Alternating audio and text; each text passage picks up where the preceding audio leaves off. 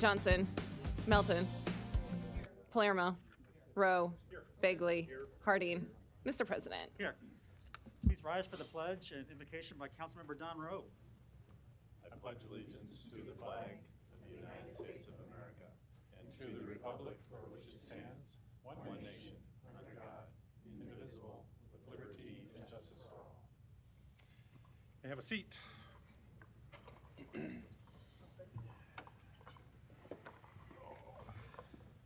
I think I'm safe to say on behalf of the whole City Council today that we wish all Omaha residents, businesses, and visitors a very happy and blessed Thanksgiving. Later on this week, we're going to gather with a family that we love and friends that we cherish and be thankful for the things that we have. And I think we should never forget the less fortunate among us and continue to do the work that we're doing to make Omaha all that it can be. In Omaha, we're thankful for the blessings that we've been bestowed, and we look forward to a great future that lies ahead. We move forward together. It's a wonderful time to be a part of Omaha and to celebrate the wonders of the upcoming holiday season. I hope you have a safe and happy Thanksgiving. An affidavit of publication is on file for the pre-council and city council meeting, and a current copy of the Open Meeting Act is posted in a white binder on the east wall of legislative chambers. Good afternoon and welcome to the Omaha City Council. We look forward to hearing your input on our various items we have today. I want to encourage you to turn your cell phones off or at least turn them to vibrate. Item 6, a resolution to approve the preliminary plat for Emmanuel Lakeside with waivers for sidewalks, roadway width, and cul-de-sac width located southeast of 177th and Francis Streets. Planning Board and Planning Department recommend approval. Thank you. This item was postponed from our November 9th meeting and had its public hearing and vote today, and I believe we also have a floor amendment. Proponents, please, on number 5, or number 6, sorry.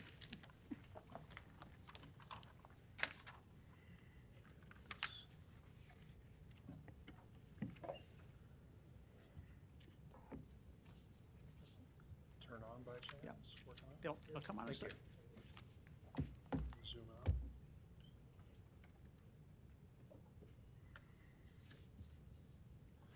out. Yes, good afternoon. Jeff Lake, 21008 Cumberland Drive. Here also with our team, Rhonda DiStefano and Tammy Sealer with Emmanuel, David Levy with Baird Home, and Anthony Krejci and Luke Weatherly with Olson Associates here for questions. This one was laid over from 2 weeks ago. We had one item that we needed to get worked out with the planning department. It had to do with connections on the west side of the project. I believe we've got that worked out in a compromise with planning that will change from 2 connections on the west side of the property along 177th Street down to 1 connection. The primary reason for that had to do with topography and grades. We found a location where that would work and can compromise on that. A little bit more on the project. This is a first stage housing project that Emmanuel's taking on as a part of their campus. We have 46 single family homes planned for this site. Uniqueness of these homes will be owned by Emmanuel, the ground underneath them, and then the homes themselves will be owned by the homeowners. So it created a little bit of difficulty with codes on how we did that, which is why we had some of the waivers in front of you for some of the street items and sidewalks. We did go to the Zoning Board of Appeals and received a waiver for the driveway distances, and that's in hand. And I guess we ask for your approval of this with the removal of, I believe it's condition 2 in the recommendation report, or the modification, I should say, instead of 2 sidewalk connections, down to 1 sidewalk connection on the west side. So with that, we'll be here to answer any questions you might have on the project. Great, thank you. Any other proponents today? Seeing none, any opponents? Public hearing is closed. Mr. Harding, you're recognized.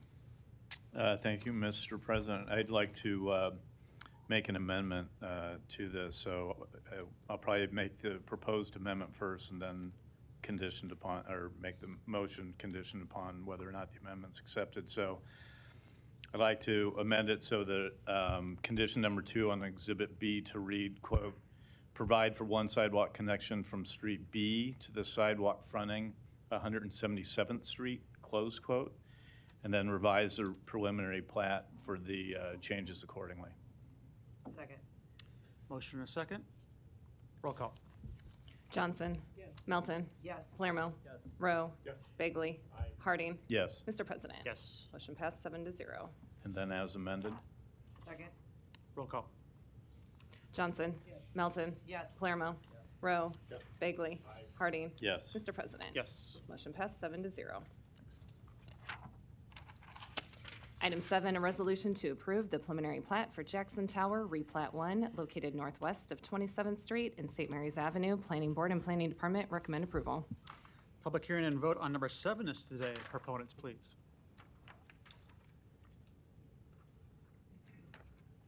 I'm Kyle Hazy with E&A Consulting Group, 10909 Mill Valley Road, representing the applicant, along with myself. Mary Fraser Mintz is with me as well in the audience. She is the Director for Youth Emergency Services. The property that we are,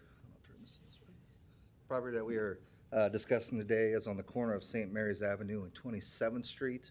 It is currently has Jackson Tower and the abandoned Omaha Housing Authority building on there as well.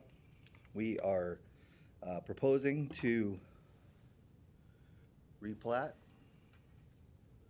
that property into 2 separate lots, with Jackson Tower being on one, and the old Omaha Housing Authority building will be refurbished and added on to provide services for youth emergency services. Along with the plat, will be rezoned from currently it's R8 to a CBD zoning.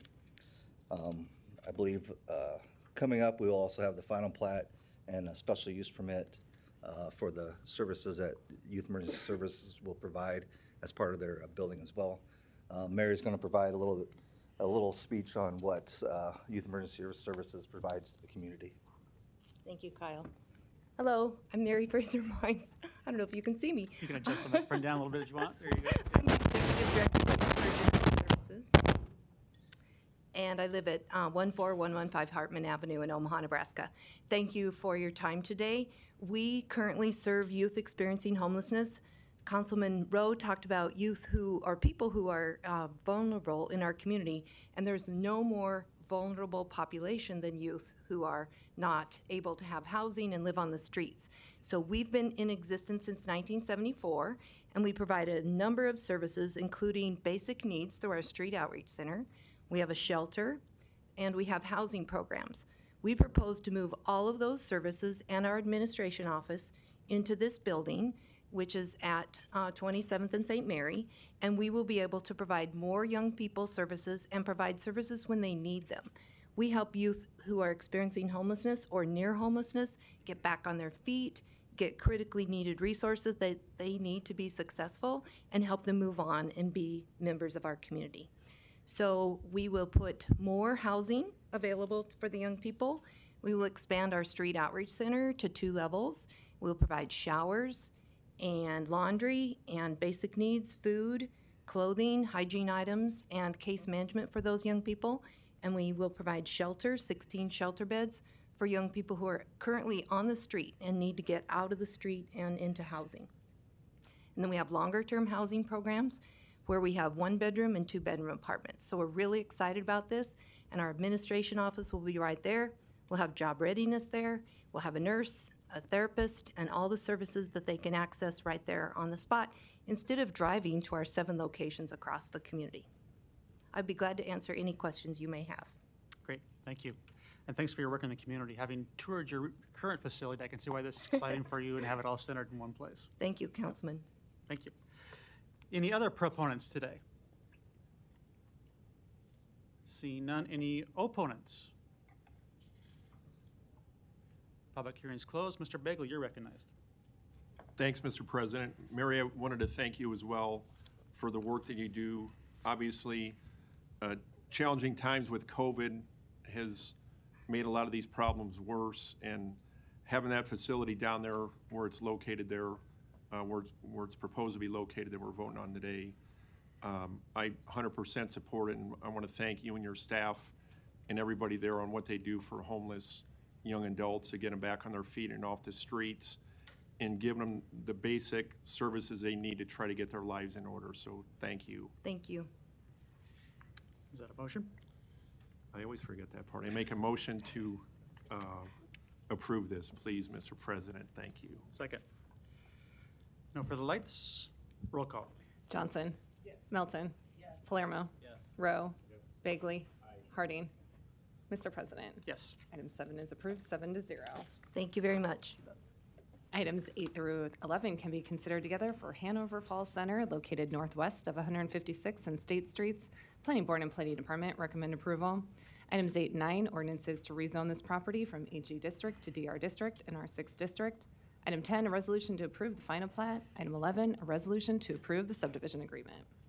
Public hearing and vote on items 8, 9, 10, and 11 are today. Proponents, please. I'm Kyle Haase with E&A Consulting Group, 10909 Mill Valley Road, representing the applicant. The property that we are discussing today is on the corner of 156 and State Street, in the northwest corner. It is the smaller part of a larger project as a whole. The outlined area here shows the roughly 46 acres that cover the project as a whole.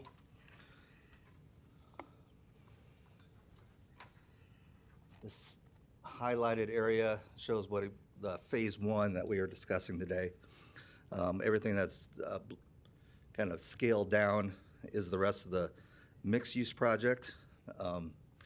There is 2 lots, lots 1 and lots 2, that we are looking for the rezone to R6, and then there's the outlot A, which is the water quality basin, which would be zone DR. With that, I'll make myself available for any questions you may have. Thank you. Any other proponents today? Seeing none, any opponents? Public hearing is closed. Roll call. Johnson. Melton. Palermo. Rowe. Bagley. Harding. Mr. President. Yes. Items 8 through 11 are approved, 7-0. Thank you. Items 12 through 16 can be considered together for Pacific Rose, located at 9402 Pacific Street. Planning Board and Planning Department recommend approval. B is Communications. Item 12, an ordinance to rezone this property from R1 District to R5 District. Item 13, an ordinance to amend the boundaries of the MCC overlay district to incorporate this property into that district. Items 14 and 15, resolutions to approve the preliminary plat and final plat. Item 16, a resolution to approve the subdivision agreement. Public hearing and vote on items 12 through 16 is today. Proponents, please. Good afternoon. My name is Eric Wiesler, 9217 Davenport Street. I'm the developer for this project, Pacific Rose. We're at 9402 Pacific Street. And this is a rendering of what we're looking to put in place here. We have a 21-unit townhome project that's arranged in 3-unit buildings over the lot. The site is just over 2 acres of land, and the townhomes are designed to be 2.5-story, around a couple thousand square feet, and our target pricing is going to be around $500,000. There will be some options where that could go north of that if people choose to go that route. The site itself is a pretty heavily treed area. Here's another rendering of that property. But this is a site plan here that kind of shows the layout and our landscaping plan. We're taking great care to maintain the perimeter canopy and trying to maintain and keep as many trees as possible. We think it's going to be key to facilitate a quick sale on these properties, and we're also enhancing that perimeter and also the interior of the development with a heavy amount of landscaping centered on pines and spruces on the outside. We want to kind of create an insulated neighborhood there that just makes people feel like they're not in the middle of the city, even though they are. We have reached out to the neighborhood. We did have a neighborhood meeting, and from that, there were some concerns with the amount of guest stalls. We've got 2 garage spaces with each unit, and then in addition, there's 2 off-street parking stalls for each unit. But we've added 13 guest stalls in response to that meeting as well. We're also happy to report that we do have the support of our only boundary sharing neighbor. The majority of our boundary is actually OPPD land on both the east and north side. So our only boundary sharing neighbor that really has anything to say about it is the Baptist Church to our west. And I'm thankful to report that they are in support of the project. So they wanted us to do a fence along that shared boundary, which we've agreed to do, and they're happy to lend their support at this point. So with that, I'm happy to answer any other questions, and I'd appreciate your support. Thank you. Any other proponents today? Seeing none, any opponents? Public hearing's closed. Mr. Harding, you're recognized. Thank you, Mr. President. As Eric Wiesler just stated, the church to the west has signed off on, if you will, has worked with the developer to find a solution for the fencing along the west boundary line. I just wanted to bring that up because I know in some of the correspondence we got initially, they were not on board, but because of the conversations and willingness of all parties to get together and come to a solution, they're now lending their support to the project. So with that, I'll make a motion to approve. Second. Motion and a second. No further lights. Roll call. Johnson. Melton. Palermo. Rowe. Bagley. Harding. Mr. President. Yes. Items 12 through 16 are approved, 7-0. Thanks so much.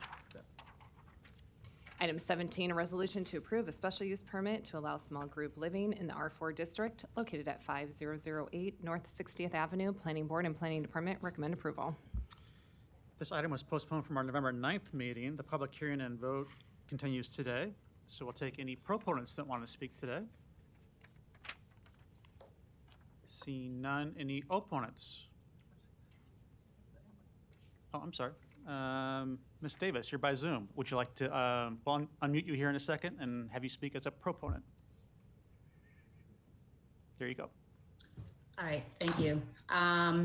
So I guess I don't have to do the same thing. This is Linda Davis. The property that we're talking about here today is 5008 North 60th Avenue. And again, I am seeking approval from the council to operate this small group living / transitional home for women. And just as a reminder, this transition home provides a safe, clean, and comfortable environment for women to live. We also provide individualized case management services, training, so that these women are successful when they do re-enter their community.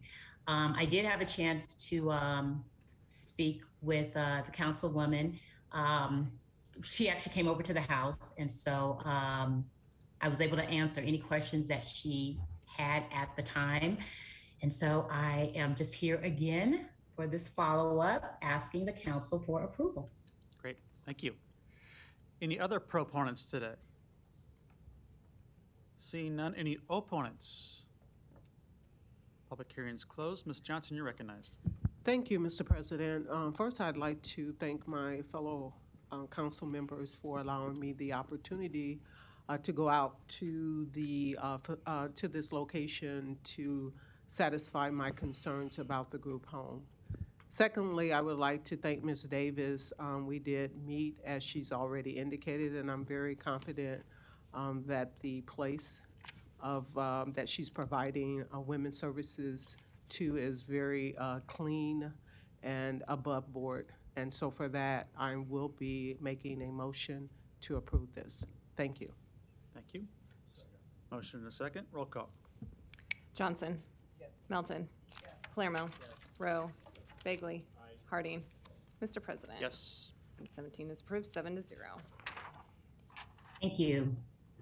Item 18, to consider a Class C liquor license for Casanova's Butchery located at 10914 Elm Street. It is a request to amend to a Class D liquor license. Public hearing on vote on number 18 is today. We have the applicant by Zoom. Ms. Miller, we'll take you off mute here in a second. She is not on. All right. Are there any other proponents for item number 18? Seeing none. Any opponents? I won't close the public hearing yet to see how the council would like to handle this. We typically do require someone to be here for this. There is not time to lay it over.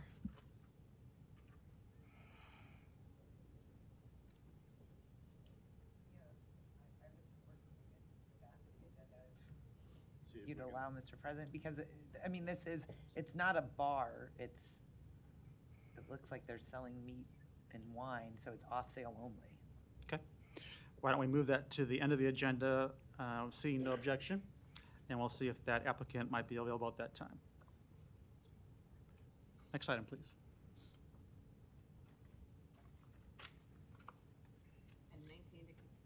Item 19, to consider a Class C liquor license for Jaipur Dundee located at 5018 Underwood Avenue. Public hearing and vote on number 19 is today. Proponents. On behalf of the applicant, Andrew Collins, 10330 Regency Parkway Drive, 68114. I represent the applicant on this application, just here to answer any questions the council may have. Great, thank you. Any other proponents today? Seeing none, any opponents? Public hearing's closed. Mr. Collins, I had just one question for you. And this is the only question I get about this application with Jaipur coming into Dundee, which is, how soon will you open? The current plan is they're hoping to be open in the middle of December. They've got a little bit of construction yet to finish up. We'll have the fire department through, hopefully by the end of this month. If not, beginning part of the next month, and then early to mid-December is the targeted date. Good news, people are excited for it. Thanks. They are as well. Motion and a second, roll call. Johnson. Yes. Milton. Yes. Palermo. Yes. Rowe. Bagley. Harding. Mr. President. Yes. Motion passed 7-0. Item 20, to consider a Class IK liquor license for Sierra Hall located at 5716 South 36th Street. Public hearing and vote on number 20 are today. Proponents, please. Seeing none, any opponents?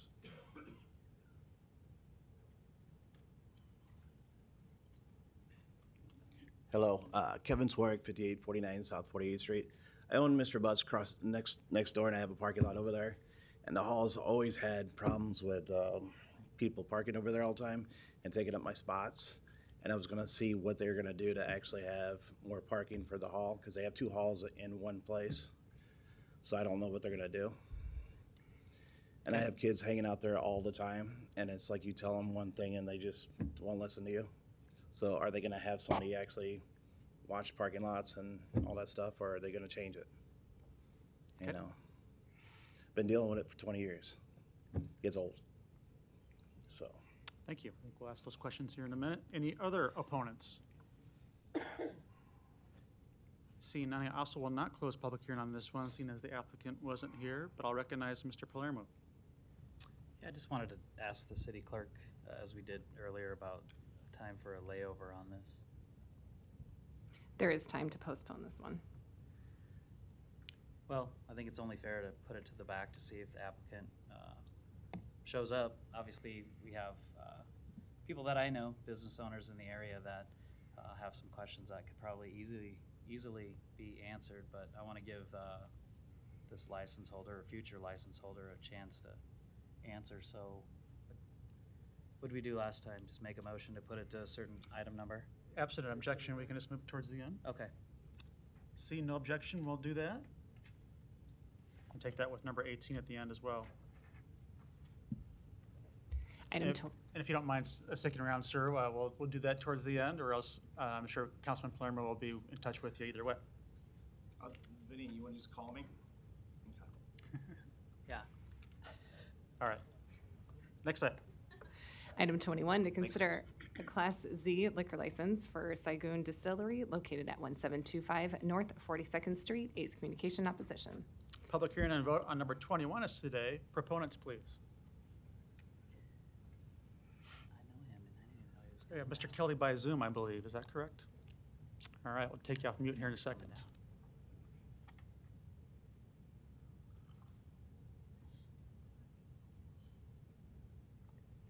Okay.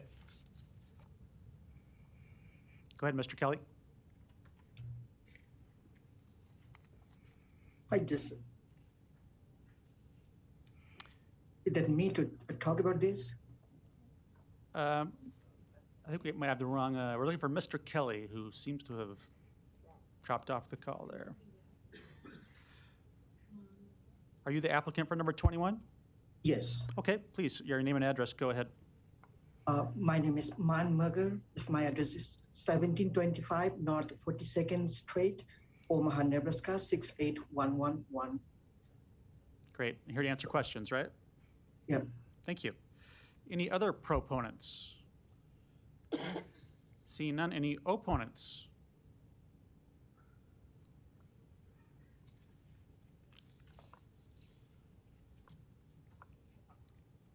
Good afternoon. My name is Antonio Moore, Executive Director for More Than Just a Village Academy. I live at 4205 Franklin Street, literally maybe 400 feet from the proposed expansion. I mean no ill will to Mr. Sagoon and his business. I applaud entrepreneurship and think it's wonderful that he wants to do it. I just don't want it in our area. I've lived at that residence now for 4.5 years. When I first moved in, it was what Omaha called a target zone. They were in the efforts of trying to make that a habitable area and neighborhood for families and kids. I have worked very diligently and faithfully to bring that community together, the neighbors. We now have kids that can play in the street. We've had some less than reputable individuals in homes selling drugs. We've worked with Omaha Police Department to get those things out of that area. It is becoming a true neighborhood and a community that we're all proud to be a part of. While I know this is just a business, there's already issues down there with abandoned cars that get left, that are stolen. We've reported them to the police department. There are bike clubs that tend to operate their motorcycles at all crazy hours of the night. There's tattoo parlors over there as it stands, and adding one more element to that neighborhood is just getting to be too ridiculous for those of us that literally live feet from this area. While I know you're tasked with deciding who is eligible for these liquor licenses and expansions, I am asking on behalf of myself, my family, and our neighbors to deny this request. It's just getting to be too much. Thank you. Thank you. Any other opponents today on number 21?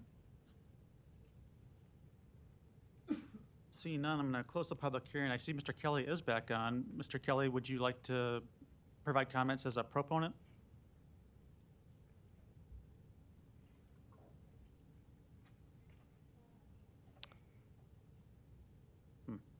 Okay.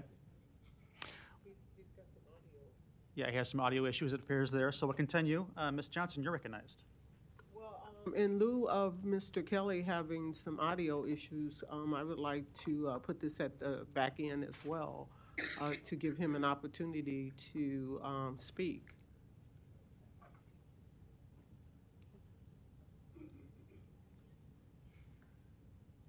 Mike, we're not hearing you. I don't know if you're on mute or not on your end. He is talking. All right. There's been a suggestion that we postpone it till the end so we can hear from Mr. Kelly. I don't see any further lights. Without objection, we'll do that. All right. We'll have a liquor license session at the end of our agenda today, it looks like. Next item. Item 22, to consider a liquor license addition application for El Alamo Restaurant located at 4917 at South 24th Street to add space to their indoor licensed area. Public hearing and vote on number 22 is today. Proponents, please. Good morning, City Council. John Latka, 409 South 17th Street in Omaha. I am legal counsel for El Alamo. I'm also here today with Ignacio Chavez, the owner of El Alamo, here to answer any questions that you might have. Great, thank you. Thanks for being here and not having audio problems. You're welcome. Any other proponents that want to speak today? Seeing none, any opponents to number 22? Public hearing's closed. Second. Roll call. Johnson. Melton. Palermo. Yes. Rowe. Bagley. Harding. Mr. President. Yes. Item 22 is approved, 7-0. Consent agenda. Any member of the city council may cause any item placed on the consent agenda to be removed. Items removed from the consent agenda shall be taken up by the city council immediately following the consent agenda in the order in which they were removed, unless otherwise provided by the city council rules of order. Public hearing on agenda items number 23 through 26 were held on November 9th. Second, roll call. Johnson. Melton. Palermo. Yes. Rowe. Bagley. Harding. Mr. President. Yes. Motion passed, 7-0. I'll note that item number 43 has been withdrawn. So the public hearings on agenda items number 27 through 42 and 44 through 70 are today. If you wish to address the city council regarding these items, please come to the microphone, indicate the agenda item number you wish to address, identify yourself by name, address, and who you represent, and if you are a proponent or an opponent.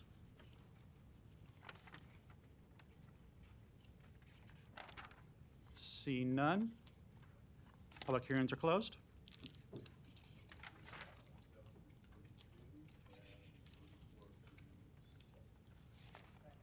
Roll call. Johnson. Melton. Palermo. Rowe. Bagley. Harding. Mr. President. Yes. Motion passed, 7-0. Items 71 through 73 can be considered together for agreements with Union Pacific Railroad Company. Item 71, a resolution to approve the railroad highway grade crossing closure agreement. Item 72, a resolution to approve the pipeline crossing agreement. And item 73, a resolution to approve the public highway at-grade crossing agreement. Public hearing and vote on items number 71, 72, and 73 are today. Proponents, please. Seeing none, any opponents? Public hearing is closed. Roll call. Johnson. Melton. Palermo. Rowe. Bagley. Harding. Mr. President. Yes. Motion passed, 6-0. Johnson abstains. Item 74, a resolution that the Omaha City Council encourages the Planning Department to complete the process of assembling the Affordable Housing Action Plan and is resolved to offer assistance in this endeavor. Public hearing and vote on number 74 is today. Proponents, please.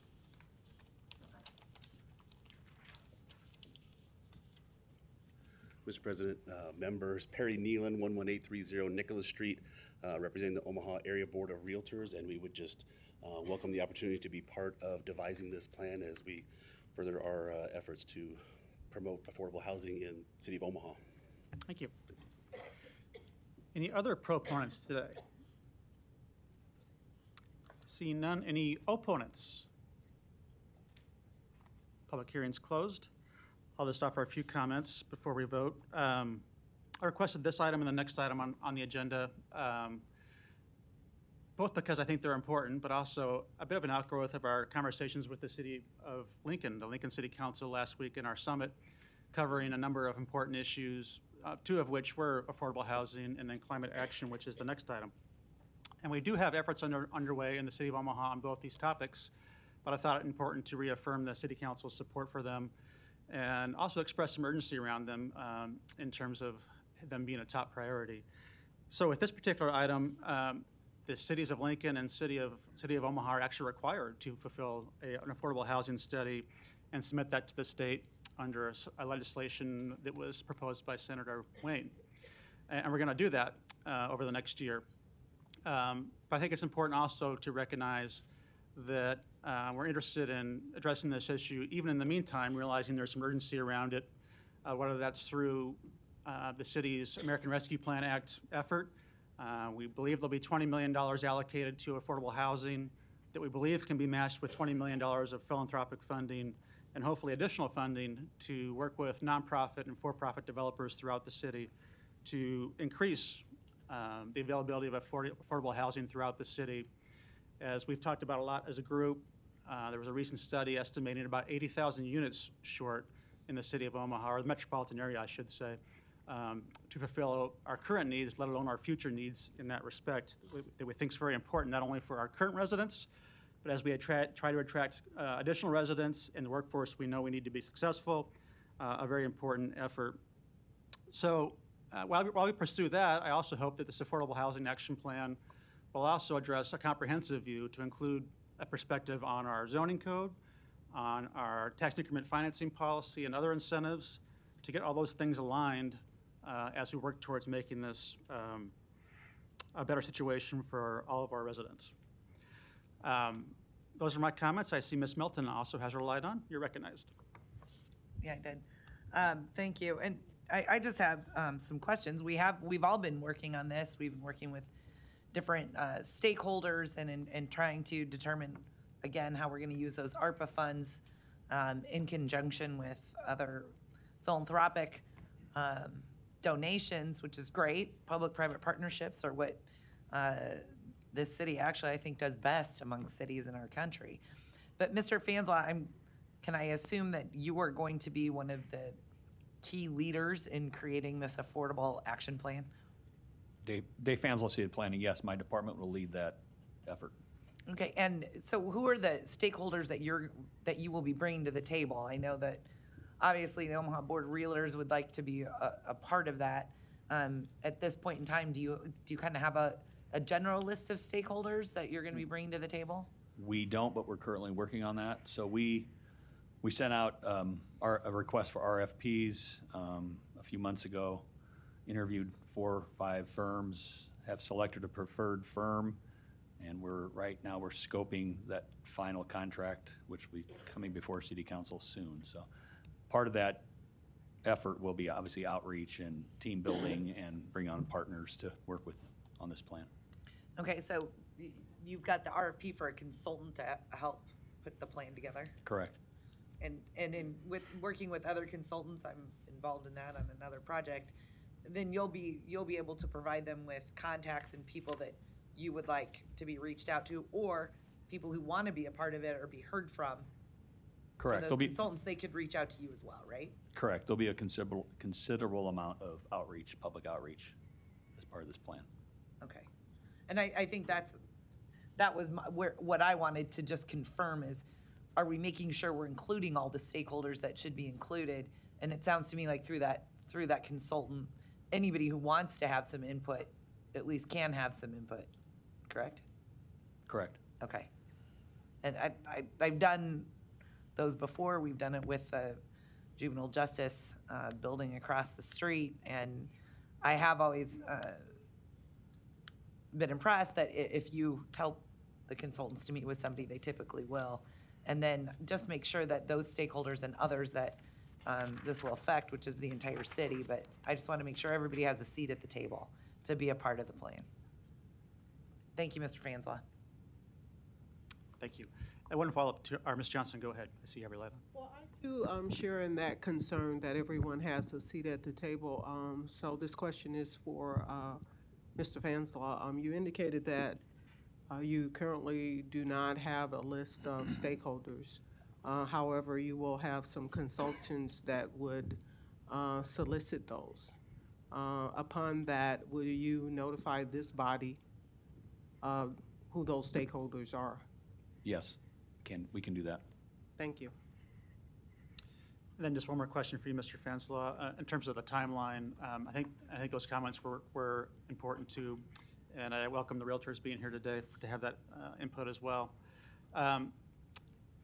Describe the timeline a little bit and the contract you mentioned. The contract probably has to come to City Council, right? It does, yeah. So we're anticipating that contract coming before council, probably not by the end of the year. Hopefully, maybe by the end of the year, but with the schedule being what it is, so early next year, with hit the ground running shortly after that. And as everyone knows, the deadline is January 23 for the plan. And within that contract, I'm sure there'll be a description of their public input process and how they intend to do that. There will be, yes. Yeah. Great, thank you. No further lights. Is there a motion? Roll call. Johnson. Yes. Melton. Yes. Palermo. Yes. Rowe. Yes. Bagley. Aye. Harding. Yes. Mr. President. Yes. Item 74 is approved, 7-0. Item 75, a resolution that the Omaha City Council expresses its support for the development of a climate action plan for the metropolitan area. Public hearing and vote on number 75 is today. Proponents, please.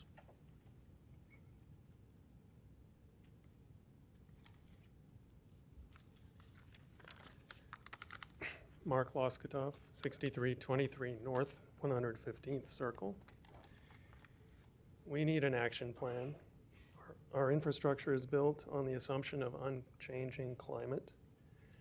Now that we know that the climate is changing, we need the best available advice from experts in the field on how to best protect our metro area from extreme weather events.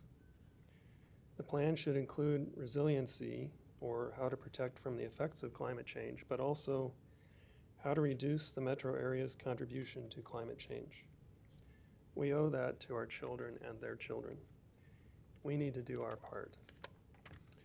Finally, just as the best time to plant a tree is 20 years ago, the best time to plan for climate change was 20 years ago. The next best time is immediately. The need is urgent. Make a plan that works and do it quickly. Thank you. Thank you. Other proponents?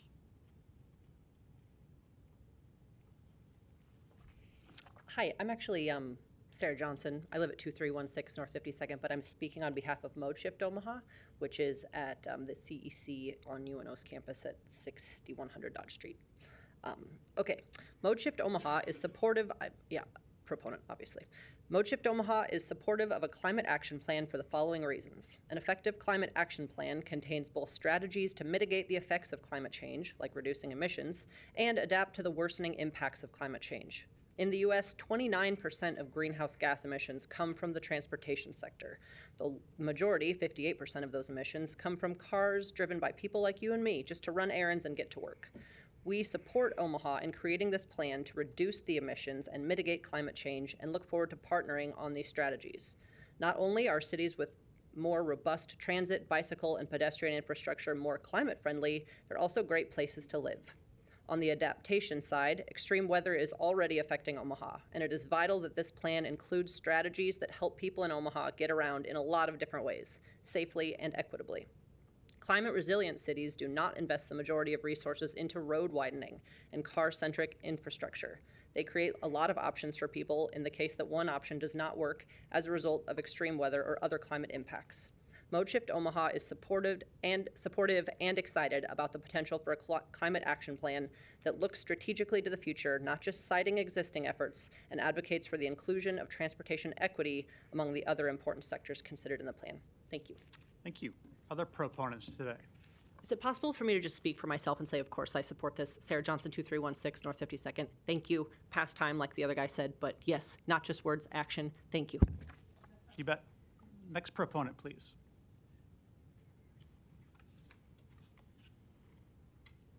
We have several by Zoom, too, just so folks know. Hi, I'm Isabella Manhart, 3724 Gordon Street, Omaha, Nebraska 68105. I'm in District 3. I'm a high school senior, and I'm testifying as a proponent for the Climate Action Plan in Omaha, and I wanted to be the children we like to talk about with climate change. I wanted to represent that and my demands for this project. Omaha is not pioneering this process. I want to see urgency. We're really late to the game, and we need to be acting collaboratively. We need a plan that's ambitious and actionable, and is very transparent in the process. The current timeline for this plan, I think, is really ridiculous. According to the World Herald, Omaha Metro Smart Cities is going to start issuing requests for proposals and then select a consultant by mid-2022, at which point the actual development of this plan would take a year or two. And I'm sure that I'm just like an impatient teenager to you all, but I think that's absolutely wild. We needed this plan decades ago, and now we're committing to spending the next 2 years trying to decide what we're going to do about it. I think that's pretty ridiculous. And I'm aware that the vote today is just on whether or not to begin this process, but I really want to see it expedited. Omaha can't continue to pretend that we're making progress while really dragging our feet on crucial issues. The World Herald also reported that the likely impacts for the Omaha Metro include more illnesses and increasingly extreme weather. Many of you are parents, and maybe like me, your children spent 1.5 years with remote learning because of the pandemic that we're not done with yet. So the prospect of more illness in this city rubs me the wrong way, as well as predictions of more extreme weather, which are notorious for keeping kids out of the classroom. Young people can't continue to pay the price for our city's climate inaction, especially if you want us to stay here. I'm a high school senior. I'm looking to go to UNO next year and go into education because I want to be a teacher in the city, but I want a city that cares about climate change and cares about the young people. just as much as I do. The other thing I want to see from this plan is inclusion. A climate action plan for our city needs to engage in restorative practices for our native landscape. We have to consistently acknowledge that we are on stolen lands of the Ochequee-Chatooine, Omaha, Ponca, Pawnee, Otoe, Missouri, and Iowa peoples. The city's climate action plan has to engage with local indigenous leaders in shaping our climate policy. We have the moral obligation to acknowledge the violence of our city's history as we shape the future of Omaha's interactions with the earth. And so our climate policy needs to be fair and inclusive and integrate all the stakeholders in this policy, not just the people whose voices have money behind them. Furthermore, I want to see young people being actively included in the development of this plan. Not only are we the major stakeholders in what the future of our community looks like, but we're already doing this work in Omaha. There are numerous youth-led climate activism groups that are already working in our city to educate themselves and others and advocate for sustainability. We actually have 2 chapters of the international organization Earth Guardians here, which is completely student-run. We have Omaha Students for Sustainability, and we have various environmental groups that are working through high schools and through the university. So the development of a climate action plan in Omaha should, I think, include a youth advisory board that can help better engage and inform youth and the broader community. Climate change is a primary concern for my generation, and we really want to see at the table on tackling it at a local level. The last thing I wanted to talk about was accountability. Frankly, I don't expect this resolution not to be passed, but I'm really here to represent the public stakeholders and particularly the young people who are watching what happens here today and considering their future here in Omaha. Climate activism goals may seem long-term, but ultimately no one is more aware how little time we have than the young people. We're really sick of being patient while the timeline for a tenable future in this city gets shorter and shorter. So please vote in favor of developing a climate action plan and then get on it. Act with urgency, prioritize community engagement, and commit to mitigating Omaha's carbon footprint. The young people aren't waiting around for you. Thank you for your time. Thank you. Other proponents, please.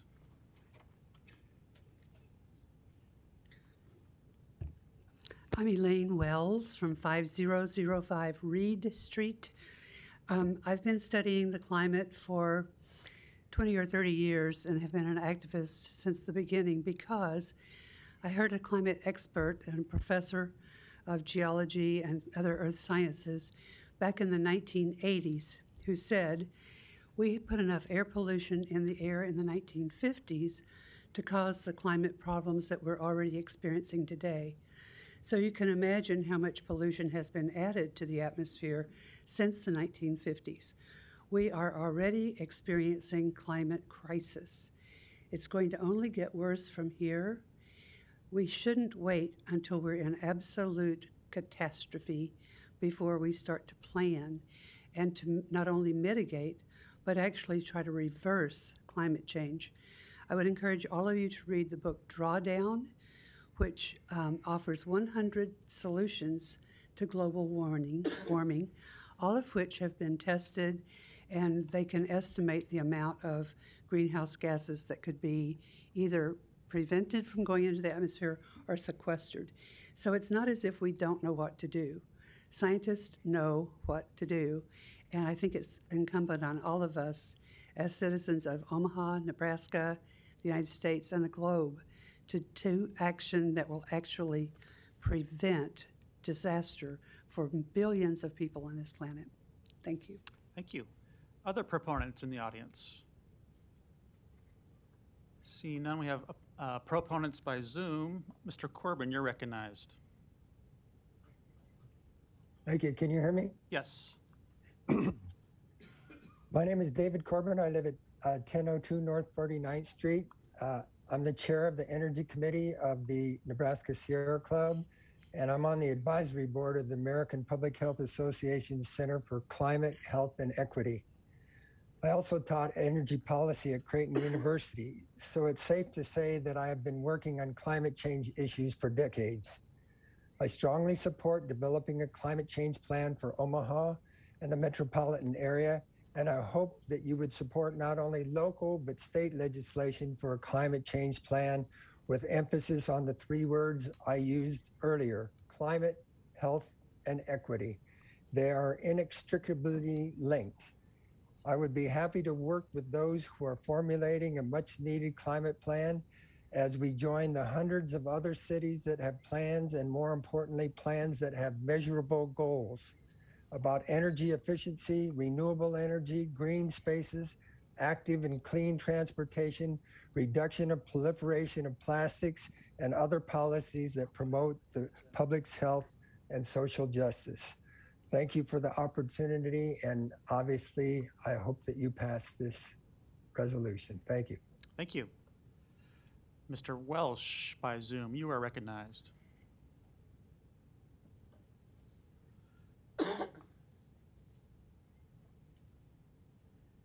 There you go.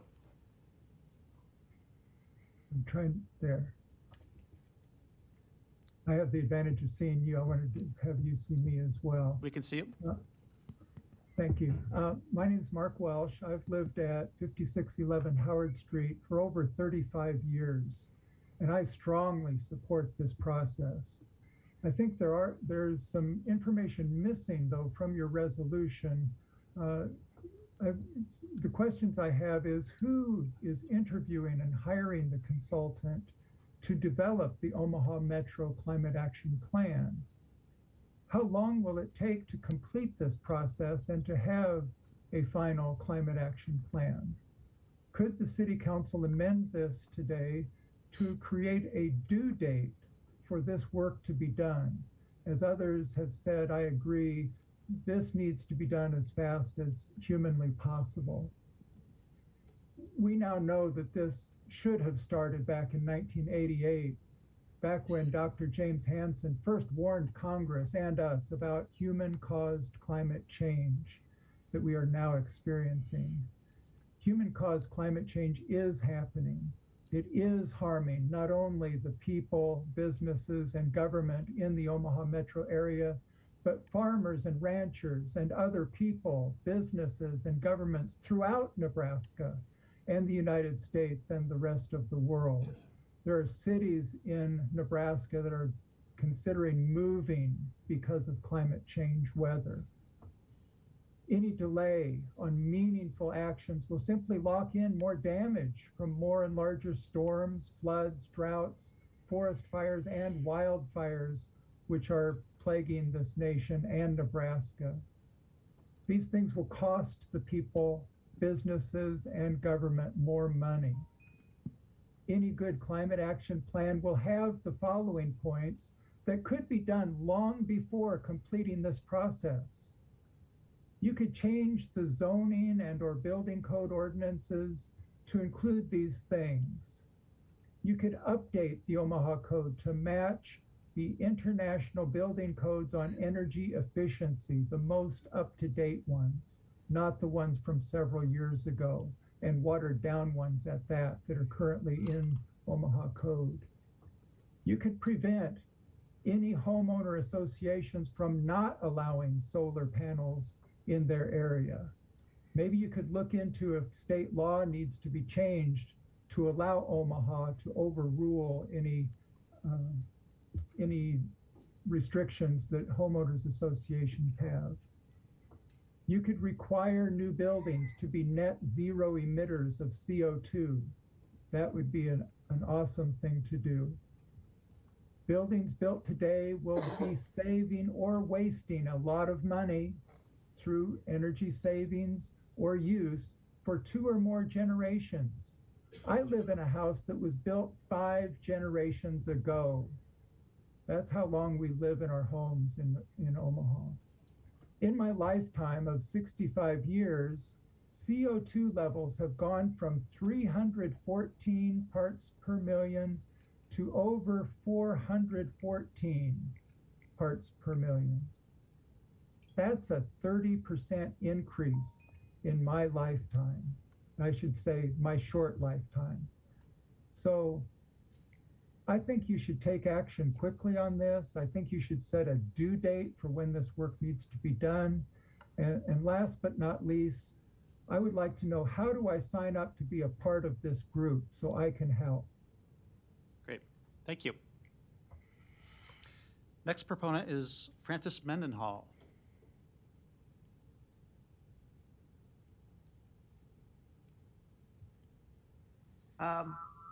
Okay, I think you can hear me now. Is that right? Yes, your name and address, please. Okay. Francis Mendenhall. I live at 3715 Hamilton. And I agree with some of the great insights that have already been offered here about codes, about transportation, and about just doing things that are not just about adaptation, but mitigation of our carbon emissions. I want to offer one more, and that's about the great work that the Omaha Public Power District is doing. They need to have an enormous amount of solar and wind, but I want to talk about solar in place quickly. And I think that the city of Omaha should be helping them by making it more likely that they can put solar panels on rooftops of places like big box stores. There's a lot of them, and school buildings. So that would help. They need to move fast. We want them to move fast, and that would help. Thank you. Thank you. Next, we have Alan Volvolka.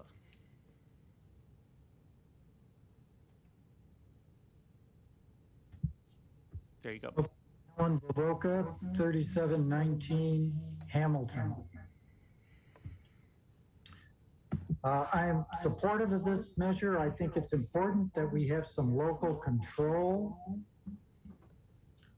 And that means input from the public on the plan that's being developed.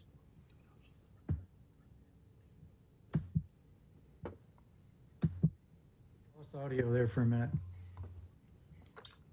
Obviously, we need to do something sooner than later. There are things that several people have pointed out that we can do sooner rather than later, especially the building codes, because buildings last for so long. It's clear that doing this is going to help draw businesses and young workers, retaining young workers in Omaha. I think we're pretty much all in favor of that. And that decarbonizing the electricity is an important step in the process. There are ways that Omaha and the other cities in the area can work with OPPD to make that happen quicker. So thank you for taking a step. I really do hope you include input from the public so that we can tailor this plan to Omaha rather than trying to adopt a one-size-fits-all plan. And as several people pointed out, we don't need to wait till the plan is done to start implementing the easy and quick recommendations, working on the harder ones later. Thank you very much. Thank you. I'm sorry, ma'am, in front. Are you a proponent? Did you wish to speak? Yeah. Okay. Give a microphone for her, please. My name is Jennifer Nye. I know this is kind of odd, but I went to try to call the city councils of Omaha about this guy operating an illegal car repair business in Omaha. Okay. He took $900 of money, and he's got waste all around his house. And so I'm going to interrupt you just for a minute. We can have a staff person talk with you about that issue, but right now this item is about climate change, yeah, climate change action plan. Climate change. He's got waste oil in front of his house, littered around. I mean, this is environmental. Okay. And 14. So the address is. Yeah, ma'am, we'll have a staff member follow up with you after this, if that's okay with you. We can't have this particular specific item discussion during this general discussion about a climate action plan. Well, I'm sorry, but I'm accustomed to different cities giving public comments. Okay, thank you. We'll have a staff member follow up with you. We appreciate you being here. Are there any other proponents on number 75? Seeing none, are there any opponents? Public hearing's closed. I do want to address this for just for a minute as well. I do think this was important to express our general support for a comprehensive approach to the metropolitan area towards addressing a climate action plan. This work is getting underway through the mayor's office and the city and Metro Smart Cities and partners like OPPD and MUD, which I think is very important. And I think that partnership is important as we talk about the metropolitan area, because as we all know, climate change doesn't recognize any political boundaries. They are beginning a process of having an RFP for a consultant that would lead this process and generate public input through 2022. But I definitely hear the input here today in that respect, and also the urgency around that issue. I do think it contemplates an 18-month timeframe, which I like to see go faster as well. So perhaps that's good input we can provide today to that effort to see if that can't be sped up a little bit faster than is conceived at this point. I believe that RFP would eventually have to come back to the City Council anyway for that kind of discussion. So I do wish we were further along. I do feel urgency in that respect, and I felt the urgency when we talked to the City of Lincoln last week about their plans. They're actually much further along than Omaha is in this respect. They've already adopted a comprehensive plan. They're taking actionable measures to meet that plan. And what I like about it is actionable. It does have very lofty goals and ambitions and seeks to measure them, but also has a six-year plan by which each of those steps is being achieved. And I hope that's something that ours will accomplish as well. I do think this will require some resources up front for implementation, but I also think these efforts, when they're done well, typically do save money anyway, in addition to being the right thing to do for our climate and for the environment. And when you think about what can a city do or what can a municipality do in this respect, there's a lot of things we can do in addition to just being the leader we should be in the community and in the country. Think about all the things that a city does impact as an entity. On our agenda today, for example, is a recycling processing contract we have later in our discussion.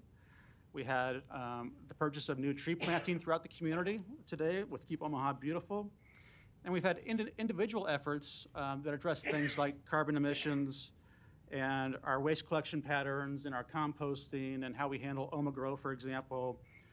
We're making great progress in terms of converting our traffic lights and our street lights to LED and saving not only electricity, but preserving the environment in that respect as well. We're expanding charging stations throughout the community with some federal funding options we've had recently. But we also need to think about things like our purchasing investments, our purchasing practices, things like plastic bags and plastic bag usage in the community, like we've discussed before, certainly recycling throughout the community. And also, sometimes this goes unknown or maybe forgotten a little bit, but our largest public works plan we've ever had, the combined sewer overflow project, over $2 billion worth of construction in the community, does separate sewers, and there are benefits to that for everyone. But the main objective of that is to improve our water quality, right, in the Missouri River. So that's a major thing we're doing as well that I think should also be a part of this plan when it considers the comprehensive view. So having said that, I'll just say I'm supportive of this today. I think these comments have been valuable for us. We should take them into consideration and engage the mayor's office in that conversation too, particularly around the time frame, I think. But definitely support this going forward as we need to do our part like everyone else. Having said that, Ms. Milton has her light on as well. Thank you. And I mean, I guess the issue that I have is I didn't hear anything today about the financial aspect of what we're going to do, the cost, what it's budgeted for, what we're looking at, and I was provided with a document of a draft plan literally 10 minutes before council today. And I have a lot of questions and concerns about what I see in here. Number one, there is zero financial impact addressed anywhere. I see a list of stakeholders that I believe should be expanded. I see that there's metrics reporting that I'm not necessarily sure I agree with. And again, nothing about the financial impact of the plan, what the code changes may be. We're talking about changing land use and code changes, and I don't see one stakeholder that actually is any kind of developer or anybody else that should be included. So I would have to agree with, I'm gonna have to agree with Isabella, who said, you know, I think we need to expand the people that will be contacted. But right now, when I'm looking at this draft, it creates more questions than answers, and I'm just not gonna blindly vote for something because it sounds good and not care about any of the details. So I do think the devil's in the details, and I have a lot more questions in regards to this action plan and what we're looking for from the consultant, and I think it should be changed. And I think maybe a lot more people should have some input in this before we just blindly say, we just want a climate action plan at any cost. And it doesn't really matter who has input as long as we have one. We're talking about utilizing and aligning with the Global Covenant of Mayors. Not really sure who those are, but it's a demand for our consultant to do that for our plan. So because of the amount of questions, the fact that this was thrown on our agenda really at the last minute, I haven't been provided any briefings with anyone. Haven't talked to anyone about this other than what I read briefly in the newspaper. And unlike the affordable housing, where we've been talking about it, we've had meetings, we've been talking about a plan, and we've done the briefings. In this particular case, none of that has occurred. It just got thrown on our agenda. So without more information, I'm going to have to vote no on this today, because I think that there's a lot more that needs to be addressed and a lot more people that need to be included in this. Thank you. Thank you. Mr. Harding, you're recognized. Thank you, Mr. President. I have some similar concerns. Although if the intention was to put this on the agenda for the sake of saying that we should take a look at this issue and know that there are things in motion to do so, I guess I don't have as much of a problem with that. But I too, just getting this document probably late this morning, right afternoon, and I too, I think included in this, and I know it's a draft, so I don't know what the timeline is of it. Maybe I could ask Mr. Anderson to come down.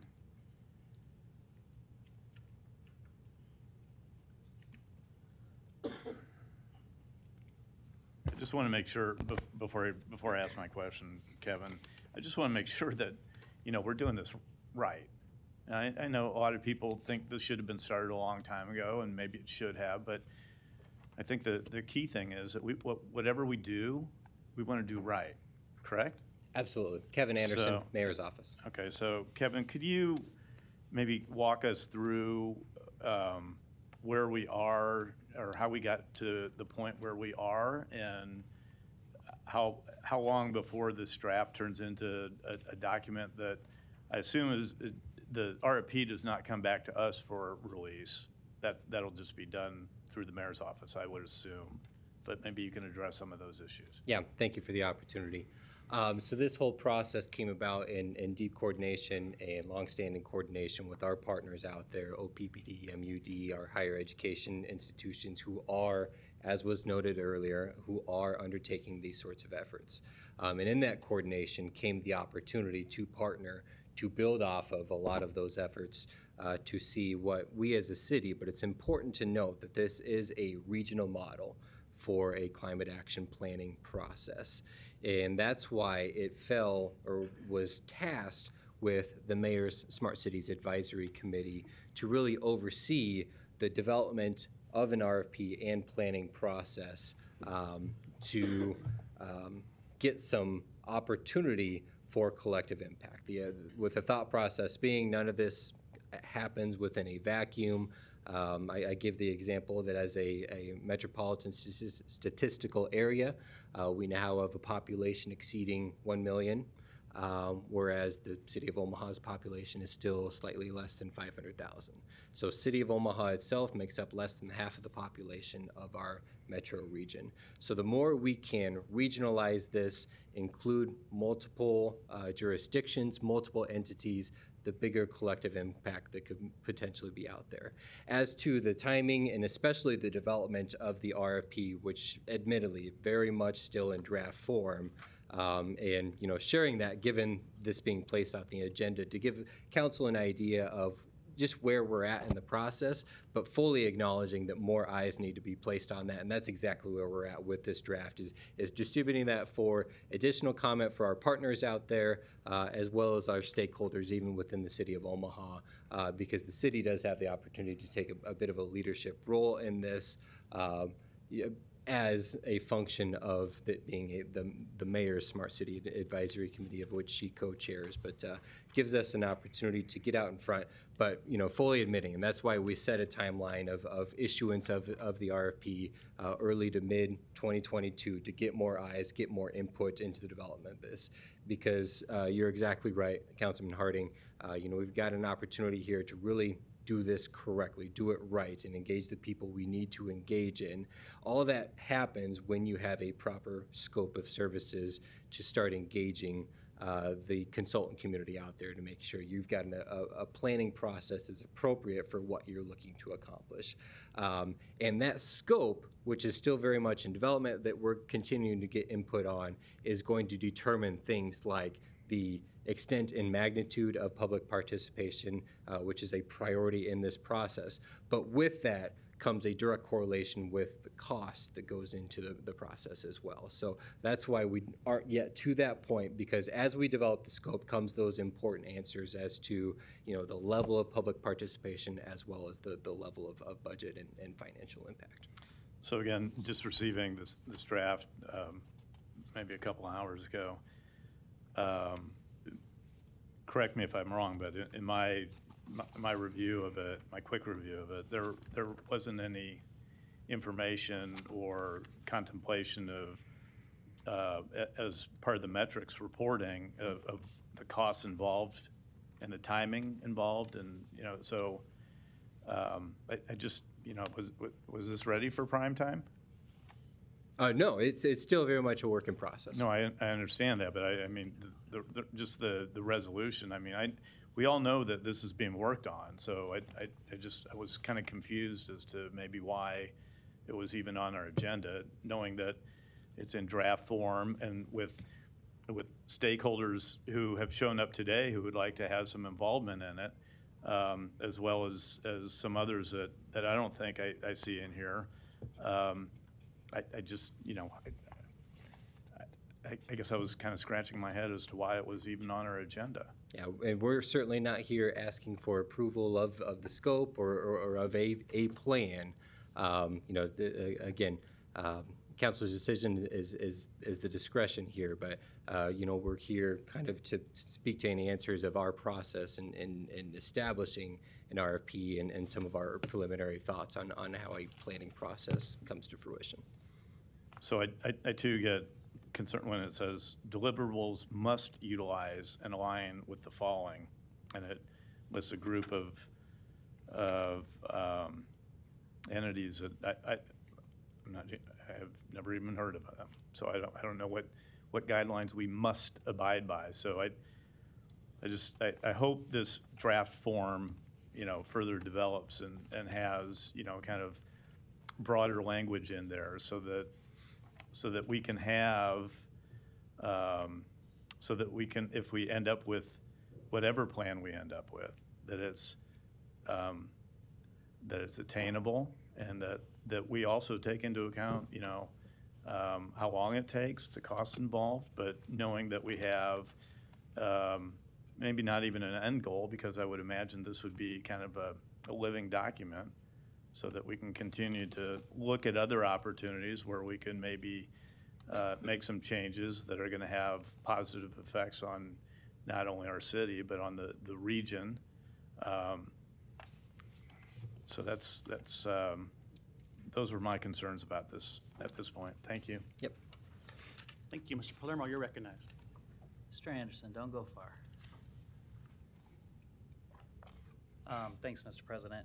So I too received a text today saying I would receive this about 12:30.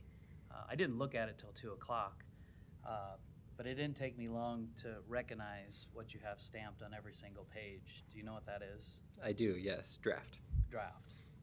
So I see the sides, right? I see the sides of how this is necessary. I see the sides of we don't know all the stakeholders who are involved. I see that we don't know what it costs, but with that sort of thinking, then our whole agenda we could just rip up every week because of the change orders we see weekly from companies that have changes. And these are financials that are given to us that we approve thinking that's all they're going to be. So I don't think it's a rush. I think everybody's right. I think for the last who knows how many years.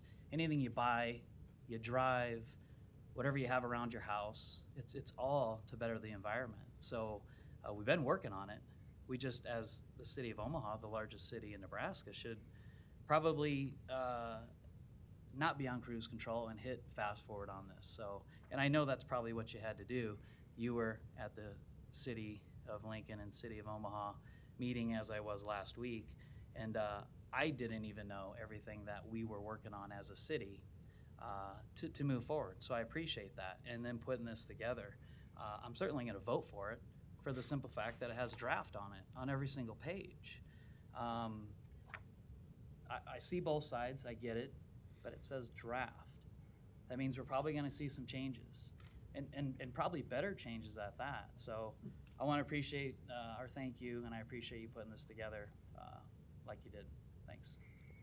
Thank you. Mr. Rowe, you're recognized. I too wanted to just let you know that I received the same communications, but I recognize too that it is a draft.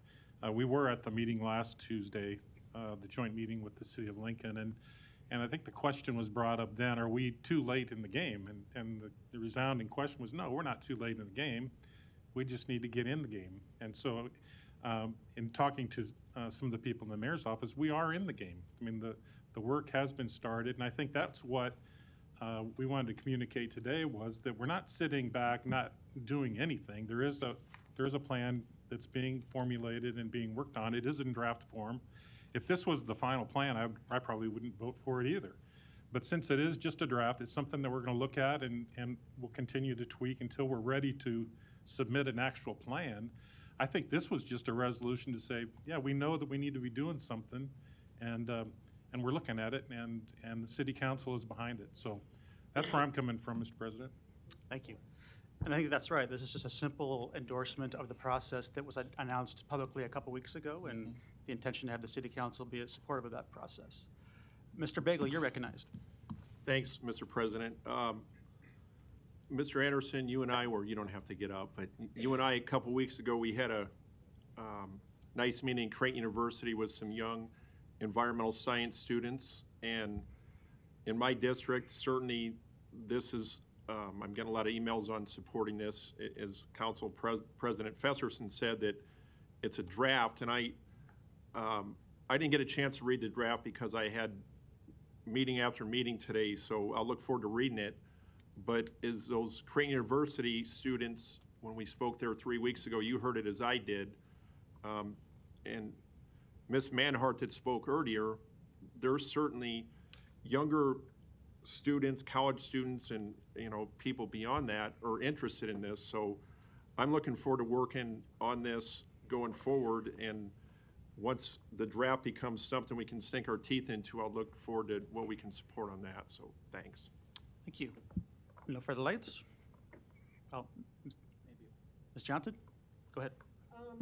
I just want to echo the sentiments of my fellow council members. I agree with everything that has been said, but more importantly, Mr. Corbin was on a Zoom call and he asked the question, who will be doing the report or making the recommendation for the climate action plan?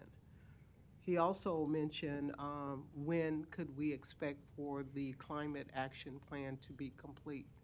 I think those are two fundamental questions, and I think that we should have some answers on those.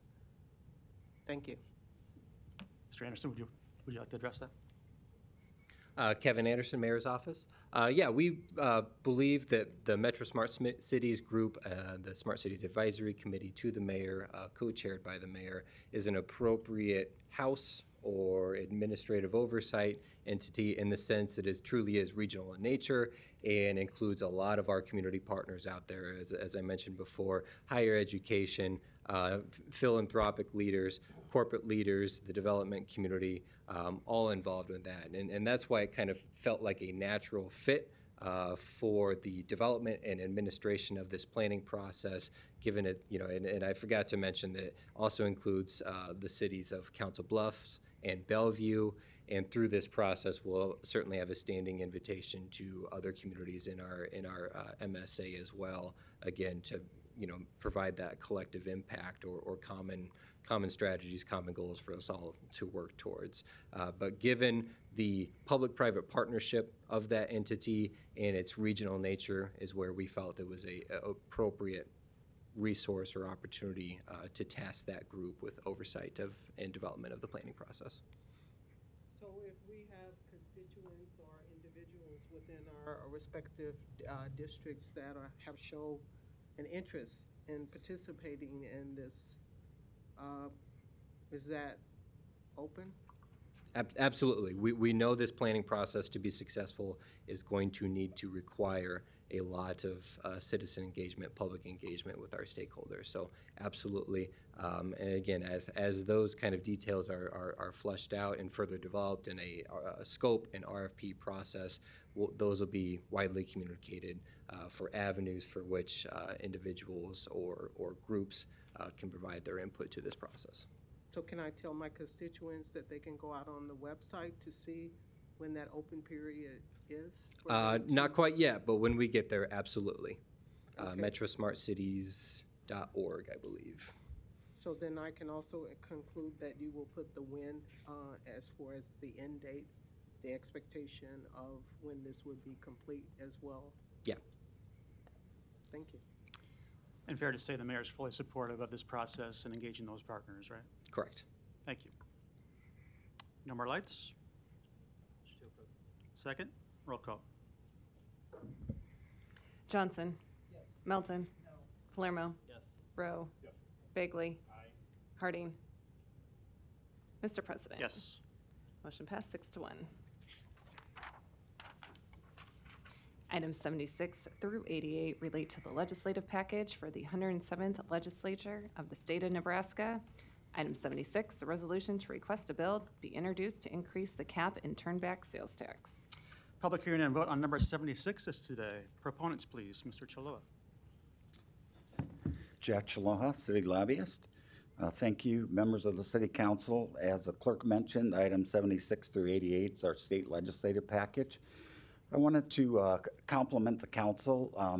As far as I know, we do our state legislative package in a very open forum, open agenda, where all items are brought before the council and they're discussed, they're debated. We hear the pros and cons on them, and I think that's a good way to build a coalition and success for whatever items we do take to Lincoln. And so the first item, number 76, would ask for an amendment to the Nebraska Convention Center and Arena Financing Assistance Act.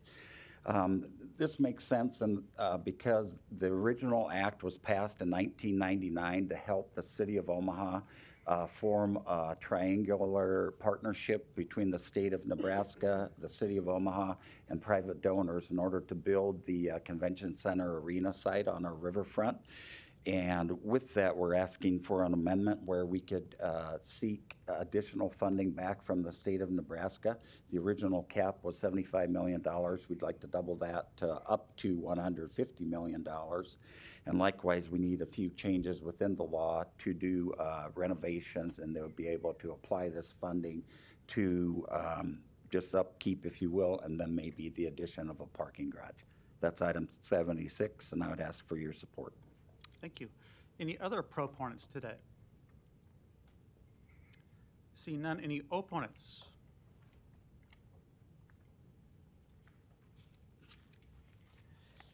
Cheryl Weston, 1811 Emmett Street, Omaha, Nebraska.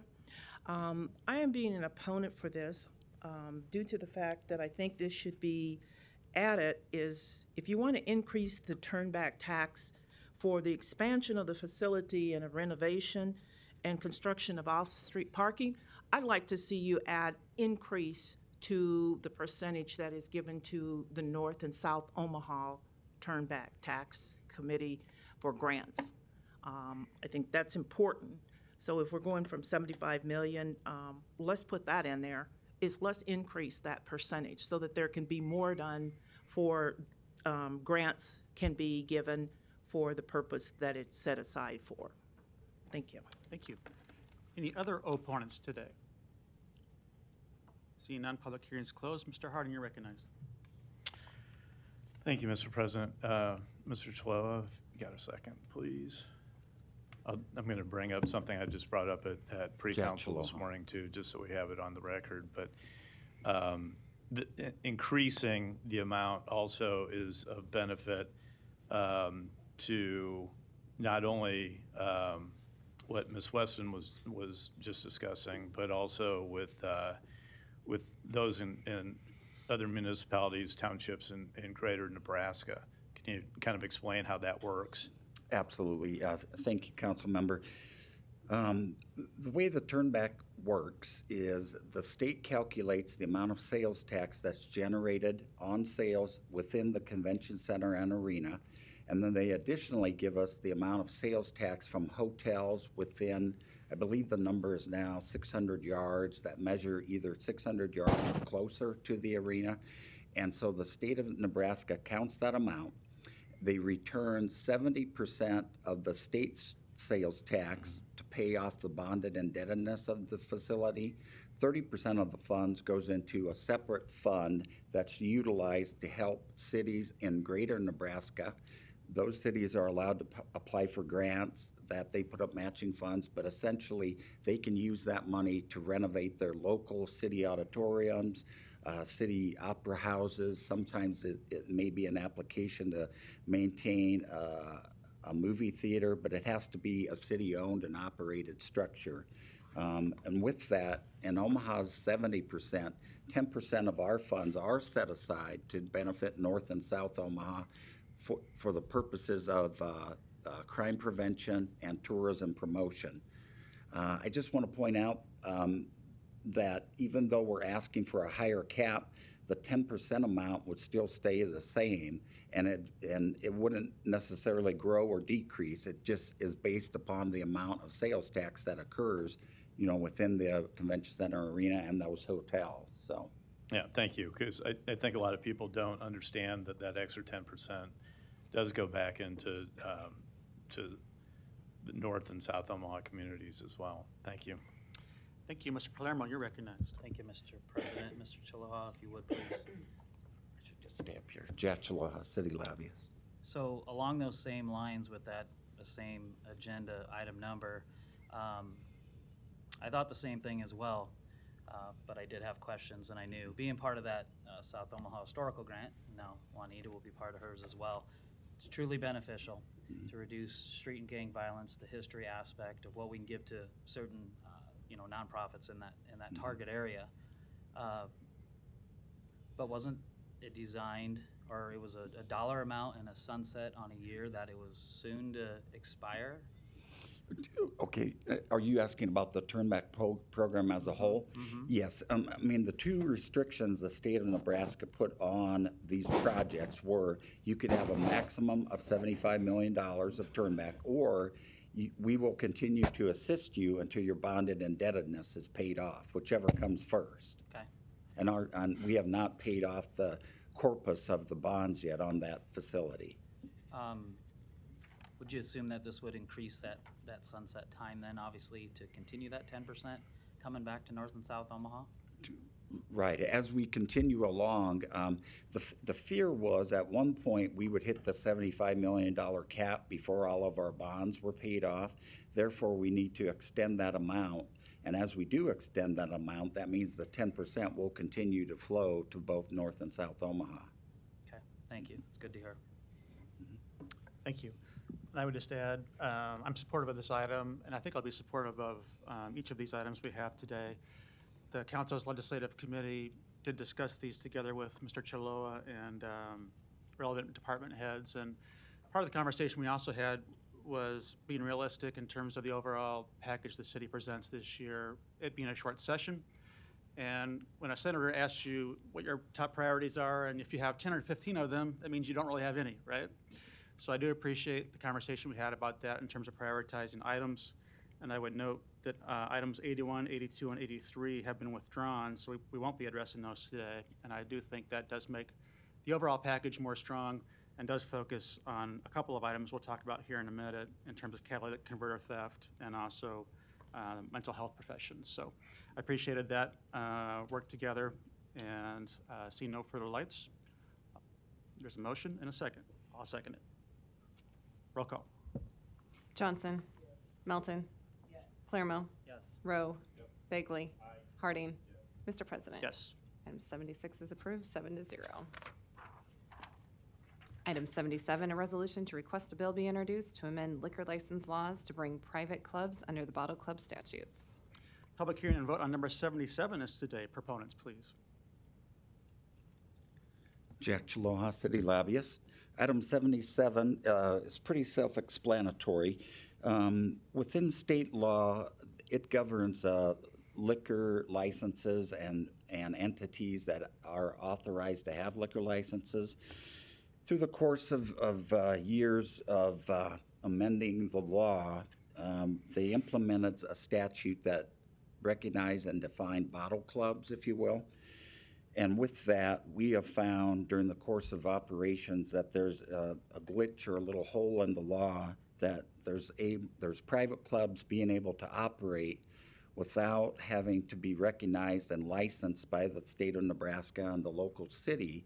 So therefore, we're asking for item 77. We would put private clubs under the bottle club statutes. That way they would have to still obtain a license, be recognized, and we could address any concerns or issues that may arise at those clubs, and that's why we've asked for it. Thank you. Any other proponents today? Seeing none, any opponents?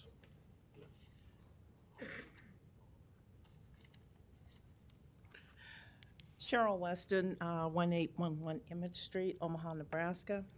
I would like, hopefully, that you would vote against this for the reason is, or not necessarily just vote against it, but perhaps move it, postpone it.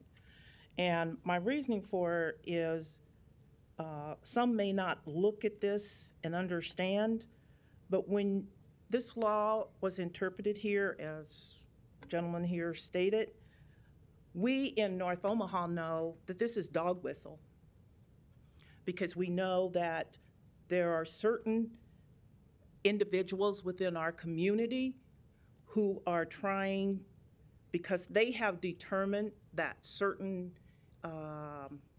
social clubs are not to their liking and not meeting their standards and agreeing.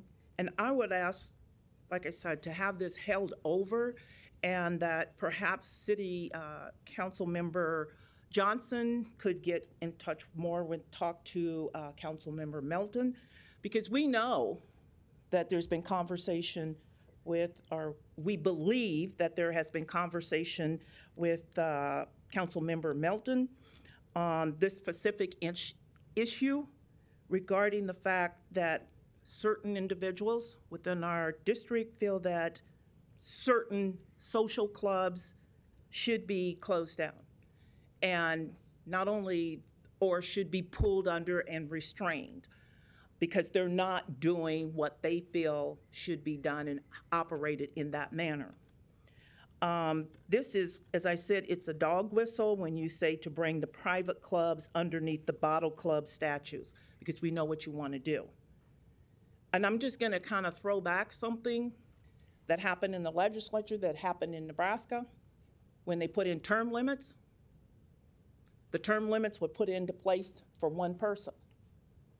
They didn't stop to think out how that term limit would affect the whole system. And that's what we're asking here. Before you do this, talk and think, talk with not only those individuals that are speaking in your ear to do this, talk to other members and community members and those individuals of certain social clubs that are in particularly North Omaha. So when you hurt and you stop one, stop about, think about the effect that you're going to have up on others, social clubs that may be operating to the agreement of these others. Thank you for your time. Thank you. Other opponents today?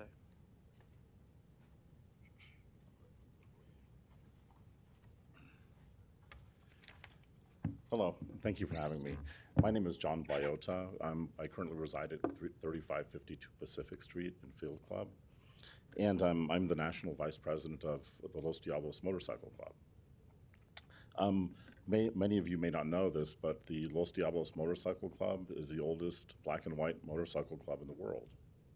It's also the oldest motorcycle club in the state of Nebraska, established in 1957 and officially chartered in 1960. We have a crossbreed of every race, religion, population that you can imagine. Our mother chapter is in North Omaha at 2501 Ames Avenue.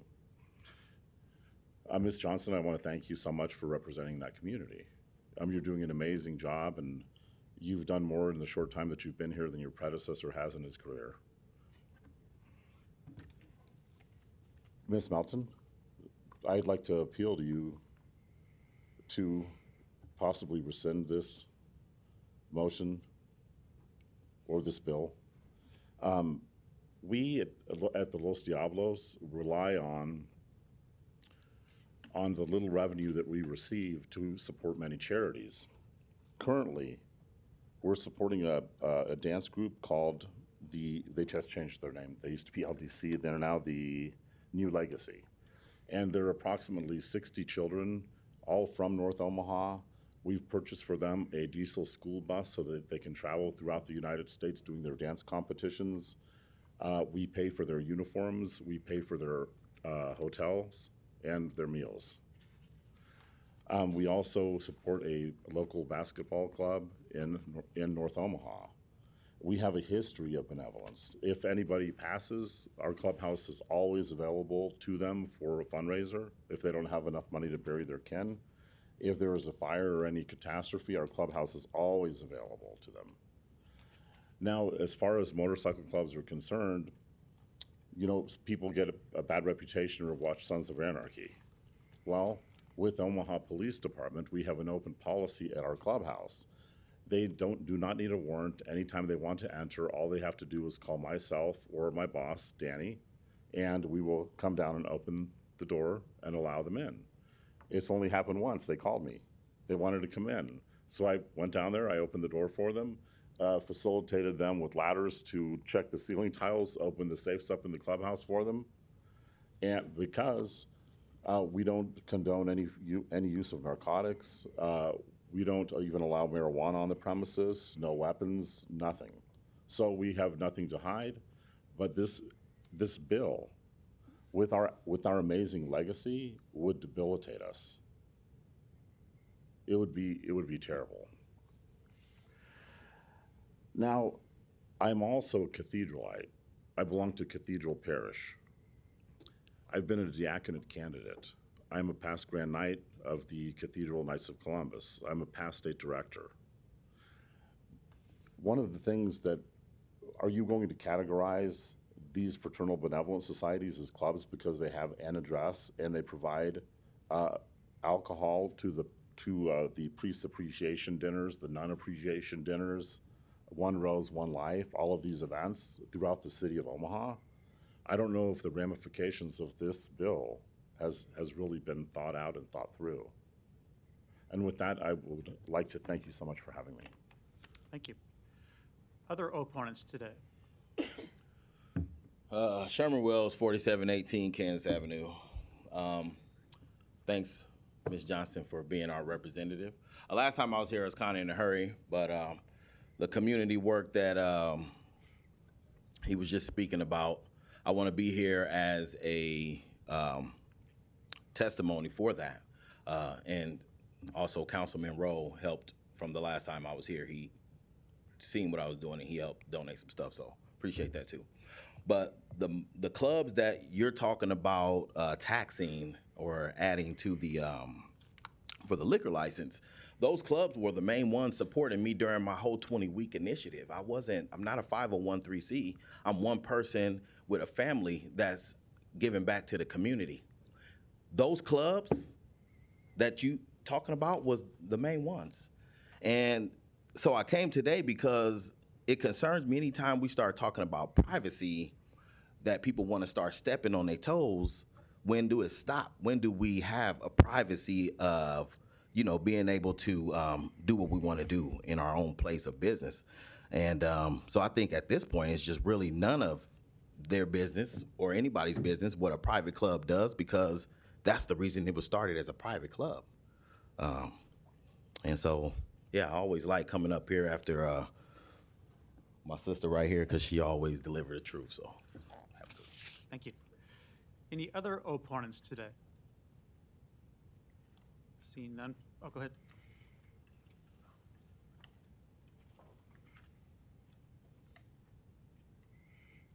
Good afternoon. My name is Danny Robinson. I reside at 5354 North 28th Avenue, Omaha, Nebraska. I am also a member of the Los Deltas Motorcycle Club. I'm the national president. When I first read this bill, this law that you guys want to introduce, I thought in my mind, I said, I don't go to bars. I'm a retired Marine, and the reason I don't go to bars is because they're public and they're violent. And so I'm a part of a motorcycle club where we can pretty much police ourselves and determine who can and cannot come in. And we don't sell alcohol. However, we do have people who do consume, and they can give a donation if they like. We might be open once, maybe twice per week, if that. So this bill would be devastating for us, as we are very charitable to our community. John just mentioned that we sponsor a basketball team, dance teams, and whatnot. We also give money to St. Jude every year. We make runs for St. Jude, various charities.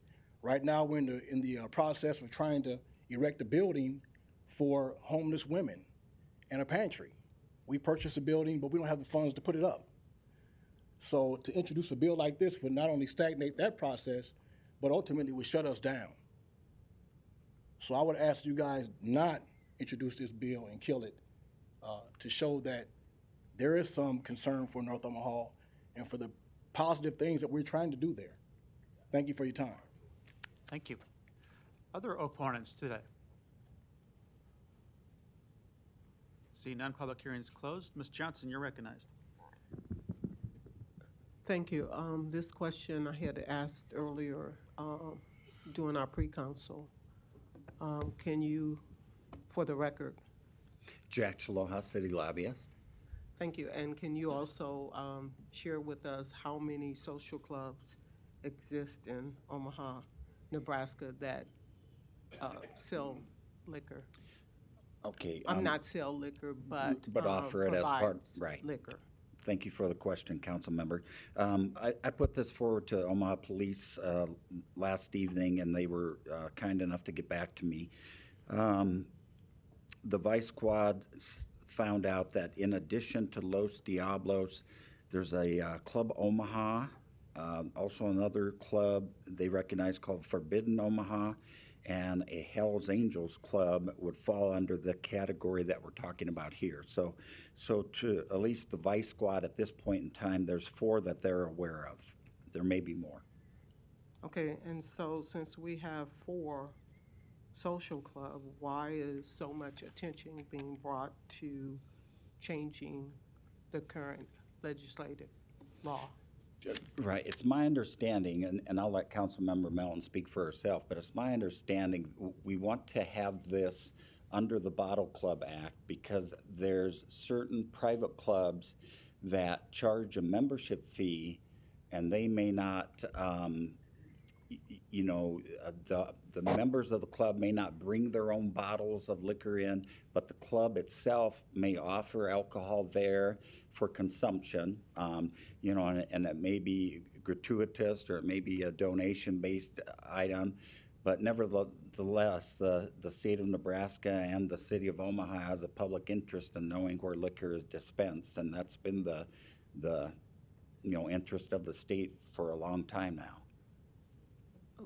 Can you please define what's long time? Because that could be a year, 10 years, because again, why with 4 entities? I'm trying to understand, wrap my head around why this is so important at this time.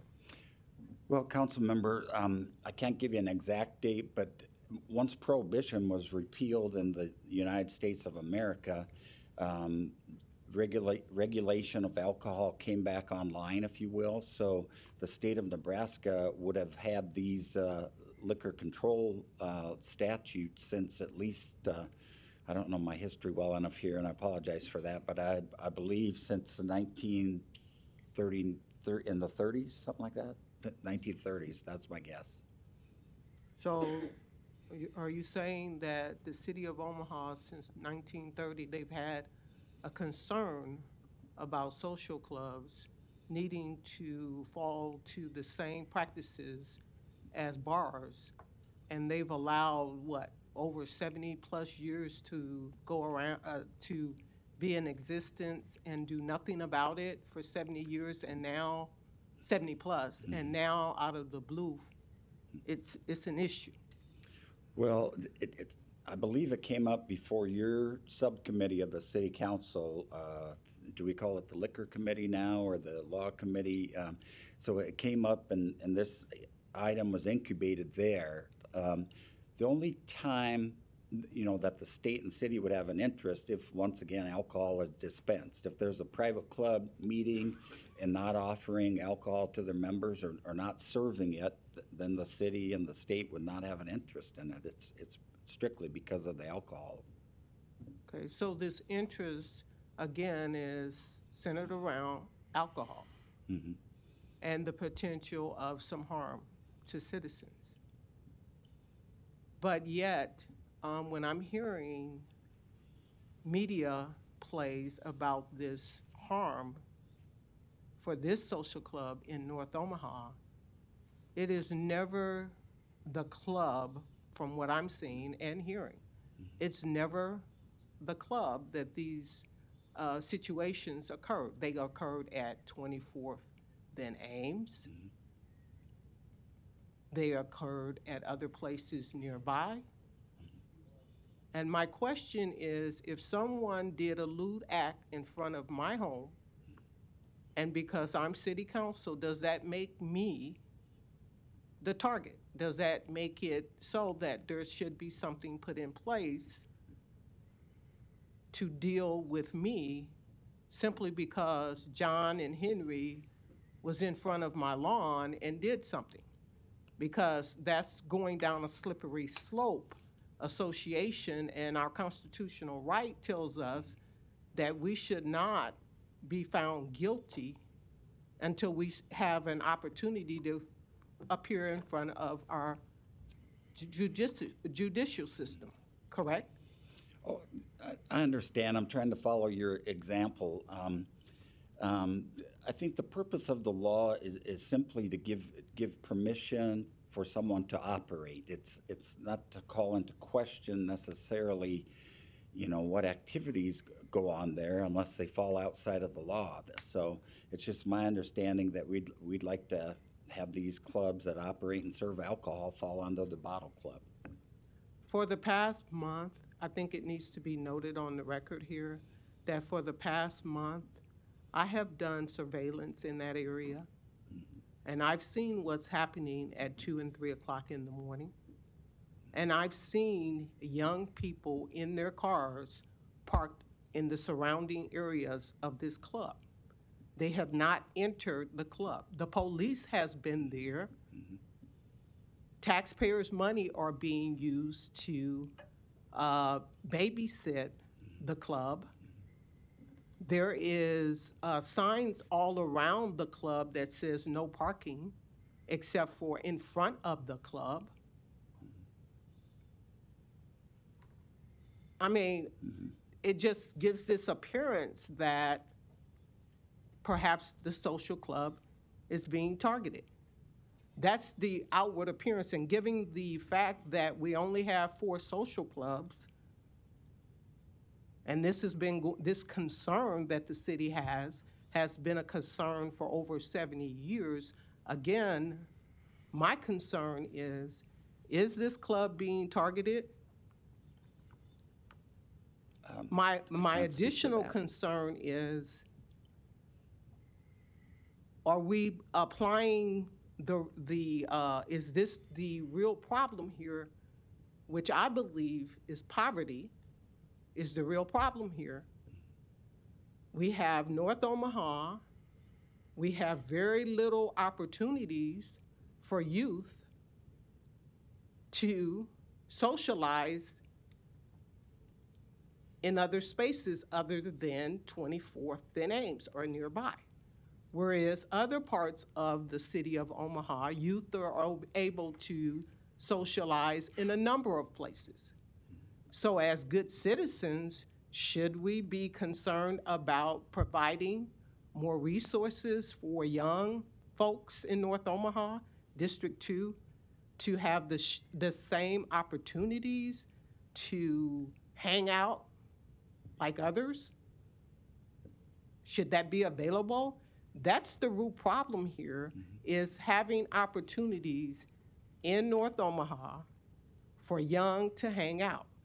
I don't believe this social club has any responsibility for youth that are hanging out.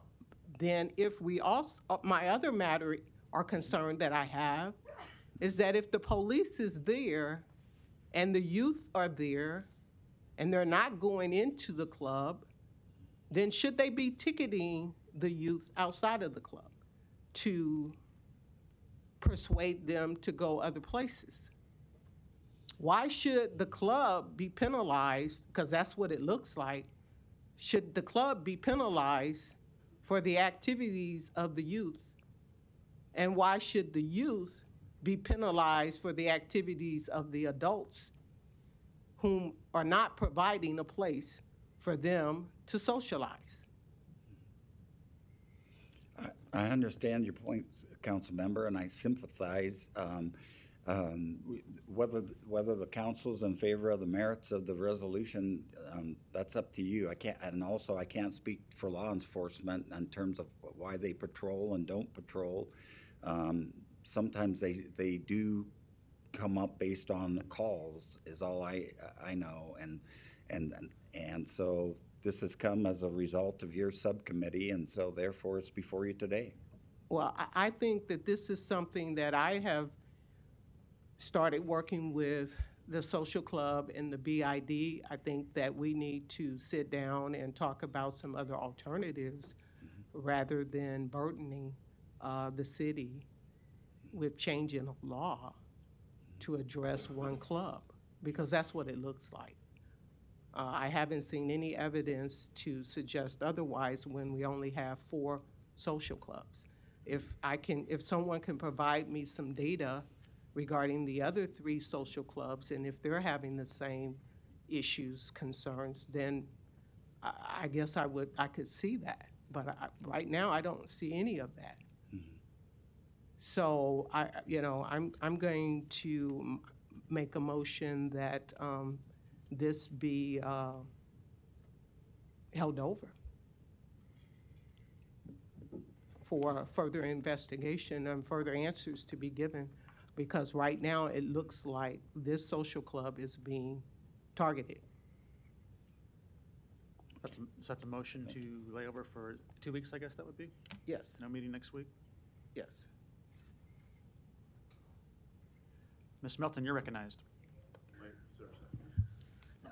I just wanted to give my take, because it sounds like I guess I don't really understand why alcohol needs to be served between 2 a.m. and 6 a.m. And if a social club can't serve alcohol apparently for free or from donation, they're going to shut down if they can't serve alcohol between 2 a.m. and whenever, or 24 hours a day. Because that's the only issue that we have, is we have private clubs. And by the way, Club Omaha said the same thing.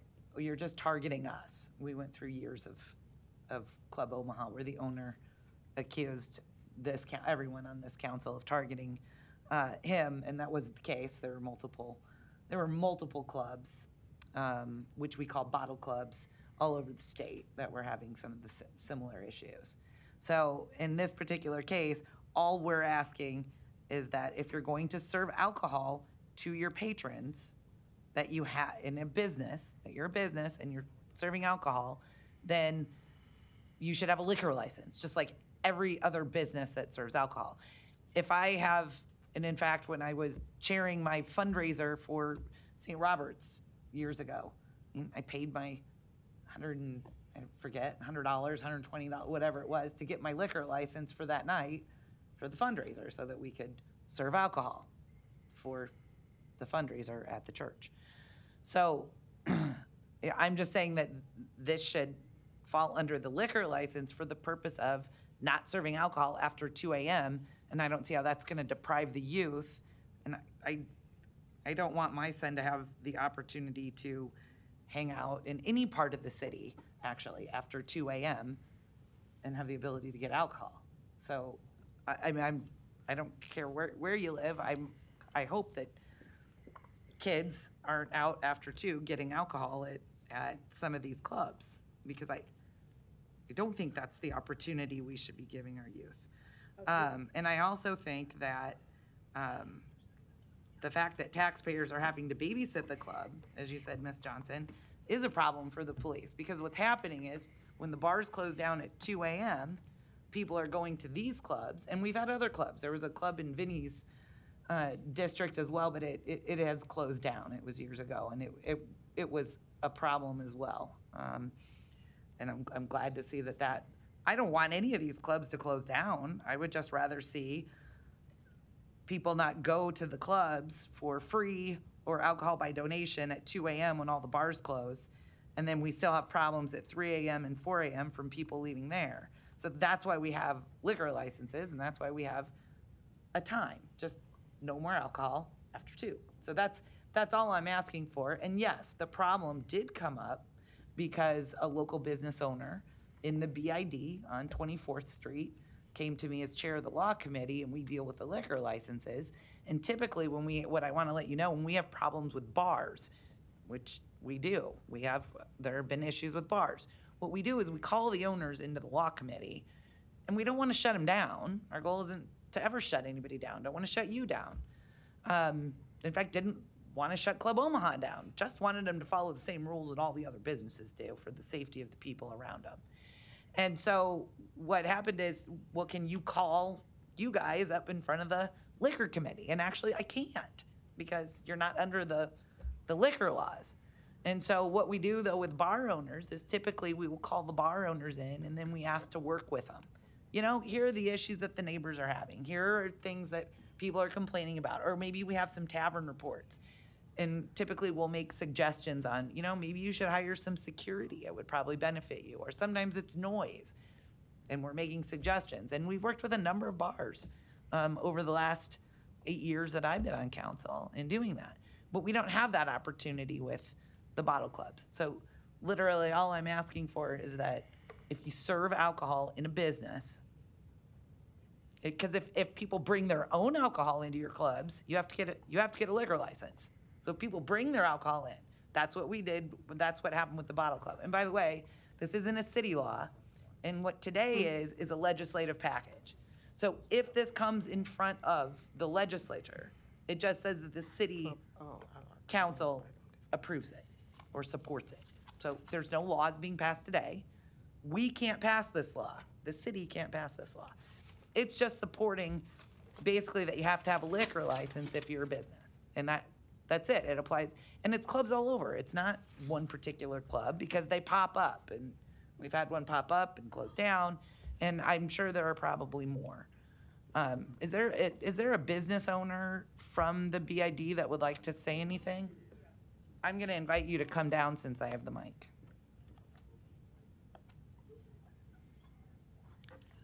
Thank you, Councilman Melton. Lavonia Goodwin. Several properties in the area. The property 3116 North 24th Street's most memorable to people.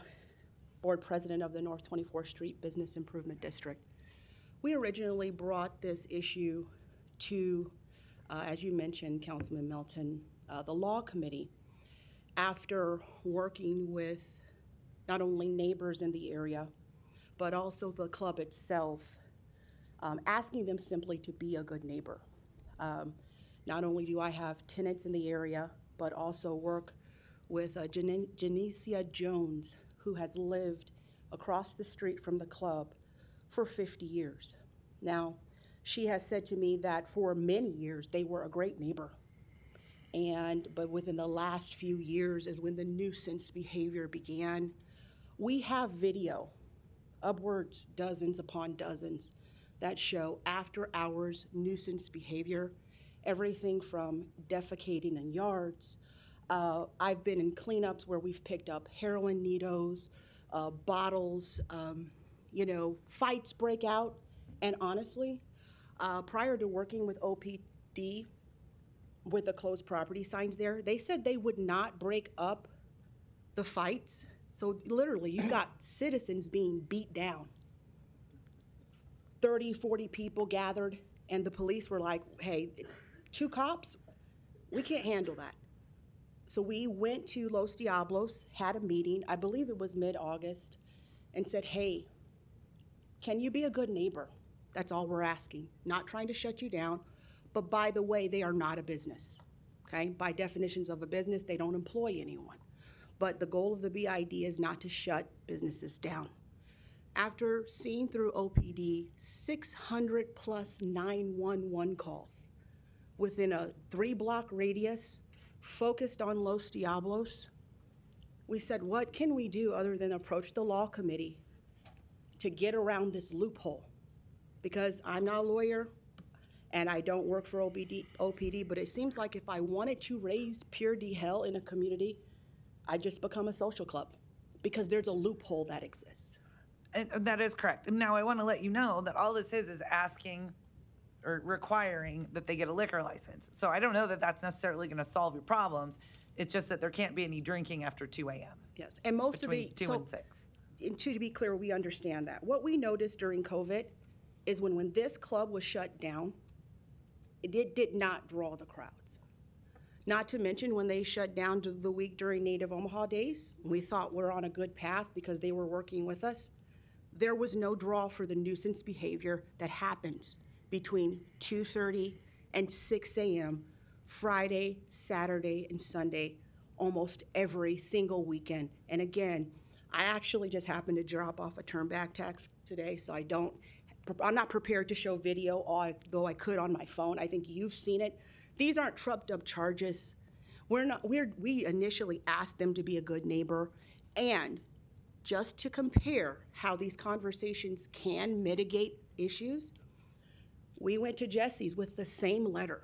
Prior to their fire, they shut down at midnight, and it really helped to mitigate the nuisance behavior and the crowds that were gathering North 24th Street. In particular, one of the last homicides that happened on the front footage of North 24th Street, which was Jasmine Harris, July 4th of this year, who was gunned down in the middle of gang violence. So we're not simply focusing on one entity. We're really trying to work out a problem in our neighborhood. We don't want to see families like Miss Jones leave. What if people like Miss Jones, who you could set her house in any community in this city? Matter of fact, on a good day, you'll still see her raking leaves at 92 years old. This woman, because her family worked with the government, had a salute at the White House when she was 75 years old. If we can't stand up for people like that in our community, and if people like that of that caliber, of that creed, of that honor, want to leave our neighborhoods, what do we have left? I want to thank you for taking the time to come down, and I appreciate that because I obviously when I spoke to you, that's when I actually thought they needed a liquor license, and it very well may be that the law as it currently sits, they may need a liquor license, but in my opinion, maybe clarifying the law may be needed, and so that's what I think is. I hope everybody stays open. I hope everybody gets along. I hope that if by closing at 2, or at least no more alcohol after 2, that maybe it will help. But my goal isn't to close down anybody. I just want hopefully to provide some kind of control when you're dealing with liquor, because when people consume that much liquor and they're continuing to consume it after 2 a.m., then they tend to not make as good of decisions. So, and that may be what you're seeing in the BID. So, To be clear, again, we went to Los Diablos. I believe the gentleman we spoke to is behind me. We asked them if they close at 2, and they said no one can tell us when to close. So we went to the table trying to mitigate this issue as community members, and that was their response. The BID does represent 240 property owners in the area, so I don't stand here alone. And our goal really is to see the vibrance of the community come back. But when you've got an issue of lawlessness, okay, then that's not going to happen. Not to mention, we also want equitable policing. So, if targeting policing is there because community members have called over 600 times for this particular area since 2019, this isn't over policing, to be clear. This is a response to what the people who live in the area have requested. And I quote Nina Keaton in saying, and she's Mrs. Jones's daughter, that she's living a living nightmare. No one in Omaha, Nebraska, north, south, Omaha, Millard, should have to live a living nightmare because an entity refuses to be a good neighbor. all right. Well, thank you. Thank you for coming down today, and I just wanted to kind of clarify what this was. I appreciate it. Thank you. Thank you. And so I just wanted to just be clear. It says about closing anybody down. It's just making everybody follow the same rules all over the city. If you have a bar or you have a club and you have alcohol, have a liquor license. So it's just as simple as that. And then you just follow the same rules. Only if a council member calls you up. Are you finished, Ms. Melton? Yes, thank you. I just wanted to finalize it. And I would like, in all honesty, this is just our legislative package.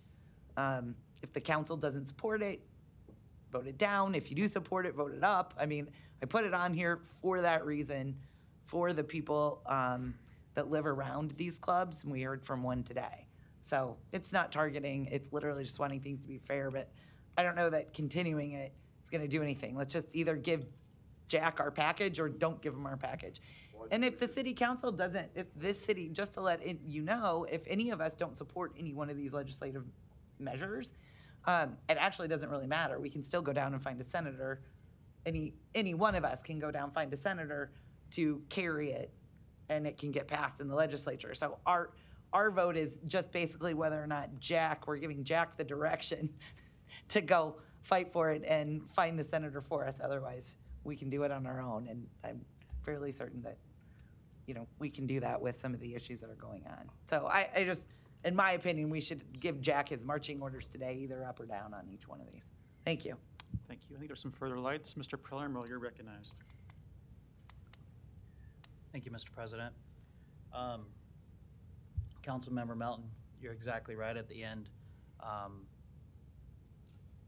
This is just a package that our city lobbyist is going to find a senator to either advance in this short session or not.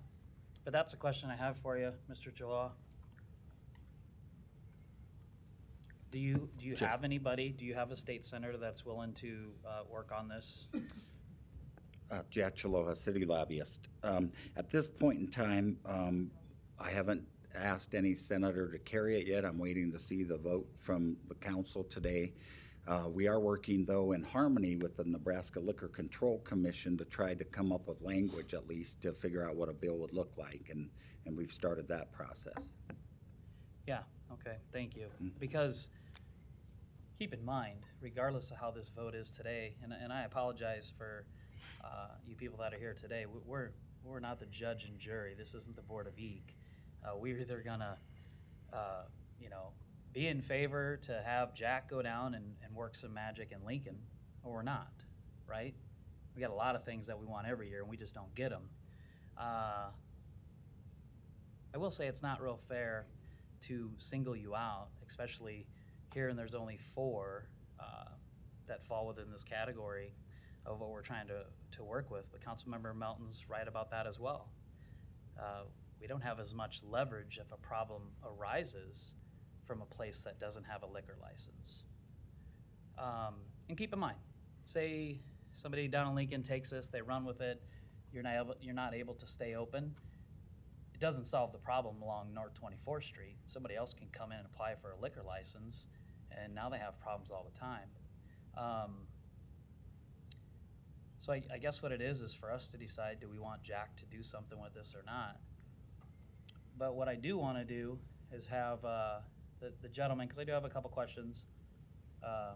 Yeah, you, sir. Sorry, I don't remember your name. Come on down. And just give your name and address again, if you would, please.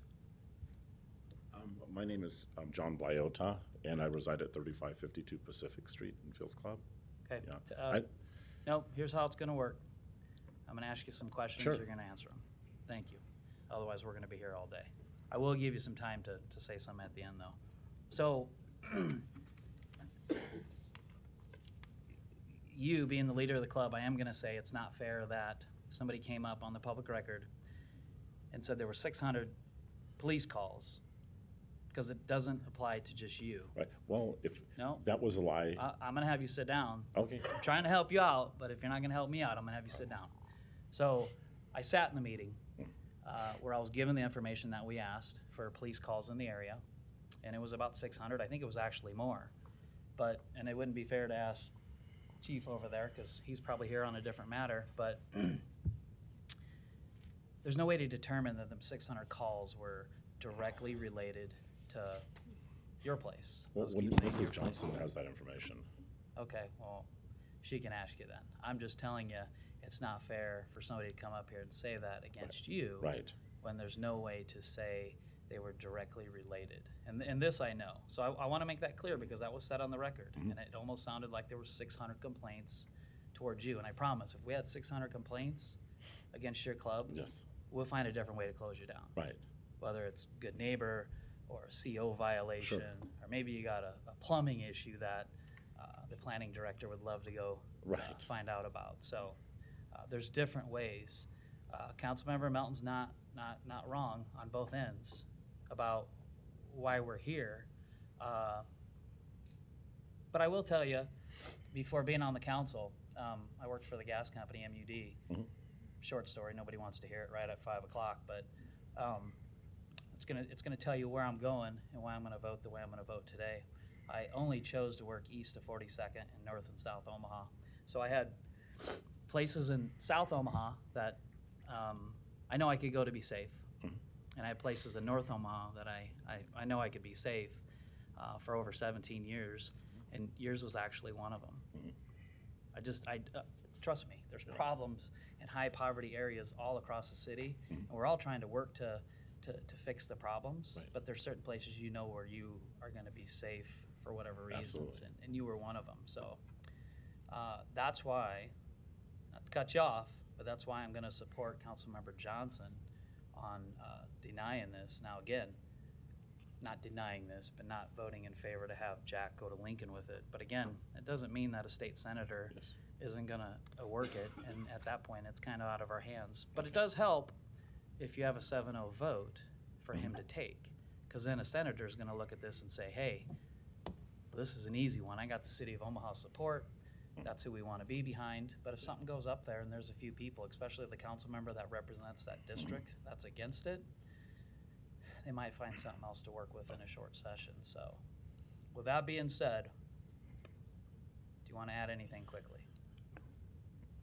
Please. I thank you for your commentary. And our clubhouse is probably the safest place in Omaha. I spoke to Councilwoman Johnson, and she heard the same thing about the 600 calls, and I'd like to confirm this on record. There were less than 200 when you actually got the transcripts, is that correct? That's correct. Okay, so when, I'm not gonna sit here and tell someone that call someone a liar if I don't have proof that they're lying. That woman was lying, and she was lying about more than that. Well, let's certainly just is. go this direction with it. There was something that was brought up about, now how long have you been are you the president of the club? I'm the national vice You're president. how long have you been part of this club? Close to a decade. Close to a decade. Because it seems like there was a comment from a previous speaker that said well, we didn't used to have these problems, but now we do now. Has there been a change in the club or the leadership? No, or? I agree wholeheartedly that there is a problem. There is no doubt about it. And we're working in collaboration with the police to resolve the problem. But we are not the problem. The people, the youth that are congregating, as Legislator Johnson. One of them, right. council member. Right, council member. Yeah. There are not a lot of youth programs in North Omaha as there are in other areas in Omaha, right? So the youth gather where there are people. Unfortunately, they gather at our location on occasion, and we try to dissuade them from being there. We try to tell them to go somewhere else. The police do the same, but they're not our patrons. They're not our guests, right? They're not our members. They're not welcomed by us. Yeah. So we're suffering from the same problem. Now, as far as like defecating and these needles and things of that nature, that's not even remotely true. That's a lie. Well, no comments from the audience. No comments from the audience, please. Just address the council. Oh, yes, sir. Yeah, don't. Yeah. Okay. Like we can't have outbursts. Okay, It's sir. kind of a Q&A. Again, I'm trying to get out of that judge and jury against your club. It's not designed or being brought before us just for your club. Obviously, sounds like you're 1 of 4, so I guess you could take it as 25%. Yeah. I want to thank you. Thank you. For what you do in the community. We don't have enough people that help, especially inner city kids and groups and programs. So thanks for doing that regardless of how this works today. Thank you, sir. Thank you. Thank you. I can't tell there's a further light on right now. Ms. Johnson, is your light on?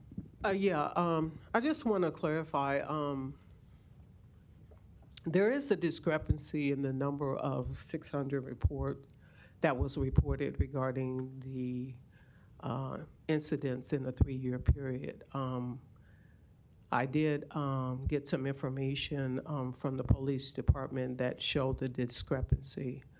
But again, I want to put things in perspective here, which is this club is not providing alcohol to youth that are outside of the club. They're outside of the club. I believe the real issue here is there is no other place for the kids to hang out. Unfortunately, in other sections of Omaha, Nebraska, there are places for youth to hang out. So should we be concerned about that? I believe we should. At least I'm concerned about that since that is my district. I would also at this time like to ask Ms. Weston to come up and share some additional thoughts on this as well. Thank you. Cheryl Weston, 1811 Emmett Street, Omaha, Nebraska. Thank you, Councilman Johnson.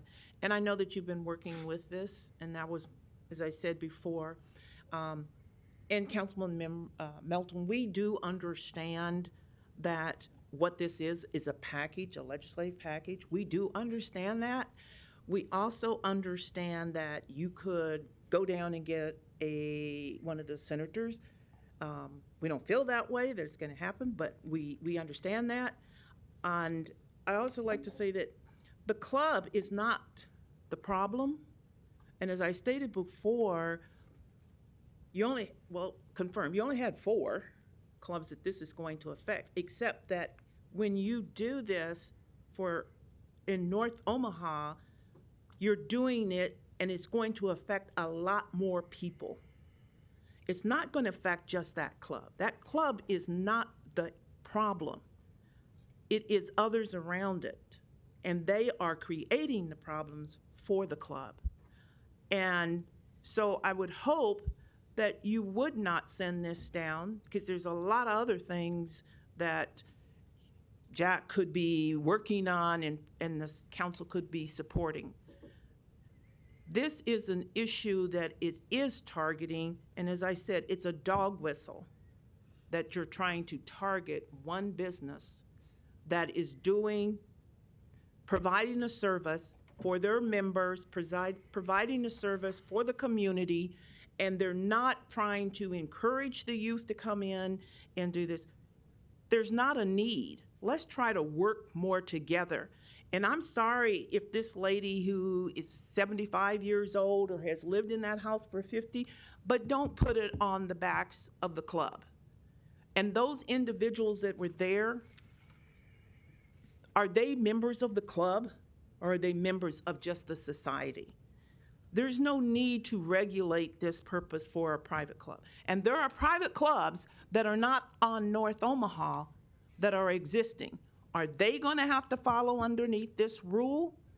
And are that going to be enforced? We've heard that before. I'm sorry. I know you're shaking your head and you're saying yes, but we don't feel that way. And we're hoping that you will not send this down as a package at this time. And as I said, why can't you take and work together and work with Ms. Goodwin, the BID, is to take and see if we can't resolve this. Let's get community members in and work with you council members and Ms. Goodwin to be able to find a more reasonable solution. And let's stop, not target an individual club that's trying to do good. And they do a lot of good. They do more good in our community than they do bad. They just get a bad rap. Thank you, Councilman Johnson, for bringing this up and your continued work with this. Thank you. Ms. Goodwin, and then we're going to have to cut this off.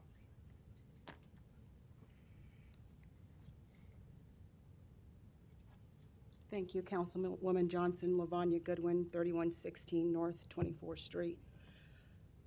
We work with OPD for the data, and so to be called a liar is just, uncalled for when I believe that the law committee saw the records provided by OPD, not by me. We had tenants. I have tenants in that area. I've owned a building in that area with property for 15 years. So I didn't just decide to pick on Los Diablos one day until we had a tenant move in who literally moved because they could not sleep at night, and then corroborated that night after night on Friday, Saturday, and Sunday, they could not sleep because of the draw. If in fact we can actually look at the evidence or the data, sit down with the law committee, Councilwoman Johnson and Los Diablos to mitigate this issue. Now, I'm not saying this package should not go forward. The goal is to solve the problem. The goal is not to close down a club. The goal is not to make it, impossible for people to go and have a good time. But when I tell you that Miss Nina Keaton, and I find it interesting that myself, Miss Keaton, no one was aware. I just happened to turn in a turn-back tax grant, and I just happened to see council was going on. So no one that could corroborate the other side of the story was there. I will tell you, Councilman Palermo, you may have worked for MUD 10 years ago. Everyone can change. What this club has attracted and how they manage what's happening outside of their club has changed. We would have no reason as a BID not to want good neighbors, residents, businesses, social clubs, organizations to operate in this community.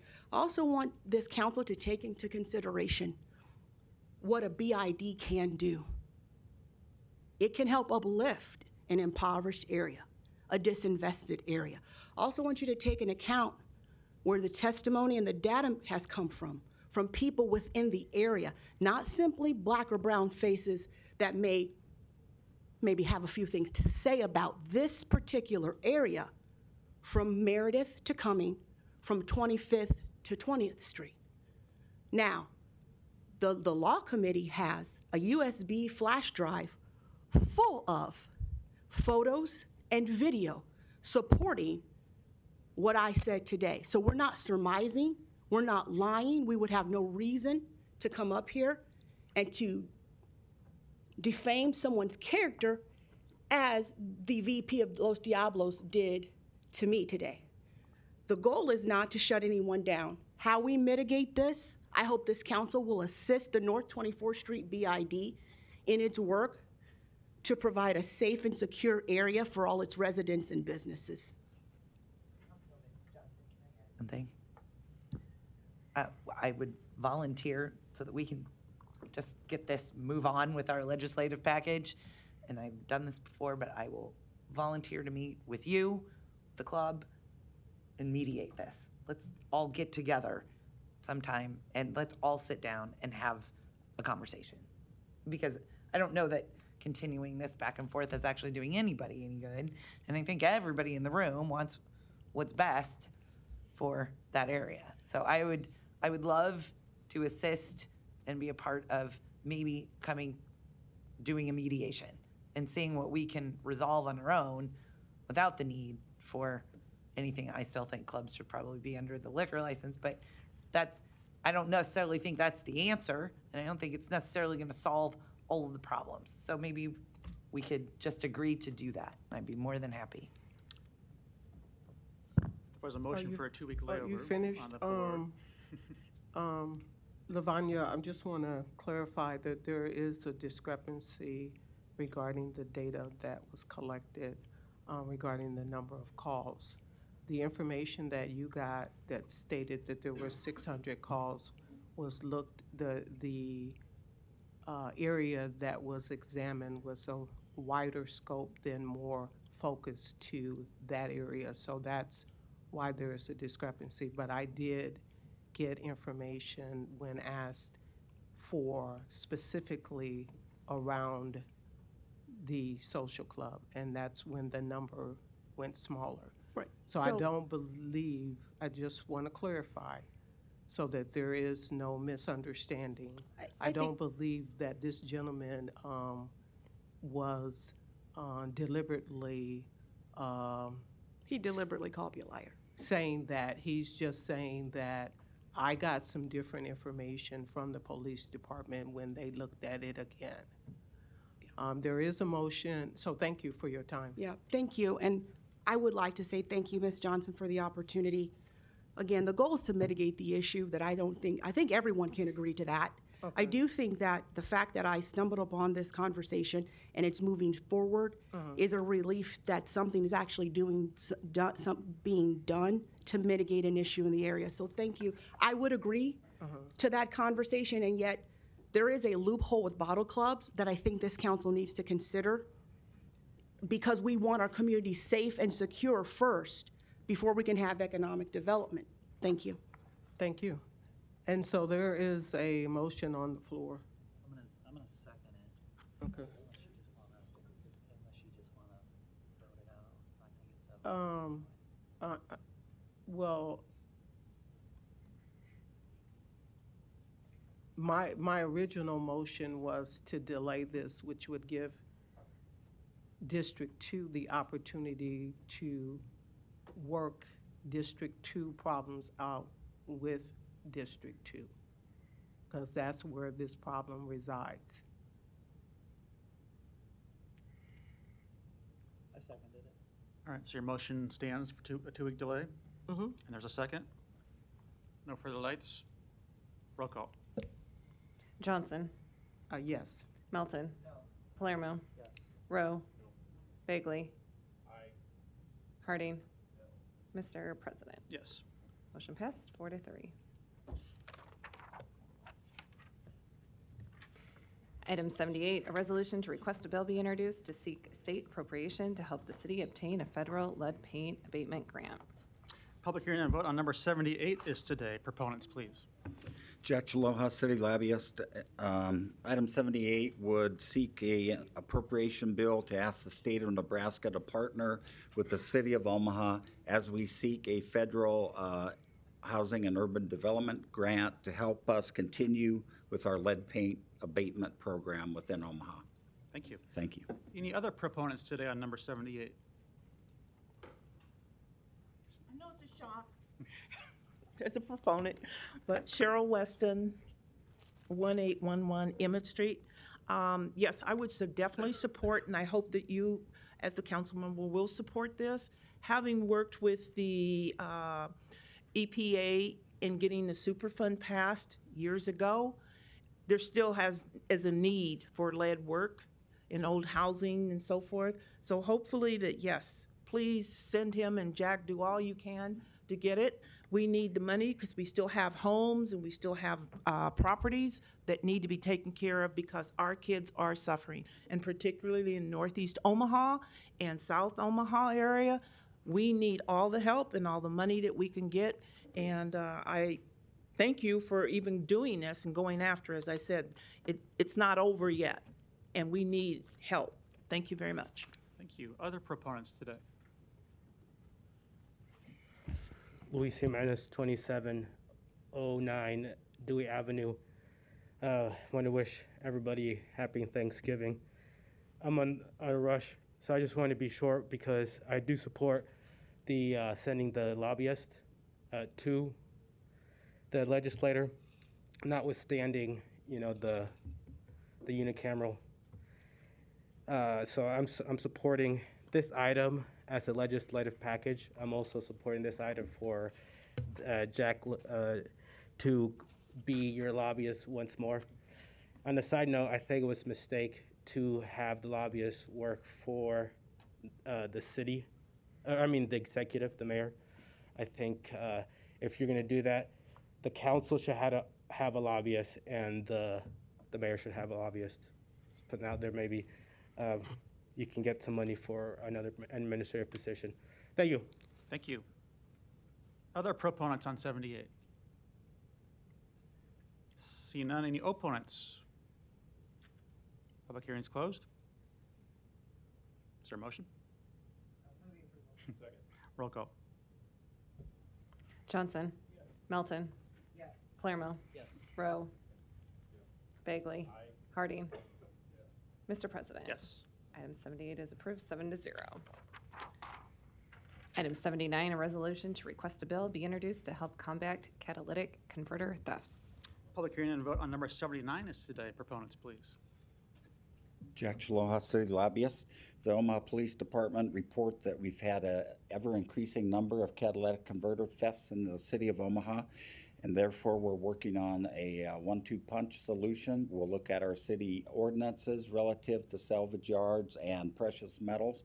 Likewise, in order to keep the culprits from going to other communities to try to sell or pawn these items, we would ask the state to undertake a law that would also make it more difficult. So we would support item 79. Thank you. Other proponents today? Seeing none. Any opponents? Public hearing is closed. Mr. Bagley, you're recognized. Thanks, Mr. President. Jack, when we had our pre-council this morning, I appreciate first Chief Schmader's recognition of the issues that certainly beyond my district are going on with the theft of these catalytic converters. I think it's great that you're trying to address this at the state level, and I know when we snuck across the street to get lunch, you're working all the time, and I saw you getting a sandwich, and we got to chat a little more about it, and that at least you'll try to make the connection to the state of Iowa to see. I got to believe that catalytic converter theft doesn't stop at the Missouri River. So if there's something going on in Iowa, if they're trying to address this on their side, so if Nebraska passes a state law that somehow Carter Lake that's, everybody knows that little sliver of Iowa that's just north of downtown Omaha, where there's a salvage yard there, that maybe that can be rectified on the east side of the Missouri River as well. So I appreciate your efforts on this, because this is a problem that needs to be addressed, and as Chief Schmader has given us the marching orders to you and the council as we vote on this today, I think it'll be a welcome avenue for us, at least for District 3 and beyond that. So thanks. Great, and I appreciate that. Thank you. Thank you. Councilman Harding, you're recognized. Thank you, Mr. President. Just kind of quickly, Jack, I was going to say, I hope we can utilize, as we talked about at pre-council, maybe there's some opportunity to use leads online to enforce this now and understand, and we'll be supportive of this, to have this taken up in the legislature for statewide as well too. But I would encourage maybe you and the law department and the police department to see if there's something we can do to use that existing ordinance to help alleviate some of these issues, at least as it relates to those in Omaha. Thank you, council member. We'll look into that. Thank you. Thanks, and I'll also be supportive of this today, too. I think, I would think we probably all will, and I think that's right. We should pursue a local and a state issue on this to address what has become a really serious problem. And it does actually still, it is actually covered under our property crime ordinances and our leads online ordinances as it applies to operations of pawn and salvage. It's just that this particular item is very difficult to address in that context, given that it's usually sold in pieces, as it's almost never identified, but does have a precious metals component. So while that is a direction we could look to tighten up, and I do have a conversation with the pawn and salvage unit to that effect, it does strike me that the issue is bigger and might require either in addition to or a larger solution, which could include things like prohibiting the sale of a catalytic converter without its total housing. They're usually broken apart and sold that way. Or having only allowing those to sell them that might be a vehicle sales operation, a used vehicle sale operation, or maybe a licensed recycler. That also kind of gets to that issue. Or as we found in Lincoln in our conversation last week, they actually have adopted a local ordinance that requires a permit to sell them. I'm not sure how effective that will be. They don't know yet. It's still quite early on, but it still doesn't get to that jurisdictional issue that we've all observed that does seem to require a state approach. So that's why I think it's wise to move forward with this particular item today as well. Second. Roll call. Melton. Yes. Palermo. Yes. Rowe. Bagley. Harding. Mr. President. Yes. Item 79 is approved, 7-0. Item 80, a resolution to request a bill be introduced to allow licensed mental health professionals to place a person into emergency protective custody in certain situations. Public hearing and vote on number 80 is today. Proponents, please. Jack Chaloha, city lobbyist. Item 80, as explained, deals with emergency protective custody. Just as way of background for the council, right now under state law, only a sworn peace officer can have somebody committed to emergency protective custody. And the parameters of that are typically whether that person's a danger to themselves or a danger to the community. With that and with the increased attention to mental health and mental health wellness, the police are asking for assistance and help here, where we think it would be amendable to allow licensed professionals also to have that ability. And that would take off maybe some of the pressure that our peace officers face now. Thank you. Any other proponents on number 80?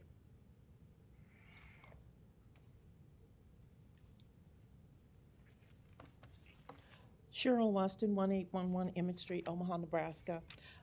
I think it's a great deal, a great resolution, because anything that can help the situation that we have in the mental health. I think it also, I agree that it would help to have a professional mental health individual perhaps be along when the police is called, because they're not always trained to be able to help the mental health situation. But if they have a mental health professional with them that would be able to do that, I think would be great. And I hopefully that you will pass this and send it down and find a senator. Jack will be able to find somebody to move this along, because we have a major mental health problem in our area. So I think this is great, and hopefully, again, you'll pass it. Thank you. Thank you. Any other proponents today? Seeing none, any opponents? Public hearing is closed. There's a motion and a second. I'll just add that I did propose this to our legislative agenda several years ago. I do think it's a good idea for those same reasons. I think it also is a good timing in terms of our approach now with the police department and our behavioral health support unit, and how it can enhance their efforts to de-escalate situations that we've seen throughout the city and help families and mental health professionals deal with that better too. There's a motion and a second. Roll call. Johnson. Yes. Melton. Palermo. Rowe. Bagley. Harding. Mr. President. Yes. Item 80 is approved, 7-0. Item 84, a resolution to support legislation, if introduced, to mandate better notice from wireless companies when they want to locate their facilities in the city right-of-way. Public hearing and vote on number 84 is today. Proponents. Jack Chaloha, city lobbyist. This resolution would help the city of Omaha in the sense that we would try to be more responsive to our constituents, the people and the citizens of Omaha. Anytime a cell tower or antenna might be located within the city's right-of-way, the city has the duty and burden to take care of the right-of-way and look out for it. However, under state law, we only have limited authority when it comes to wireless services, and we have to be, under federal law and state law, very accommodating and with the need to get these communications out there and to serve the citizens as well. What we're asking for here is that when a tower would be located, they would reach out and specifically give notice to the neighbors before an antenna is placed in the right-of-way. Thank you. Thank you. Any other proponents today?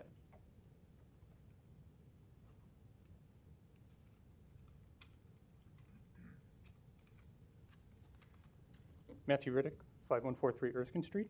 First, I want to thank you, Councilman Festerson, and you, Councilman Bagley, for spearheading the monopole notification efforts and for your correspondence and communication with me over the past several weeks. I just wanted to take the opportunity today to reiterate kind of what we've discussed through email for the benefit of the other council members and especially the ones who maybe yet haven't had to deal with this in their neighborhoods yet.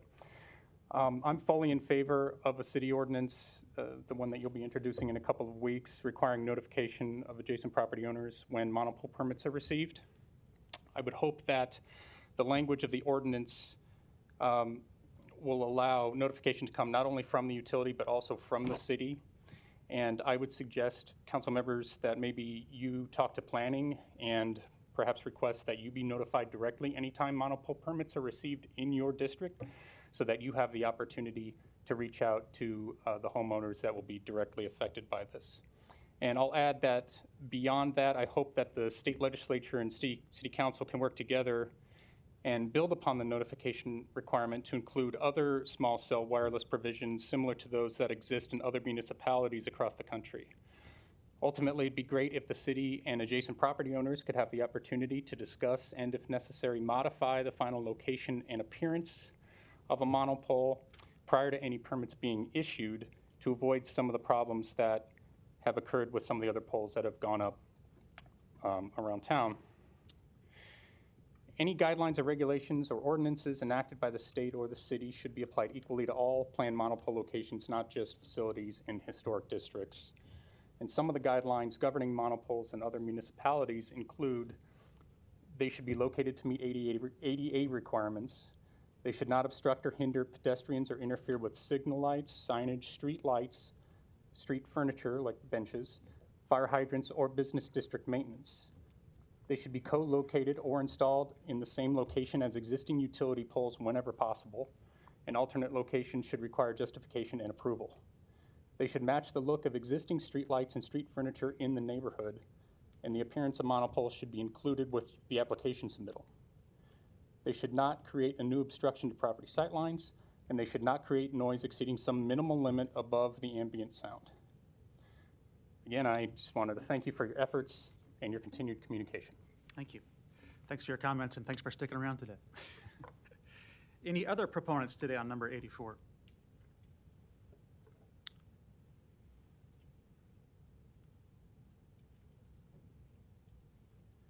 Hi, Sarah Johnson, 2316 North 52nd Street.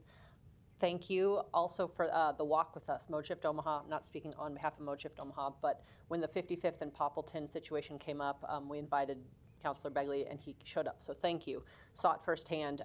We're happy to also speak with Senator Kavanaugh, who I believe is excited to be on board with this when it goes to the state. But I think I just really would like to reiterate, I know you can't answer questions, but when it goes to the state or whoever's talking about this, how does anything trump ADA? Like, I don't understand how it was okay for a sidewalk to just be completely destroyed with no timeline. Communication with the homeowner is great, but I would really like to reiterate the fact that being mindful of ADA, American Disabilities Act. That's not just a suggestion, that's a requirement. And the fact that it was completely just not taken into consideration is ridiculous. So I think, yes, it's good that we're having communication with homeowners, but also ADA requirements ahead of time before the permit is even granted, as well as a timeline is crucial. So just speaking at it from a mobility equity standpoint, sidewalks are travel lanes, and that's something that I'll continue to harp on later. But for now, yes, communication is good, but ADA and timeline is, I think, also crucial at both the city and state level if possible. Thank you. Thank you. Other proponents today?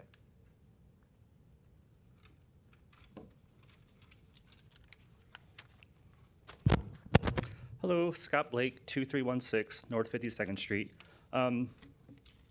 So I made this map. This is something I made a while ago. I don't know if it's on the thing. Hey, there we go.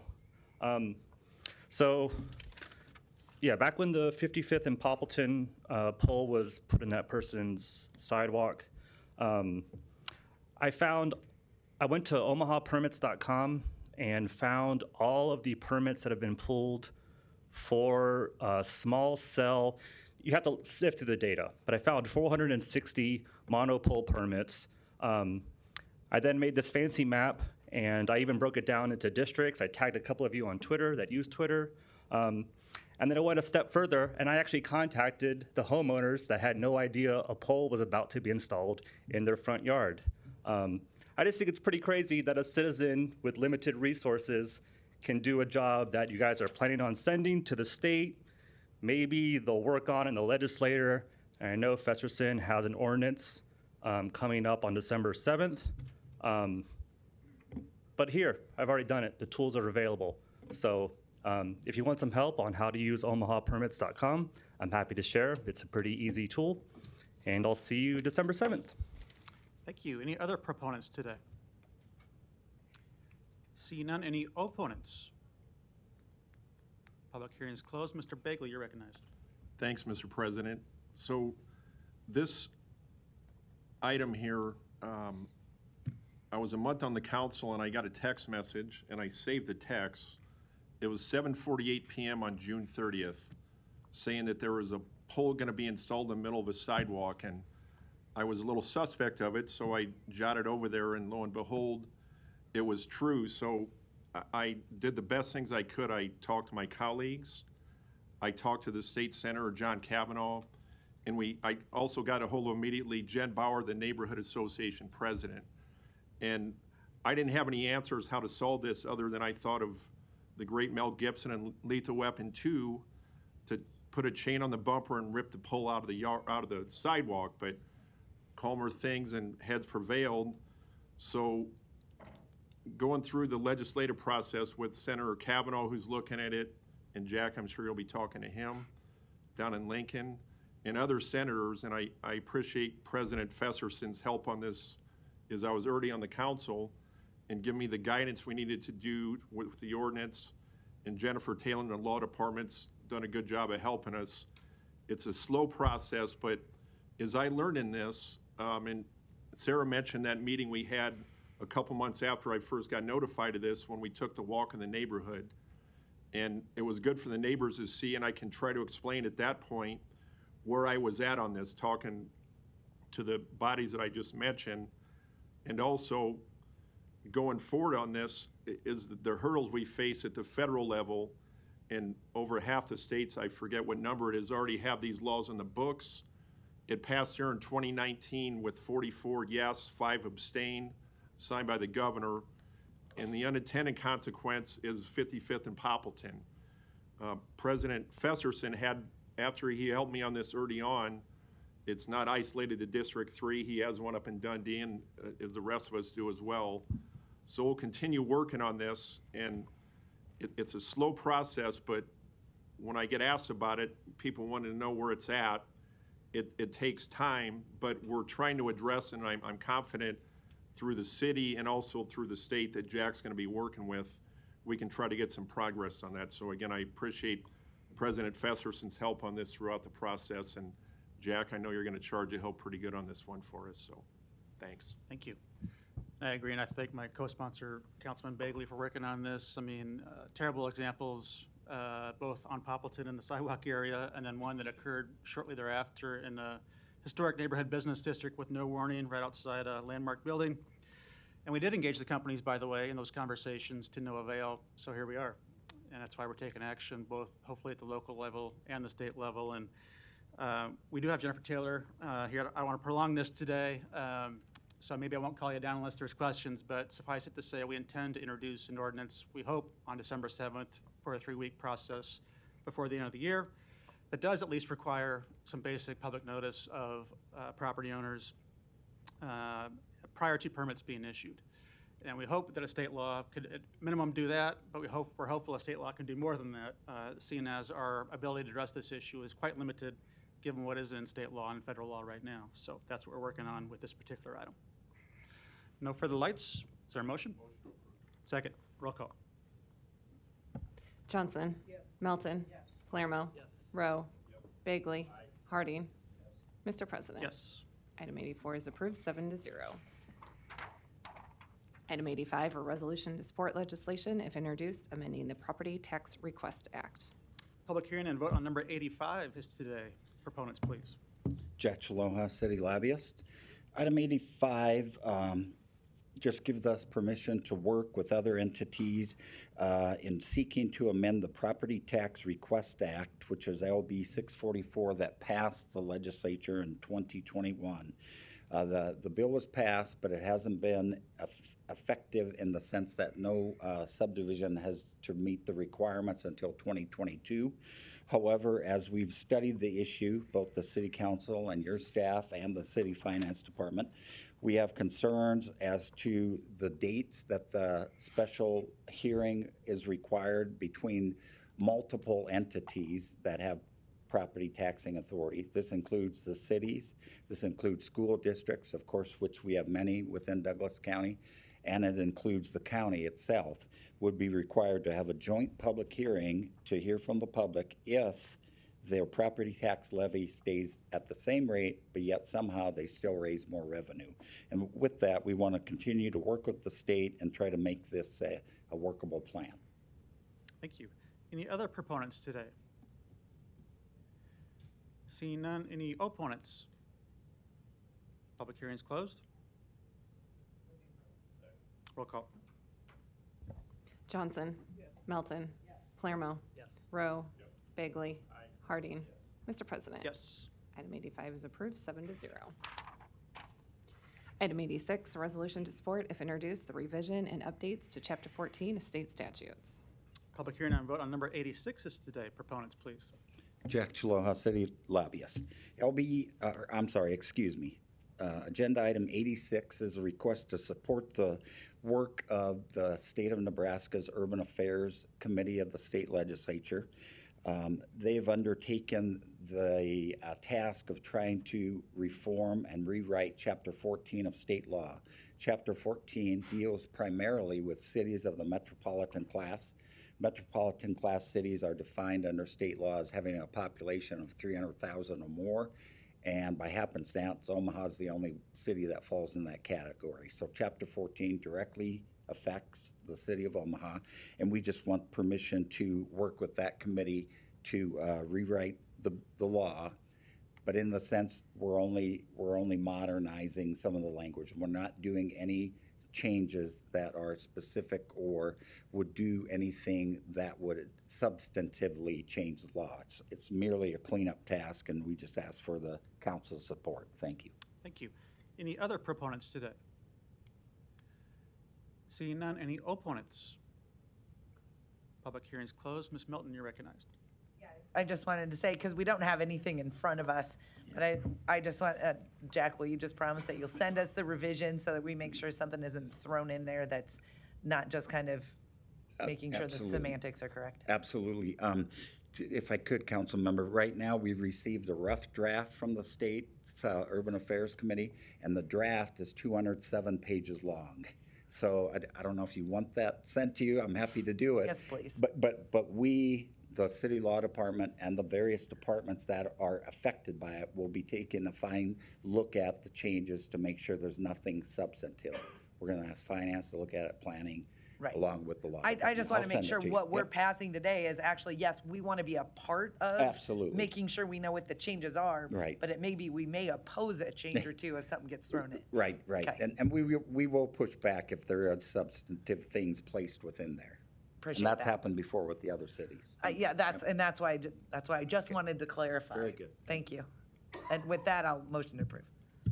Motion and a second, roll call. Johnson. Melton. Palermo. Rowe. Bagley. Harding. Mr. President. Yes. Item 86 is approved, 7-0. Item 87, a resolution to support LB 453 to require landlords to comply with certain ordinances and change provisions relating to remedies under the Uniform Residential Landlord and Tenant Act. Public hearing and vote on number 87 is today. Proponents, please. Jack Chaloha, city lobbyist. This resolution asks for support for a bill that's already been introduced at the legislature in 2021. That was the first year of the two-year cycle. So the bill is, it was heard in Judiciary Committee. It was advanced from committee on a 7-0 to 1 vote. So it will be forwarded to the full legislature for debate. If I could, a short some summary, if you will, of the bill is essentially it says that before any landlord can receive extra funding that's coming down now through the federal government or allocated by cities or counties, they would have to be in compliance not only with state law on landlord tenant acts, but they also would have to comply with local law. Whereas in the city of Omaha, we have a registration requirement. Therefore, they would have to be in compliance with local law as well. So, Council Members Festerson asks for your support of this bill. Thank you. Other proponents today?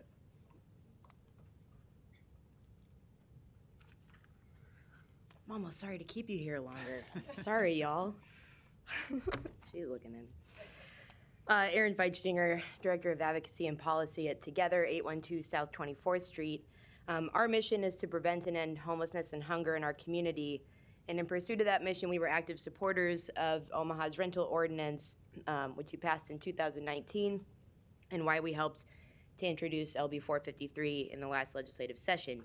The intention of the rental inspection ordinance, as you well know, is twofold. One, it is to protect and grow the availability of safe, affordable housing in our community by ensuring that all housing is in compliance with minimum housing codes of safety and habitability. And second, it is to protect those in our community who do not feel they can advocate for the health and safety of their housing because of their circumstances.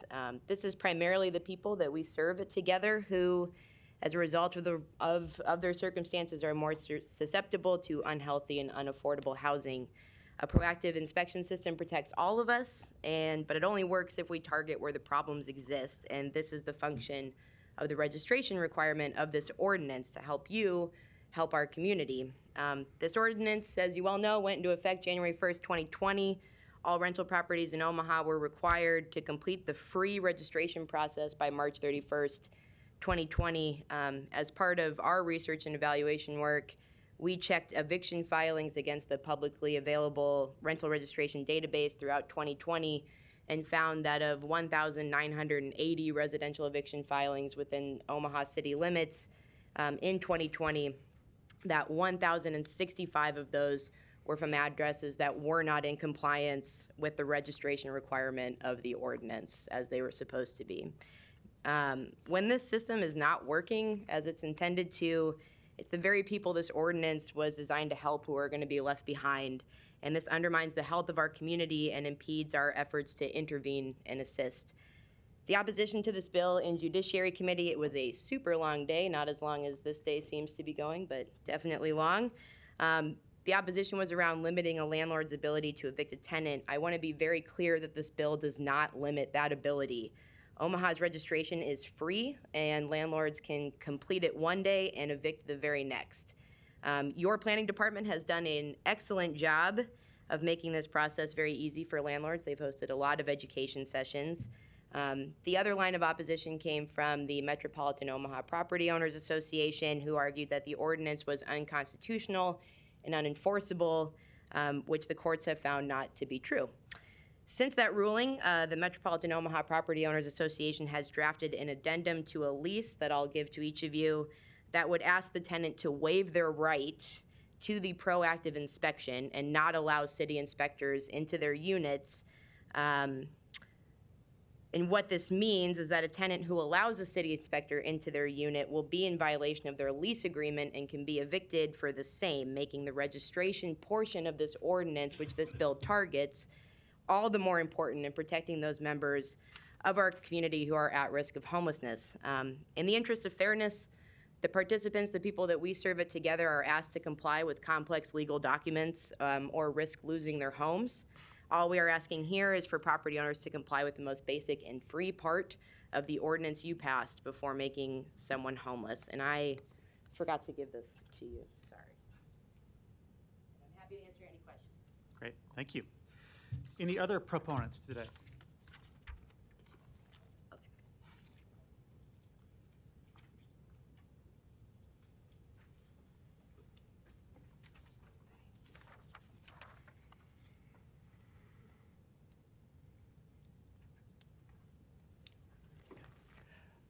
Cheryl Weston, 1811 Emmett Street, Omaha, Nebraska. I would like to thank you, President, Councilmember Festerson, for bringing this forth and introducing this. I think this is an excellent bill, and as previously stated, it did pass. And what I've given is a copy of, you may or may not already have, but of the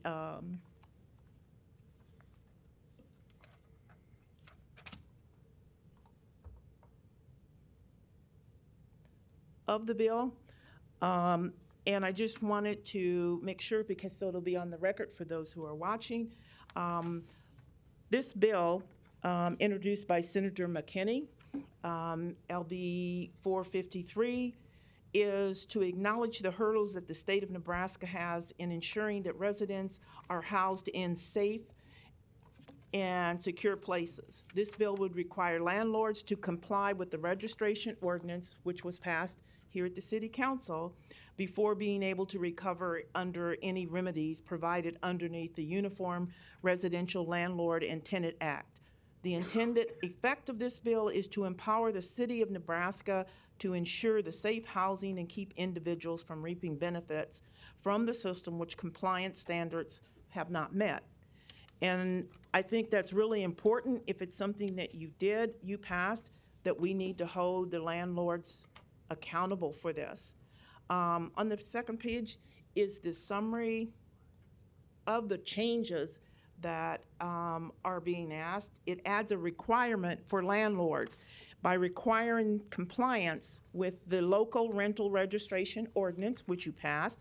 The proposal will limit the ability for a landlord to claim remedies when the rental agreement is terminated, such as damages and attorney fees, if the landlord does not comply with the local rental registration ordinance.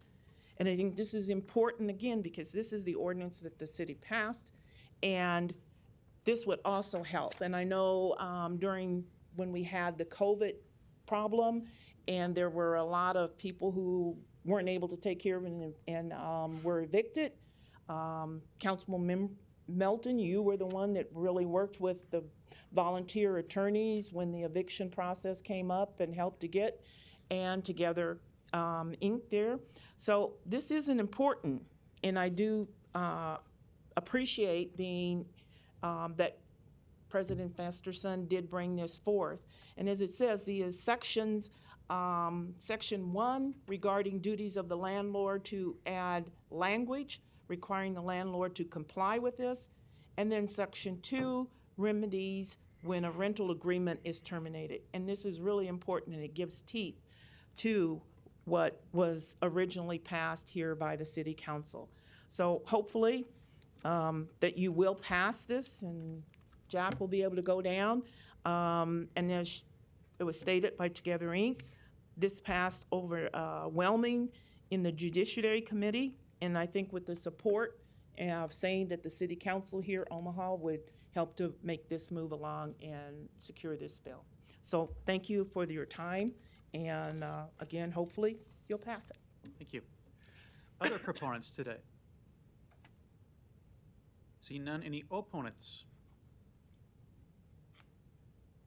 See none. Public hearing is closed. Ms. Melton, you're recognized. Yeah, I just wanted to clarify something, Aaron or Jack. Jack, you mentioned that they couldn't receive any of the funds, but that, I don't think that that's part of the bill. Right, I misspoke. Okay, I I just- apologize. It's not in any rules or regulations regarding the federal funds that have been sent our way. I made it a jump that maybe that would be a possibility, but it's not a mandate by any means and not Okay. part of it. So I apologize. In all That's my honesty, error. because, well, I just wanted to make sure Yeah. of that because I think Right. mine and Aaron's concern would be tomorrow morning if we are maybe keeping somebody in their house. Right. That could actually create homelessness. So. Oh, absolutely. This would probably be better than doing it that way. Right, exactly. Nope, I understand. And what I was thinking was, before we move forward with grants, we typically say, and you're in compliance with federal, state, and local law. And so that was just the next conclusion I drew as a step, but it's not written anywhere. So you're correct. No, thank you, Jack. I just wanted to clarify that. And I would agree, and I agree with A. I have a little, and I did a lot of research and I read this. My concern is that it could apply to people who don't need to apply or register. So there are times where you have two people living together. They're not a landlord-tenant situation, but you have to use the eviction statutes in order to get the other person out. I mean, just sometimes you have the bad breakup. These are things that I actually have had to deal with. And so one person has to evict the other one, even though there was no landlord-tenant. So Aaron, those are my concerns, but when I look at this and I look at the fact that we're only looking at section 1435, which is only for termination of a lease. So it wouldn't be for any other types of eviction. Am I correct on that? I know you're not a lawyer, Let me go but grab my bill. I'm asking. And the reason I'm asking is sometimes we have things that look really good, but there's unintended consequences. Right. And I've been there and done that in front of the Supreme Court with poorly drafted statutes. And I've actually won my case after doing a bunch of legal acrobatics in doing it. But it all comes down, the one thing I think at one time in front of the Supreme Court, the opposing counsel and I both agreed, the statute's poorly drafted. So I want to make sure we don't have that here. Yeah, and I will tell you, working with Senator McKinney on this, we are more than happy to clarify those kinds of things as we move forward. The way I'm reading it, and you're right, I'm not a lawyer, I just play one in the mornings when Yes, I show up to a You do it well, though. You do it very Thank well. you. I think it's the blazer. I don't know. Or the glasses, whatever. I think the way that I read it and the way that we intend it to be written was if the rental agreement is terminated, so like in general, any sort of termination because of a non-compliance with the lease, because of non-payment, right? Any sort of that we would have to check and see, or that you would have to be registered according to any existing ordinance, right? Before you avail yourself of the legal process. So I like the idea of this. Right. I'm not so sure I'm sold on the language. Well, let's work on it. So I think we can work on it. I'm going to say no, but it's kind of a yes. What I would like to do is work on the language to make sure we don't have any unintended consequences, that maybe we work on some exceptions, because as drafted, I think there needs to be some work done so that the intention is if you are a landlord that does have to be registered, you are registered. Yeah. And it's not that you can't sue. And a lot of people were saying, well, you can't sue. Well, you can. But if somebody notices that you're not, you may not have the remedy available is what it says. But Right. there may need to be some exceptions to this. Yeah, and the intention. So that's my right. issue. And It's the not intention was for it to be as simple as possible, which is why we focus specifically on just the registration piece. Like, there's nothing to do with the code enforcement or anything like that. Just No, I agree, and I Yeah. agree with the amendment under Right, that only 76-14-19. I just think that there needs to be some more work done under 76-14-35 on subsection 2, but I'm willing to work with everybody, and I do appreciate the work you do and I will see you tomorrow morning. So I will be my there no too. is not a no. I will be there If tomorrow I could morning. just do like a no and a half. Sure. That's, you know, I'm just trying to in help you in between. court. That's Half my a main no. goal. Thank you. Okay, no further lights? Is there a motion? Motion to approve. Second. Roll call. Johnson. Melton. Palermo. Yes. Rowe. Bagley. Harding. Mr. President. Yes. Motion passed 5-2. Item 88, a resolution to designate Jack Chaloa as the official lobbyist of the city of Omaha. Public hearing and vote on number 88 is today. Proponents. I assume you're a proponent of this one. Yes, sir. Jack Chaloa, city lobbyist. Each year, this resolution is placed before the council. It gives me the authority to represent the city of Omaha before the state legislature. I've sometimes shared that resolution with state senators. They've asked, you know, who am I and why am I there? So it gives me some authority, gives me some credibility to serve you, the city council, the mayor, and the various departments. Likewise, as importantly, it also gives me the authority to work with our departments, gather information from them that's relative and relevant to the bills that are in Lincoln. And for those reasons, I ask that you approve item 88. Thank you. Thank you. Any other proponents? Seeing none, any opponents? Public hearing's closed. I'll second. If this gives Jack the street credibility, then I will second his call.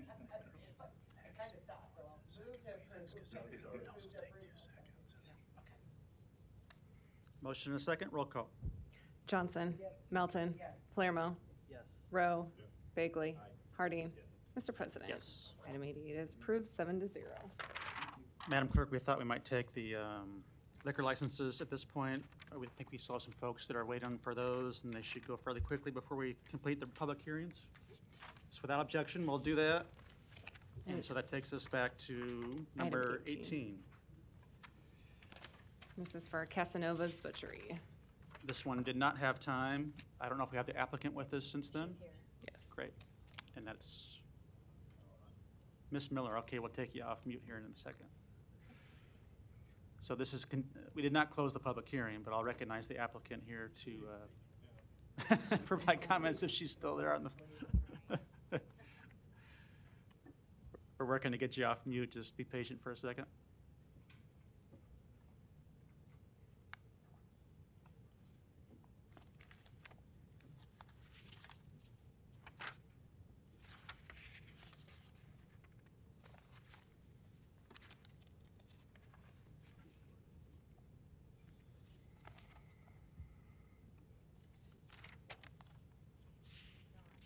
Appears we're not having luck with that.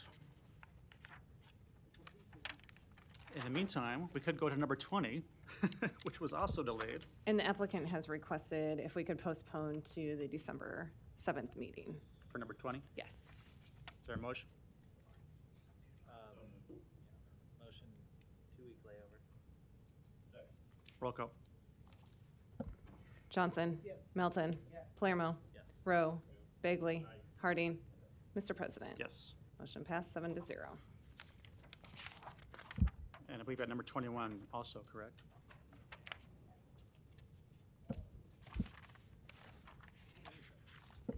Sagoon Distillery. This was the Class Z request. And then we had Mr. Kelly, who was by Zoom. We'll try and see if that works. I see two Mike Kellys on there.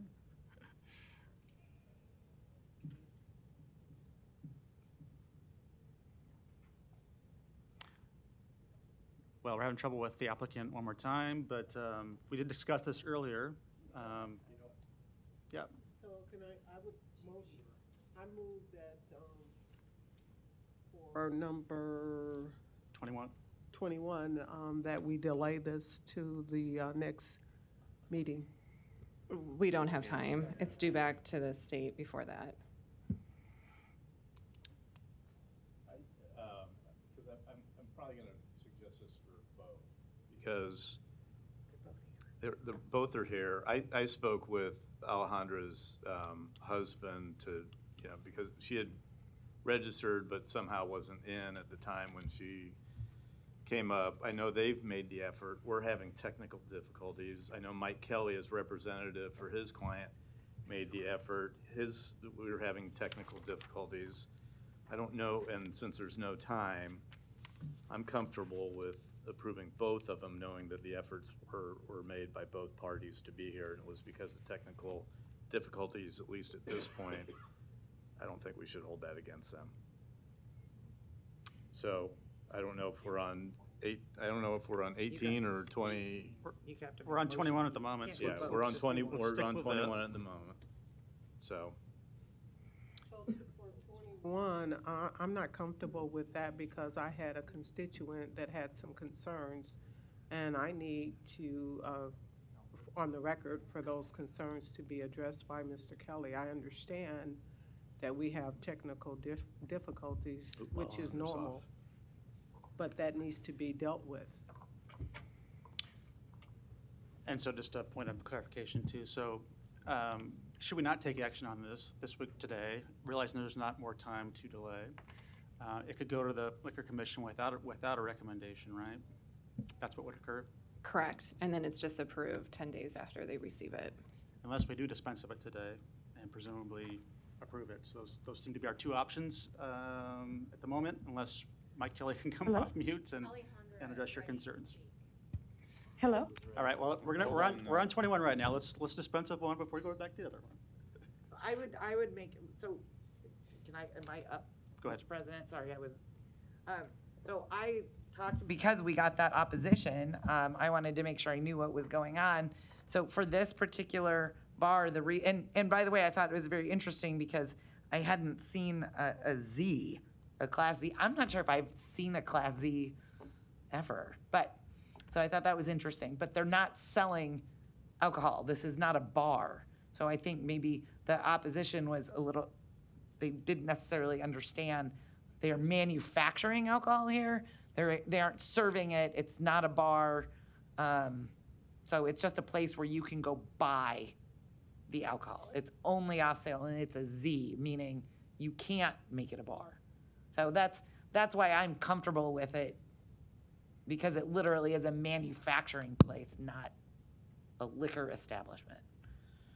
But they still have to have a liquor license. So even though they're just selling it, they have to have a liquor license, so they're under all the same rules as anybody else that has liquor in their business. Thank you, Mr. And I'd move to approve it. Motion and a second. Mr. Palermo, you're recognized. Thank you, Mr. President. And surely we like to listen to the council member for the district. On this particular one, let me make sure. We are talking about 21, okay. I talked to Mr. Kelly earlier, and he actually asked me for Councilmember Johnson's number, that's the district that it is, and I said, well, I haven't talked to her, but I can't just give you her cell phone. We just don't do that. So he did try to make contact, and then in the discussion, I don't know if he talked to others as well, it was, they're not selling, there's not gonna be a lot of truck traffic, this isn't your typical bar, but because it's whatever's going on here with the distillery or brewing, they still have to apply. And it is different. I don't remember seeing this one. So with that, I would feel comfortable voting for this one. Thank you. Mr. Rowe, you're recognized.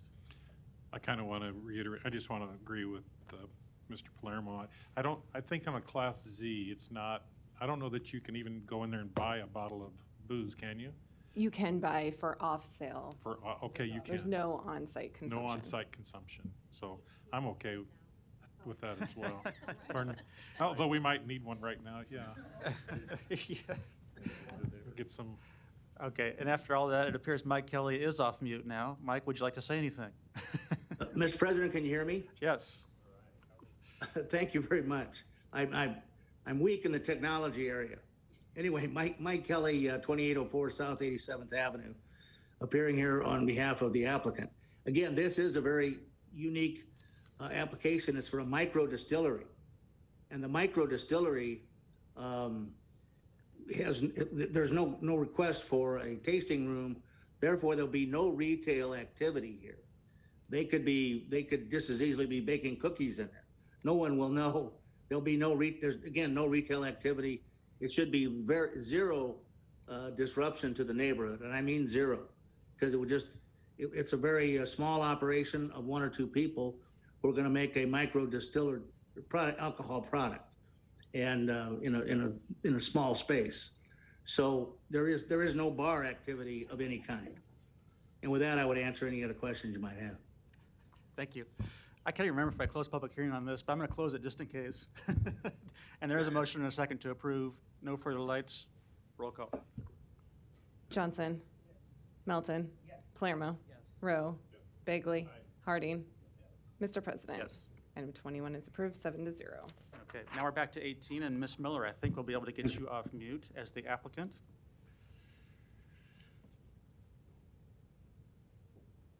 There we go. All right. Hello, good afternoon. Hi, good afternoon. Hello. Name and address, please. Thank you for your patience.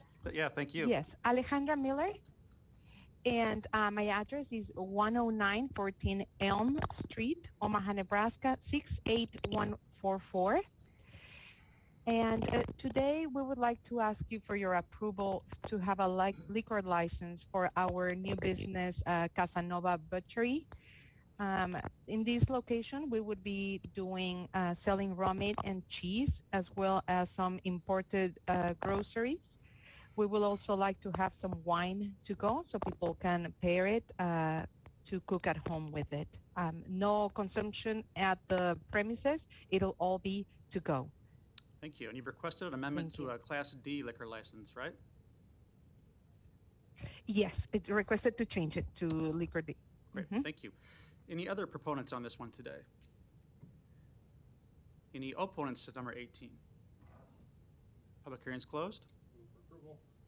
The amended? For the amendment. Okay, there's an amendment. Second. Motion and a second. Roll call on the amendment. Johnson. Melton. Palermo. Rowe. Bagley. Harding. Mr. President. Yes. Motion passed, 7-0. And then as amended? Second. Motion and a second. Roll call. Johnson. Melton. Palermo. Rowe. Bagley. Harding. Mr. President. Yes. Motion passed, 7-0. Thank you. Item 89, an ordinance awarding a contract to First Star Fiber, Inc. for the Omaha Mixed Recyclables Processing 2022-2031 project with an estimated year one cost of $2,400,000. Public hearing on number 89 is today. Thank you, Jim and Dale, for sticking around for this. Yeah. Proponents, please. Jim Tyler, City of Omaha Public Works. Just here to answer any questions that any of you may have, and Dale's here for answer any questions that you may have for First Star on this contract. Thank you. Any other proponents that want to speak? Good evening.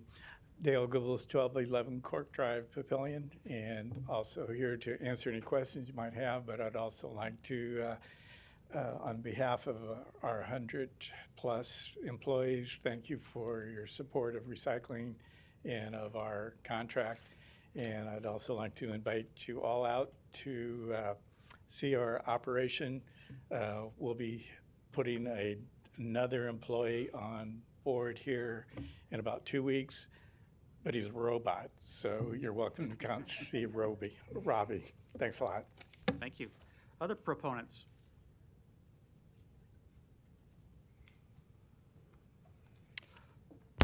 Hello, Scott Blake, 2316 North 52nd Street. I just want this to be on the record that Nebraska Land Recycling failed to submit the required documents. And if you all remember, last year, we were one vote away from awarding them a $20 million 10-year contract. And then they could not submit the required documents. I'm a little bit concerned that this is going to be voted on next week. I know we're not allowed to ask questions, but I am worried that will Nebraska Land have the opportunity to submit the required documents late? I certainly hope not. I did a little bit of research on Nebraska Land. I found a complaint about truck traffic at 1:30 in the morning. It's in the attachment is where I'm getting the Nebraska Land from. I fully support First Star Fiber, and thank you, Jim Tyler, for all you do. Thank you. Other proponents today? Seeing none, any opponents? Public hearing's closed. I will just say one thing while you're here, and because you waited so long on this item, I do appreciate your work as well. I think that this reaffirms the council did do the right thing over a year ago now when we had those competitive bids before us. I think a number of us just didn't feel we had the confidence and the viability of what was recommended, and had otherwise had a lot of questions about the economics. And now we're back here today. I want to thank Jim Tyler for kind of sticking it out and finding an interim solution in the meantime that involved 2 providers and kept our recycling program going and that processing continuing. And I think we do have a better solution before us here today that actually has a lower ceiling price than what we had previously, 140 per ton down to 100 per ton, so better for taxpayers too. So I appreciate what you've done, and I look forward to supporting this in a couple weeks. And they are the only bidder at this point. There is no one else that can be considered because the department considered other bids to not be qualified or not haven't been responsive to what was issued. Mr. Palermo, you're recognized. Thank you, Mr. President. Mr. Tyler, it's your lucky day since it's so late at night. I cut these questions in half. And just a response, Mr. Blake had made a comment about the bid not being responsive, and I too dug into the details, trying to figure out how we got to this point. I looked at both bids. There were 2 bids submitted.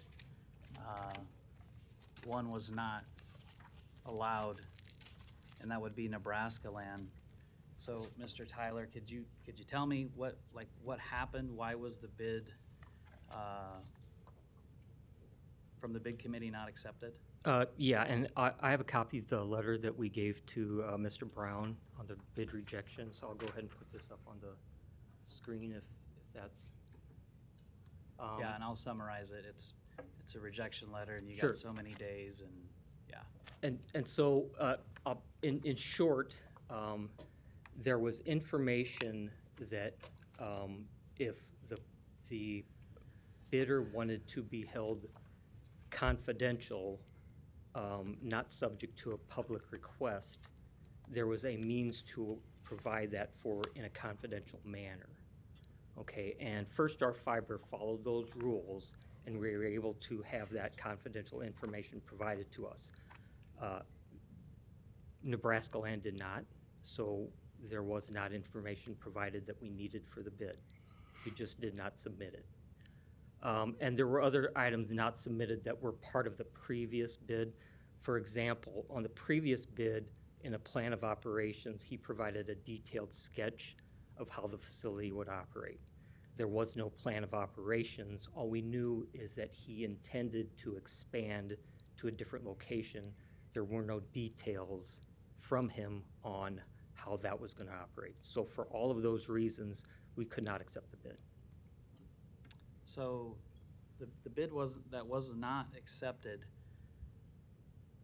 Having looked at both bids, I requested them weeks ago, and you know I did. They're the same bid from last time when they were selected to this time when they're not. And this is what I've been digging. This is what I've been trying to figure out. It just doesn't add up. So like I said, in the first bid, he had a plan of operations that had a detailed sketch of how the facility would operate. In the second bid, there was no plan of operations submitted, so we could not, when he said that he intended to move, we had no, and we knew that people had issues with the current location, we had no ability to judge what his new facility would be. He did not submit that. That was a required submittal. He did submit a plan of operations of how his current facility would operate on the first bid. Okay. So the drawing, he would draw by freehand of the location you're already aware of. Along with an explanation of how all of that would work together. That we already take product to. And I'll tell you where I'm going with this, because again, it just doesn't add up that you stood before me and I supported you. I supported you for many reasons. For one, no offense to First Star. I like First Star. I've been there. I've toured it. Dale, I like you. But I was on that committee, and I remember them discussions where with no better way to say it, we had a gun to our head where recycling was seriously in jeopardy in this town because of the price we were given. I've looked back through all this. I haven't forgot, just like you. We talked and lived this for so long. It didn't take me long to refresh myself. But the one thing I remembered was how close we were. And that was disappointing because we worked so hard on the FCC contract, which I supported you on as well. So as I dig through all these details and I see this bid that is very similar to the first bid that was approved, keep in mind, I took a beat down from the neighborhood based on your recommendation, the Public Works Director's recommendation, the mayor, Todd Fitzer, Jim Key. Sorry, Jim, to throw you in there, but you've been here all day, so you need to be mentioned. To make this work in my district. This is a small business in my district that employs my constituents, and I had to explain to them how I was told by by Todd Fitzer that the traffic count was okay, 42nd and D was okay, litter was going to be taken care of. Now, was there complaints? Absolutely. I went to this place when they first were awarded, and there were some issues. But I made some calls today. Those people that had issues, they now have Lance's cell phone.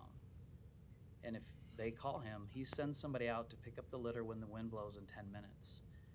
So I sat on the sword for you to save the taxpayers of this city a lot of money, because where we were, not only in jeopardy of recycling, and you can say we weren't, but that's truly where we were. I have all the notes of all the letters that were written from you, from Director Stubbe, from the mayor. I can go out and quote some of them on how we were. I agree with the mayor. She said we need to have a plan in place to prevent any disruption in recycling. Right? That's why it was denied, because the bid was too high and it went back out. And then you courted a small business in my district and told us they could do it. And as far as I know, they've done it. But then you put the bids back out, and the bids came back exactly the same, and the same bids you didn't accept last time, except for some map, now you approved. I'm trying to figure out what I'm missing here, because I promise you I've dug into this more than anybody, and it doesn't add up. So it's much more than the map. There are a number of things that were required to be submitted that weren't submitted. Okay, and you can work with our law department on how we interpreted that. For a number of reasons, well, let me put this better. We did put out a better bid this time that we believe provides for a better share of risk between the owner and the provider. Okay. Even if we were able to consider the bid from Nebraska Land, our recommendations would have been going to First Start because of the numbers and the dollars that came in behind the bid and the facility that he has in operation. That doesn't add up with the bid. You have the math, I have the math. And if we're gonna keep mentioning law on this bid, we can go to section 10-110, which the city attorney, Mr. Kuzy, gave me. And we've had bids before that were non-compliant and minor defect. So if you're gonna talk about a bid that was given to you that was the same bid before, except for the map wasn't drawn of the facility, you know what I call that, Mr. Tyler? A minor defect. And here's the funny thing, Lance Brown, he didn't want to say anything. He's like, well, you know, we didn't get it. Maybe in the future we will. He wasn't pressed, but as we sit here representing our district and our constituents' jobs, that's why I'm upset about it. So let me ask Mr. Kuzy, this section 10-110 was amended on 7/20/2021. Can you tell me why? Matt Kuzy, City of Omaha Law Department. The ordinance was revised at that time so that the personal or company check and the proper bid security amount would be included amongst the list of minor defects.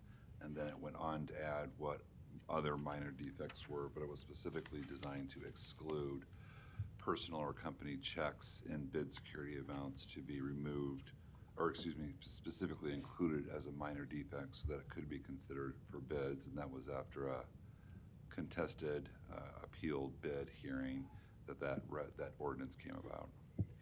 Yeah, it was a rejection after I sat here for many years talking about how we could be sued as a city if we didn't accept the lowest and the best. And all of a sudden, a company comes in, they got 8 lawyers, and guess what? We amend it for a minor defect. Okay, I got some questions for you, because now we're going to go on to the pricing part of it. And again, it's a good thing it's evening, because I got pages and pages. So where we sit today with the bid, well, let me back up.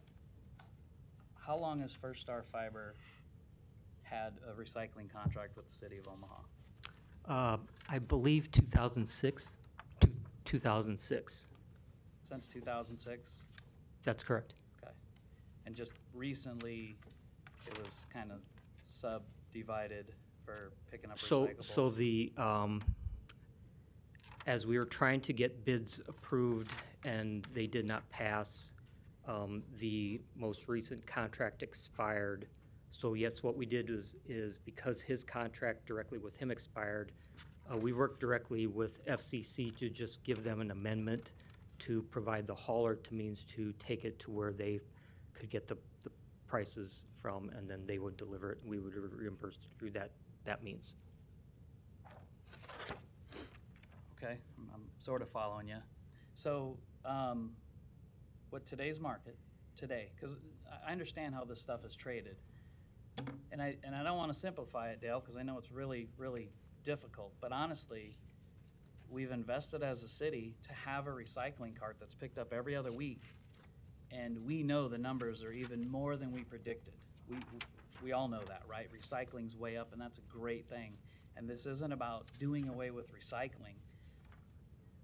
This is about things that happen that you got to ask questions about that just don't make sense. When we get bids, and certain companies are picked and certain companies aren't, even when they're a current provider and they've done the job and you've referred them, but now you're not.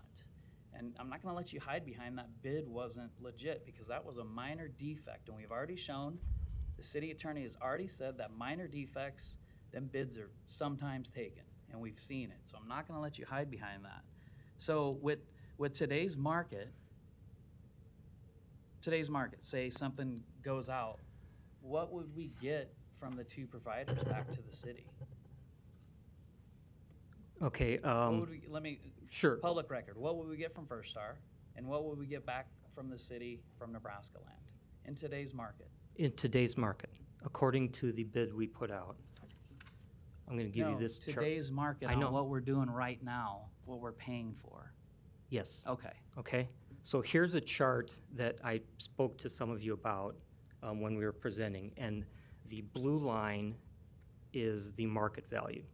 So it shows that market going up and the kind of stabilizing, and it's going way up compared to where it was. Okay, so right now, this is First Star's bid, okay, and it's looking over time as how that market changed. These past 4 or 5 months, we've been paying about $25 per ton. Okay, that's today's market.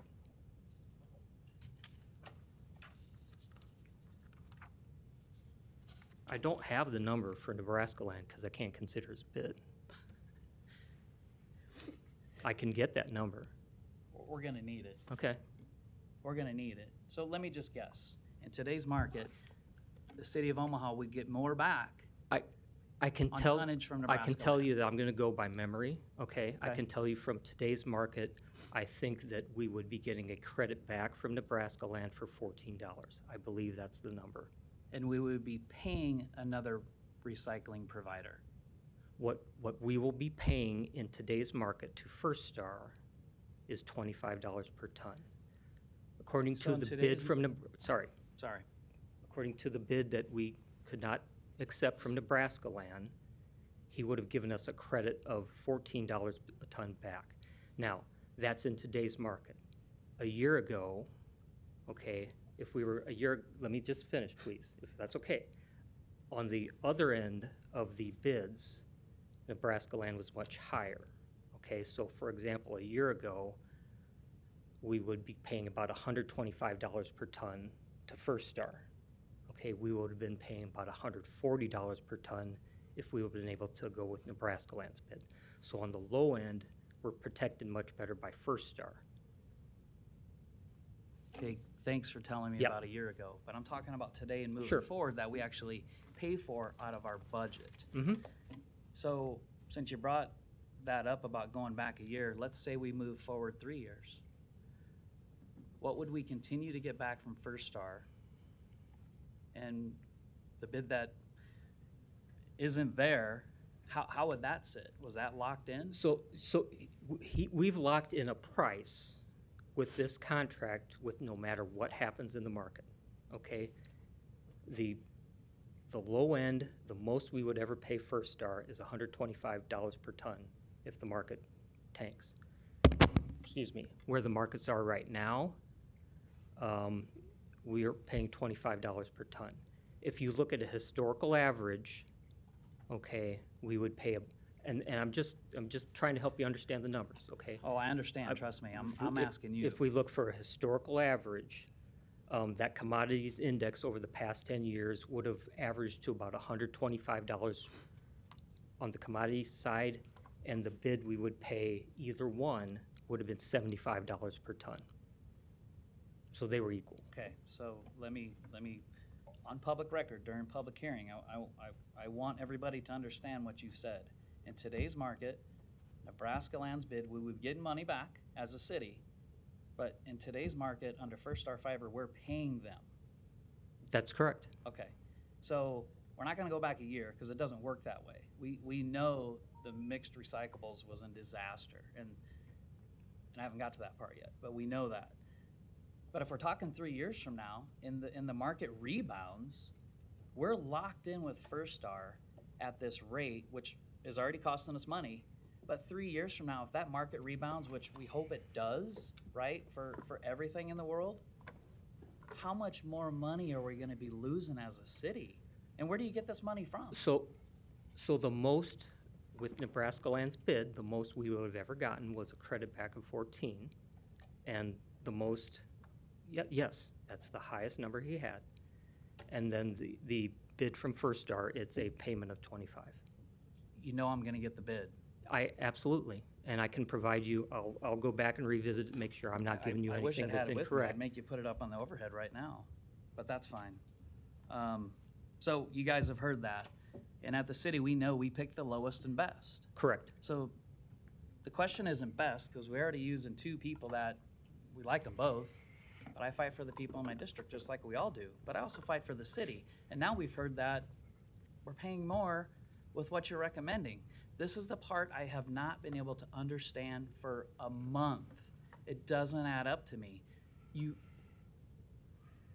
Something's missing. Something's missing. The more you talk, you might catch it. If you, I'm an engineer, I get into statistics and numbers, okay? If you statistically look at what the markets have been over the years, which is the only way to predict where they're going, we have two bids that were basically statistically equal, okay? And we looked at that. And we had one that was a little different on the high end and one that was a little different on the low end. Other than that, we have a facility that's operating and has been working for us for over 15 years, and they are the only one that provided a bid that we could accept. It's funny, because you didn't say that 6 months ago or a year ago.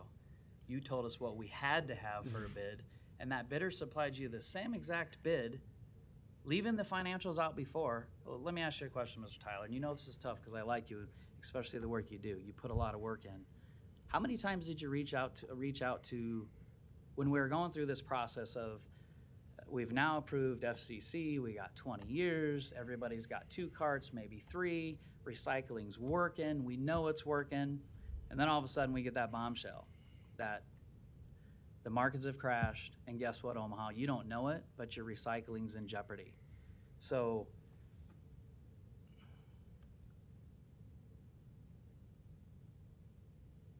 I'm not going to say it. I'm going to let you say it, but I'm not going to say it. So we get to this point. We know how important recycling is. And then you submit a 5-year bid. I'm not going to talk about options, and I'll tell you why. But if we're that serious on picking up recyclables and we really truly care as a community, why only a 5-year bid? To be honest, we know there's questions and concerns about the market volatility.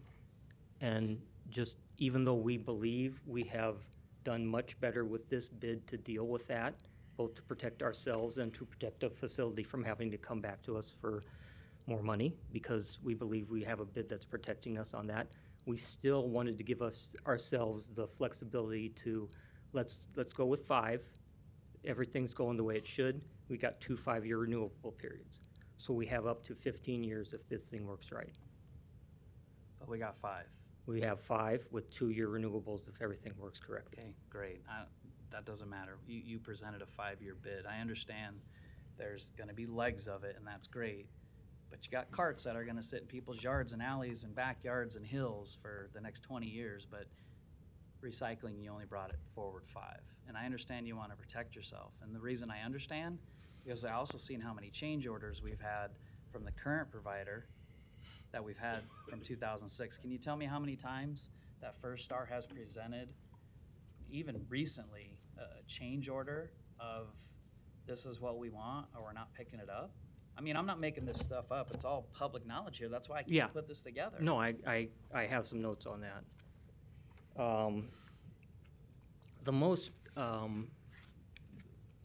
The change order that happened first was when I think Dale came to us. I think it was around early 2019, and at that time when the markets were crashing, we agreed to pay $25 a ton, which we felt that even though that probably was well below what was costing him, it was less than what was at the landfill. So we thought that that was something that was palatable to the council at that time. That was the First Amendment with him. The Second Amendment was one we did not award the contract to him with the first bid. That was rejected. So we went ahead and extended basically a contract where we paid $110 per ton with some modifications for additional payment depending on, I can't remember exactly, but it's basically $110 per ton base rate. And that was the Second Amendment that we had with Dale. And those were both in the most recent contract. Okay, there were times previously, there was a amendment, I believe it was in 2008, where we stopped providing curbside glass collection and went to only drop-off sites for glass. No, Jim. Nope. That was in 2006. There was no glass collected. Okay, 2006. Thank you.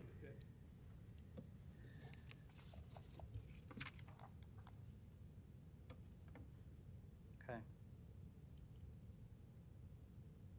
Do you think the city's been a fair partner with First Star?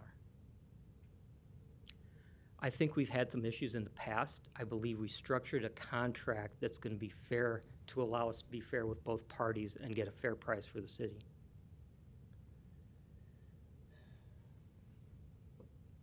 I think it's almost been 2 days exactly to the date of the rejection letter that went out.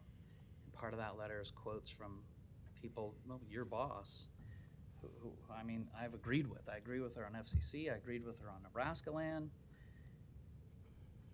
And she says we need to have a plan in place to prevent any disruption in recycling. We certainly do. So you don't cut out the bidder who's actually benefited the city, because if there was only one bidder, it's late, we don't hear that anyway. If there was only one bidder, we would be in trouble right now as a city. Nebraska land came in, and because of the competitive bid, brought those rates down for everybody. Here's another quote. I'm just going to keep reading these. We recognize the change in the recycling business. It required us to pay for processing. But this bid, and this bid from First Star is excessively high. And listen to this, everybody, and would require significant cuts in our 2020 budget, said Mayor Gene Stothert. So you're bringing me a company who, when I said earlier, I didn't know if recycling was gonna last in this town, but here we got quote after quote of the company you're picking. Can I respond to Yes, this one? Please, because, so that was a quote after a bid that we chose to reject because we agreed, we felt the price was high. And I agree with you. I believe that the competition allowed First Start to sharpen their pencils and get us a better bid. I personally agree with that. I think the competition has been good. I think Nebraska Lands are a very good business, and they're not going to go out of business. They're going to stay and do what they do. But I believe the competition, the system worked, and we got a better bid for the city. When you needed Nebraska Land, how many times did you reach out to them before for that bid that you wanted to remain competitive for our city?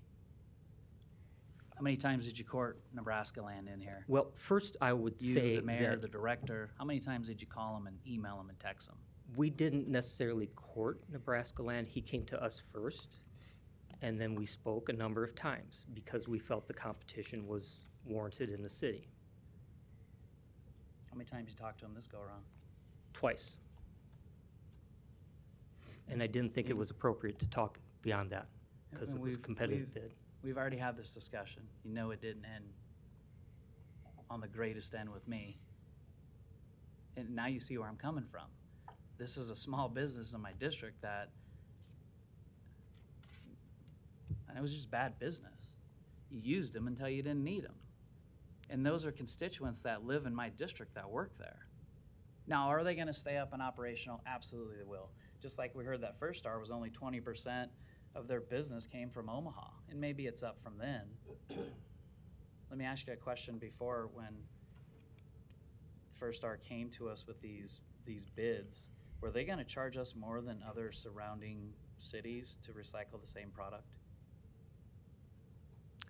At the time when that was going on, when we did our research, we saw that his number was higher than what we were seeing in other cities. It's late, but you can see how I can go on and on with this. And again, First Star Fiber, been there. I know they can do the job. Again, Dale, this is no offense to you. I'm not tearing apart your company. I'm trying to figure out what in the world's going on here at the city. We got the lowest, yeah, geez, exactly. You want to save all this money until it comes to a time when it don't benefit you. You got the lowest and best, but you didn't bring them forward because of a minor defect, which law has already said is okay. And now you're telling me that going with Nebraska Land today saves you money. So listen up, colleagues. You want to represent your constituents and be a cost saver? Is that what you want to do? Because the bid that's being provided in front of you today is not doing that. And there's more. I just can't figure out why. Like, they're not going to move now. So the neighbors who are mad, they're not going to move. They won't need to. They're still going to stay open. You only got a couple players in town. They're gonna make money. But I don't think you're being honest with any of us whoever signed all of this stuff about what really happened and why now First Star. Can't be because of the other company in that bid. It just can't be. May I?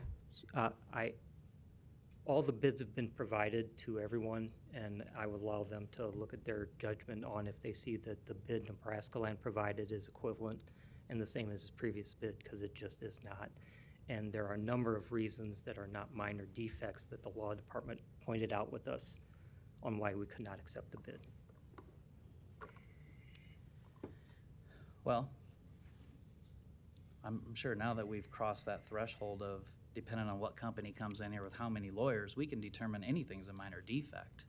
We can change it. We amended it on 7/20 of 2021. We can certainly amend it again for savings to the citizens of Omaha. Of a recycler who never put us under that threat of not recycling. And I talk to you almost every single week about this. I remember how mad you were. Now all of a sudden you're in front of me. You want me to pick the other company. Sure. And I would like to work with the law department on clarification of our interpretation of this municipal code, because we are not talking about minor defects nothing that we had reference to minor defect. What I believe we were referencing in the code was our ability to reject based on not having the information provided. That's what I believe how we were referencing the code. And Bernard Indenbosch was the one that worked with me on this language, and we'll make sure that I'm interpreting that correct. Well, but Bernard maybe will have to answer why a bid he received last time was the same as this time that wasn't picked, but I'm not calling you down, Bernard. I appreciate what you do. You already know where I was going to go with this, so I apologize for not bringing it to you at 10:30, but you already know I was going to ask you questions. Again, if you didn't hear me loud and clear, this is not the lowest and best bid. The cost savings to the constituents and the taxpayers of Omaha do not go with First Star getting this bid. And you can get around any way you want with that minor defect or the non-compliant bid, because we have before. If Lance wants to hire 8 attorneys and bring them down like the other company, we'll see what happens. Thank you, sir. Yep. Thank you, Mr. Harding. You're recognized. Thank you, Mr. President. For a couple things first, then I was going to ask Mr. Goebbels to come up if you want to start coming up, Dale. The process was done. The bidder that was determined to be non-responsive had the ability to challenge that, and from my understanding, he did not. So I would assume then that he also understood, or he agreed maybe with maybe not wanting to accept it mentally, but agreed that maybe the bid was non-responsive to the point that it wasn't worth a challenge. But Dale, I know you've been sitting there, and I wanted to give you a chance to respond to your bid and the potential, which I'll be supporting next 2 weeks from now, to move forward with First Star to continue to provide our recycling collections or processing.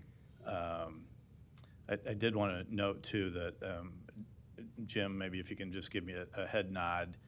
Our FCC agreement was actually a 10-year firm with a 10-year option, 2 5-year options. Okay, so this one is a 5-year firm with 2 5-year options. So to say that the FCC is a 20-year and this is a 5-year, I think is a little misleading, because in reality, FCC is a 10-year term. This is a 10-year firm term. This is a 5-year firm term, but when you add in the options, one is 15, one is 20. But Dale, I wanted to give you the opportunity to respond to some of that. Well, I will say that the major difference between last year's bid and this year's RFP, as Jim mentioned, did, in our mind, share the risk and rewards more equally. And I don't want to belabor that because it does get rather complicated, but the main thing boiled down to, well, perhaps I don't even have to do that because there was a third bidder last year. And our 2 bids were quite comparable to one another, and there was a slight difference in terms of a 5-year versus a 10-year option. But in my mind, that should signal that we looked at, in 2020, an RFP or RFB request that we felt, looking at either a 5-year, which would have been a lower amount of time, the amount of risk put on our company would have required us to bid quite high. Because in 2019, there was a situation where the market index, which is what these prices are based on, kept saying all year long the market was there and it was buying and setting a price. The RFB said we would pay the city 60% of whatever that price was. We would share that. We didn't move any of that material that year because the market indexes are just that. They are a indication of what a whole cadre of mills will pay, but it doesn't take into account the distance that the end markets are from those suppliers. First Star, Omaha, sitting where we are a long way from those markets. So throughout 2019, and there were other MRFs throughout the region, it's been reported that they hauled material to the landfill because they couldn't sell it.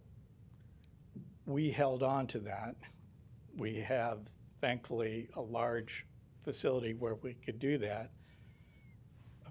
And we have pictures showing the mountain of cardboard that sat outside of our building, and we never got paid for a lot of that. We ended up giving a lot of that away, relatively speaking. You know, we were taking $5 a ton at the end of the year when the indexes at the beginning of the year were closer to 20, 30, and 40, but no one was buying. So when we bid in 2020, we had to look at what can these markets do to us, and if we were going to guarantee to the city that when you set material out at the curb, you expect it to be recycled, we live up to that obligation. And that is a major reason why the bid was what it was last year. This year, just to be clear for everyone, the city took a different approach. It's based on an aggregate value of a variety of materials. It's been my experience in the 25 years or so that we've been in this business that the markets do fluctuate, and by having this aggregate value, it kind of evens out that up and down of one or two items, and cardboard and newspaper and paper still remains about 60% of what people set out. So And that aggregate is actually, I'm glad you're bringing this up, because if I understand this correctly, the aggregate is based upon, really, there's an assumption of what each cart contains. So these are based upon, and that's why that's actually one of the reasons why I keep going back to, I wish we would have just done a flat fee. And you know what, if the markets are great for you, the markets are great for you, and if they're bad, you take on that risk. But that ship has sailed a long time ago. Yeah. But that's what the pricing is based upon, or what you're bidding really on, is an assumption, an agreed upon assumption of what's in each cart. Correct. Okay. And one of the other things the city did, which takes it a step beyond a mere assumption, because an assumption can lead to a lot of risk and potentially no rewards. The current contract, or the new contract, will have at least twice a year where the city will do a material audit. Yep. And that will help us, as well as the city, determine, you know, how to get the best bid. Right. And with those changes, we didn't submit a bid, and we didn't do it last year, or even when we started in 2004, when the first bid that we won. We looked at what is the reality of making this operation for the city work. And in our mind, when the residents go to the trouble of putting something out, they expect it to be recycled. And I've been in this business for almost 40 years, and I can tell you that's not how all of our, and this is nothing against Nebraska land, but I'm saying that there are those who say, sorry, it's not recyclable and it's going to landfill. If the city says this has to be recycled, by God, we will do everything in our power to make sure that it gets to a home where they actually make it into something. Because we want the trust of the residents that when they participate in this program, they're actually getting what the value that we said we need. And I'm not going to pull any punches or apology. It's a costly business to take what's in those carts and it's all mixed together and you're trying to separate it and you're asking people to reach in and touch things. We're trying to move our employees to the higher level that we also know they deserve a better lifestyle as well. And we've been raising our salaries to them and giving out bonuses when there are good months, all with the idea that if this city wants to recycle, by God, let's make sure we do it so that the people who have to deal with it are being treated fairly and with the dignity that we all deserve. Okay, thank you, Dale. Yeah. Thank you, Mr. Palermo. Yeah, Dale, Mr. Goebbels. Yeah, please. I just wanted to ask you a question. Well, first, I want to tell you that regardless of how this goes in a couple weeks, my cart's going to be full. I encourage everybody to recycle. We'd love it. It's even full before the 2 weeks, but we just figure it out. So it's not about the recycling part. Did you submit a 10-year bid? We did. Did you see the other 10-year bid? We did. Was your price higher or lower? I couldn't tell you anymore. Okay, I know that wasn't a fair question, so thank you. Appreciate it. I'm sure I'll be out again to see what's new and exciting. So, Please. Mr. Tyler?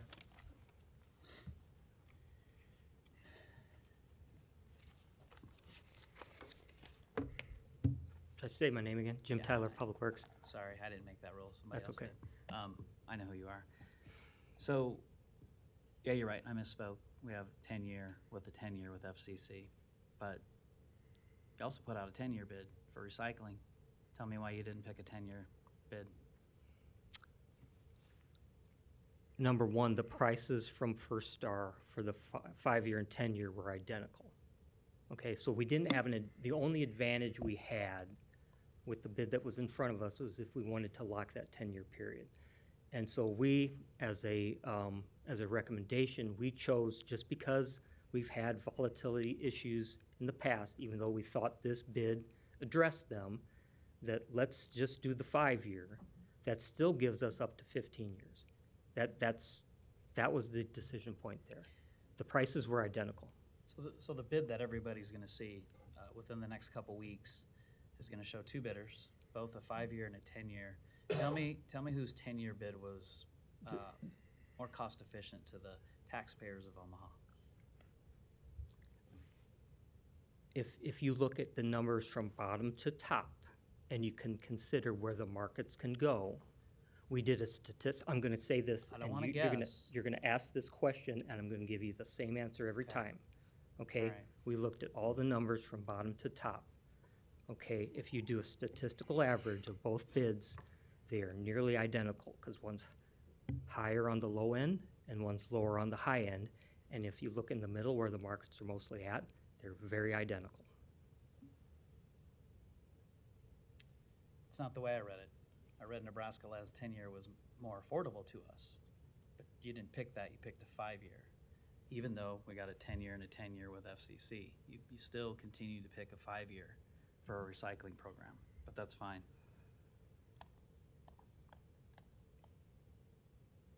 I'll probably have more questions. I'll Okay. just email them to you. Sure. Then I'll make them public.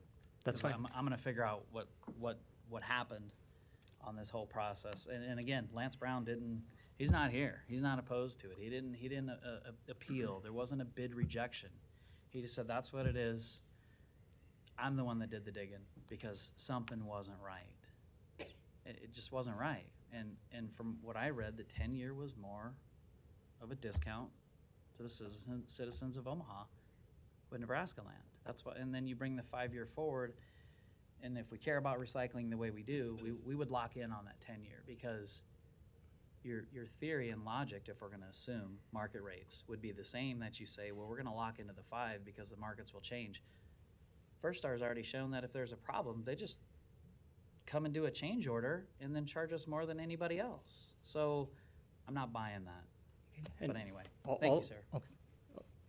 Can I add one more? Yeah, I'm sorry. I just want to add, okay, that, you know, we have nothing to hide. So whether it's publicly in front of this body or privately, if you have questions, please ask me, because I'm just trying to give you the information you Yeah, want. no, everybody's going to see the bid, and then you'll have to explain to everybody why you chose another company that was more. Okay. No further lights. Next item. Item 90, an ordinance to approve a facility interconnection and transportation service agreement with Black Hills Nebraska Gas LLC to connect the bioethane facility to the Bellevue gas distribution system. Public hearing on number 90 is today. Proponents, please. Good afternoon. My name is Paul Kamak. I am resident 2930 Sedalia Drive, Lincoln, Nebraska, and I'm just here to answer any questions the council might have in regards to this project that Black Hills can answer. Thank you. Okay, thanks for sticking with us. Any other proponents here today on number 90?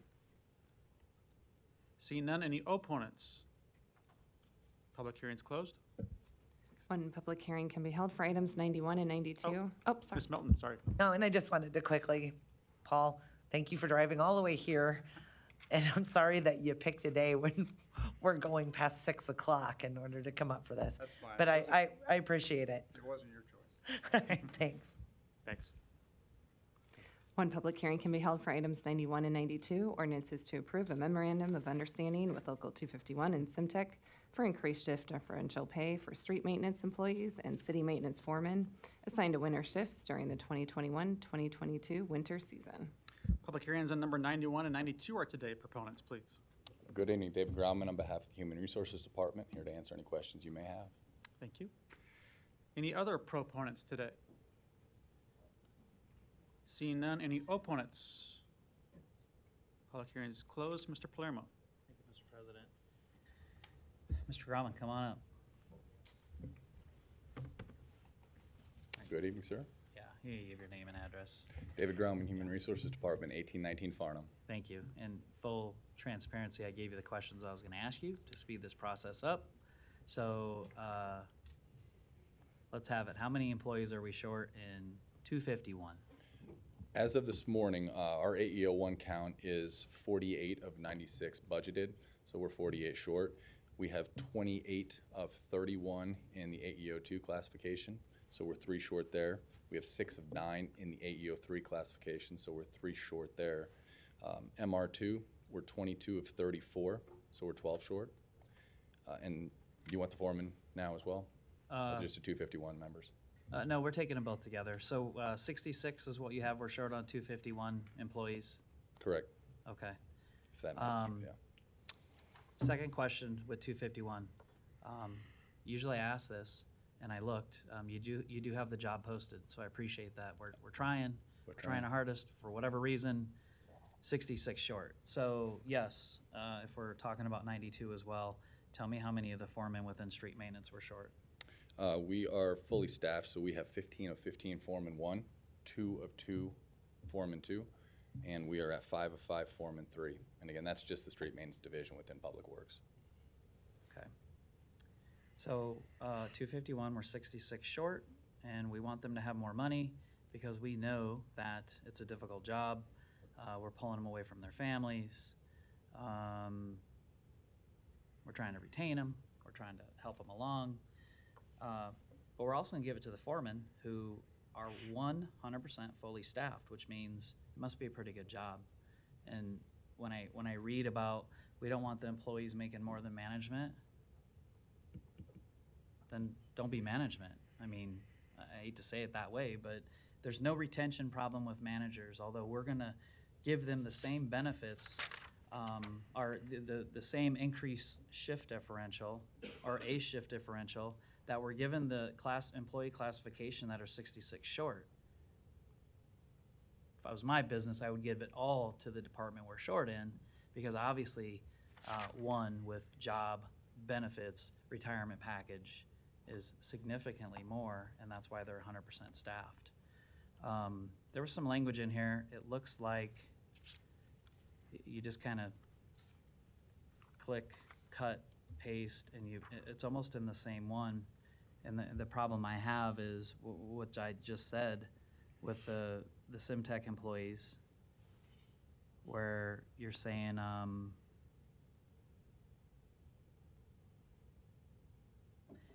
you're paying them because it's hard to keep them. Well, that's not true. This MOU here isn't actual. If that's the case, inequity occurred and some subordinates were making more than their supervisors. Yep, that's unfortunately the way it goes. But yeah, there's a part in here, and I can bring it up in 2 weeks, where part of it is to retain them, and it just doesn't make sense. That's not the case. We're 100 for one, 66 minus for the other. Director Stubbe, thank you, sir. You're welcome. Just want to give you some time, Bob, since you hung in with us. You want to talk recycling? Is that what you want to talk? Are we still talking about that? You did that so I'd forget my question. Plus, it's late. Tell me what we did 2 weeks ago to help take off the pressure of the foremans within street maintenance. What did we approve here? What was that? Remind me. We approved another babysitter. No, I want the director to do it on the record. So you're going to have to remind me what we did 2 weeks ago. Okay. Yeah, you're right. I don't know what I did yesterday. What we did a couple weeks ago is we already have snowplow drivers that are contracted out within the areas, but then what we did is a professional service agreement to hire another layer to help out the foreman 1s and 2s and 3s and whoever else is out there to manage because they're so busy, is what I heard. Is that correct? Did we approve that contract? Yeah, so we have 25, I think, residential contractors providing anywhere from 150 to 180 pieces of equipment, which is significantly greater than what it was back in 2008, 2009, I think, when we had 6 residential contractors assisting us. So obviously, the residential contractors are providing us pretty significant amount of resources to handle all of the residential areas that we have. And so what we've added was essentially inspectors to assist us with the residential contractors to make sure that, one, that they're doing things in accordance with the contract documents. They're going back and checking out to make sure that streets are plowed. So if we do get complaints, we know that there's a level of effort that's been provided. The other thing that they're doing is that we pay the residential contractors based on numerous per lane mile, per amount of snow. And so when we get an invoice from those 25 contractors, we utilize the outside services to assist us in making sure that those invoices are accurate so we can make payment. Okay, thank you. You're welcome. Thank you. No further lights. Next item. Item 93, an ordinance to accept the bid from BMI Janitorial Group in the annual amount of $301,492 to provide janitorial services at the Omaha Police Department headquarters facility and satellite precinct stations beginning February 1st, 2022 to January 31st, 2025. Public hearing on number 93 is today. Proponents, please. Seeing none, any opponents? Public hearing is closed. Item 94, an ordinance to approve a 3-year renewal of annual subscription services with ShotSpotter, Inc. in the amount of $218,247 for each year. Public hearing on number 94 is today. Proponents, please. Good evening, council members. Captain Steve Cerveny with the Omaha Police Department, 505 South 15th Street. I'm here on behalf of the department as a proponent for the ShotSpotter contract and happy to answer any questions you may have. Thank you, Captain. Any other proponents that want to speak today? Seeing none, any opponents in the room? Seeing none, I believe we have an opponent by Zoom. Mr. Worms, we'll unmute you here in a second. Hi, good evening. Can you hear me? Yes. Perfect. First of all, I want to say thank you for opening this up virtually and for hanging in for over 4 hours. Sure appreciate the work that you all do. My name is Jacob Worms. I'm calling in from Dayton, Ohio. I'm a researcher for Campaign Zero. It's a criminal justice reform nonprofit. Super quick summary about us. And Jacob, just your address too for the record. Oh, sorry about that. 115 West Monument Avenue, Dayton, Ohio. Thank you. So Campaign Zero, we start every campaign with a hunch, but we don't act on it unless the data and research backs it up. And so ShotSpotter is really controversial nationally at the moment, and a lot of those arguments are really emotional. And so I'm going to do my best to just state factual information and let you do with it as you will. The first big thing to know about ShotSpotter is that it doesn't only record loud sounds, it also picks up voices. These sensors are constantly monitoring these communities, and there are examples where recorded conversations have been admitted as court evidence. I'm not as familiar with Nebraska eavesdropping laws as I'm sure you all are, but please take that into consideration, these privacy concerns for your citizens. Second thing, ShotSpotter has never, I repeat, never tested its technology. All of its accuracy claims, detection claims, that's based off of police feedback. They've never put it through a scientifically valid test. So as you hear statistics about alert numbers and how many alerts don't have 911 calls, just know that they've never tested this to show the amount of false positives, the amount of false negatives. It's just never been tested. They started a blanket 100% accuracy assumption and only decrease as police self-report false positives. So the 97% accuracy rate, they just made that up. And then lastly, most importantly, ShotSpotter makes 3 main promises in its contracts to cities. The first is that it will detect 90% of gunshots within 25 meters. The second is that the alerts will be published within 60 seconds. And the third is that the system will be online 99.9% of the time. And I want to focus on the first service level commitment. There's an easy way to test and see if this has been fulfilled by the company. If you can ask before December 7th for Omaha PD to publish the total number of confirmed gunshot victims within the coverage area, outdoor gunshot victims, and then also ask for how many of those had a ShotSpotter alert, this will give you a percentage of the number of gunshot victims detected by ShotSpotter. This number needs to be over 90%, or else ShotSpotter is not fulfilling its contract with Omaha and should not be renewed. So I encourage you to get that data. If the company's as good as it says it is, the data will back it up and you can vote with a clean conscience. So I thank you for your time and thanks for the work that you do. Thank you. Thanks for your testimony. Are there any other opponents? Seeing none, I'll close the public hearing. Captain, is there anything you want to address that I'll give you a chance to respond if you'd like? No, thank you. Just if you have any questions, I'm happy to answer. Okay, thank you. No further lights. Next item. Item 95, an ordinance to approve sanitary sewage system revenue refunding bonds, taxable series 2022, in the amount of $195 million. Public hearing on number 95 is today. Any proponents? Seeing none, any opponents? Public hearing is closed. Item 96, an ordinance to approve a contract with HealthStream, Inc. for providing an adaptive learning platform and training for the Omaha Fire Department for a period of 5 years with a total cost of $242,122.86. Public hearing on number 96 is today. Proponents, please. Seeing none, any opponents? Public hearing is closed. Non-action items, items 97 through 123 do not require public hearing or city council consideration at this meeting, but will be placed on a future agenda for public hearing and or vote. The reason for non-action is noted after the item on the agenda, as well as the date the item is expected to appear on agenda for consideration. Second, roll call. Johnson. Yes. Melton. Palermo. Yes. Rowe. Bagley. Harding. Mr. President. Yes. Motion passed 7-0. Meeting is adjourned at 6:23. And happy Thanksgiving, everybody.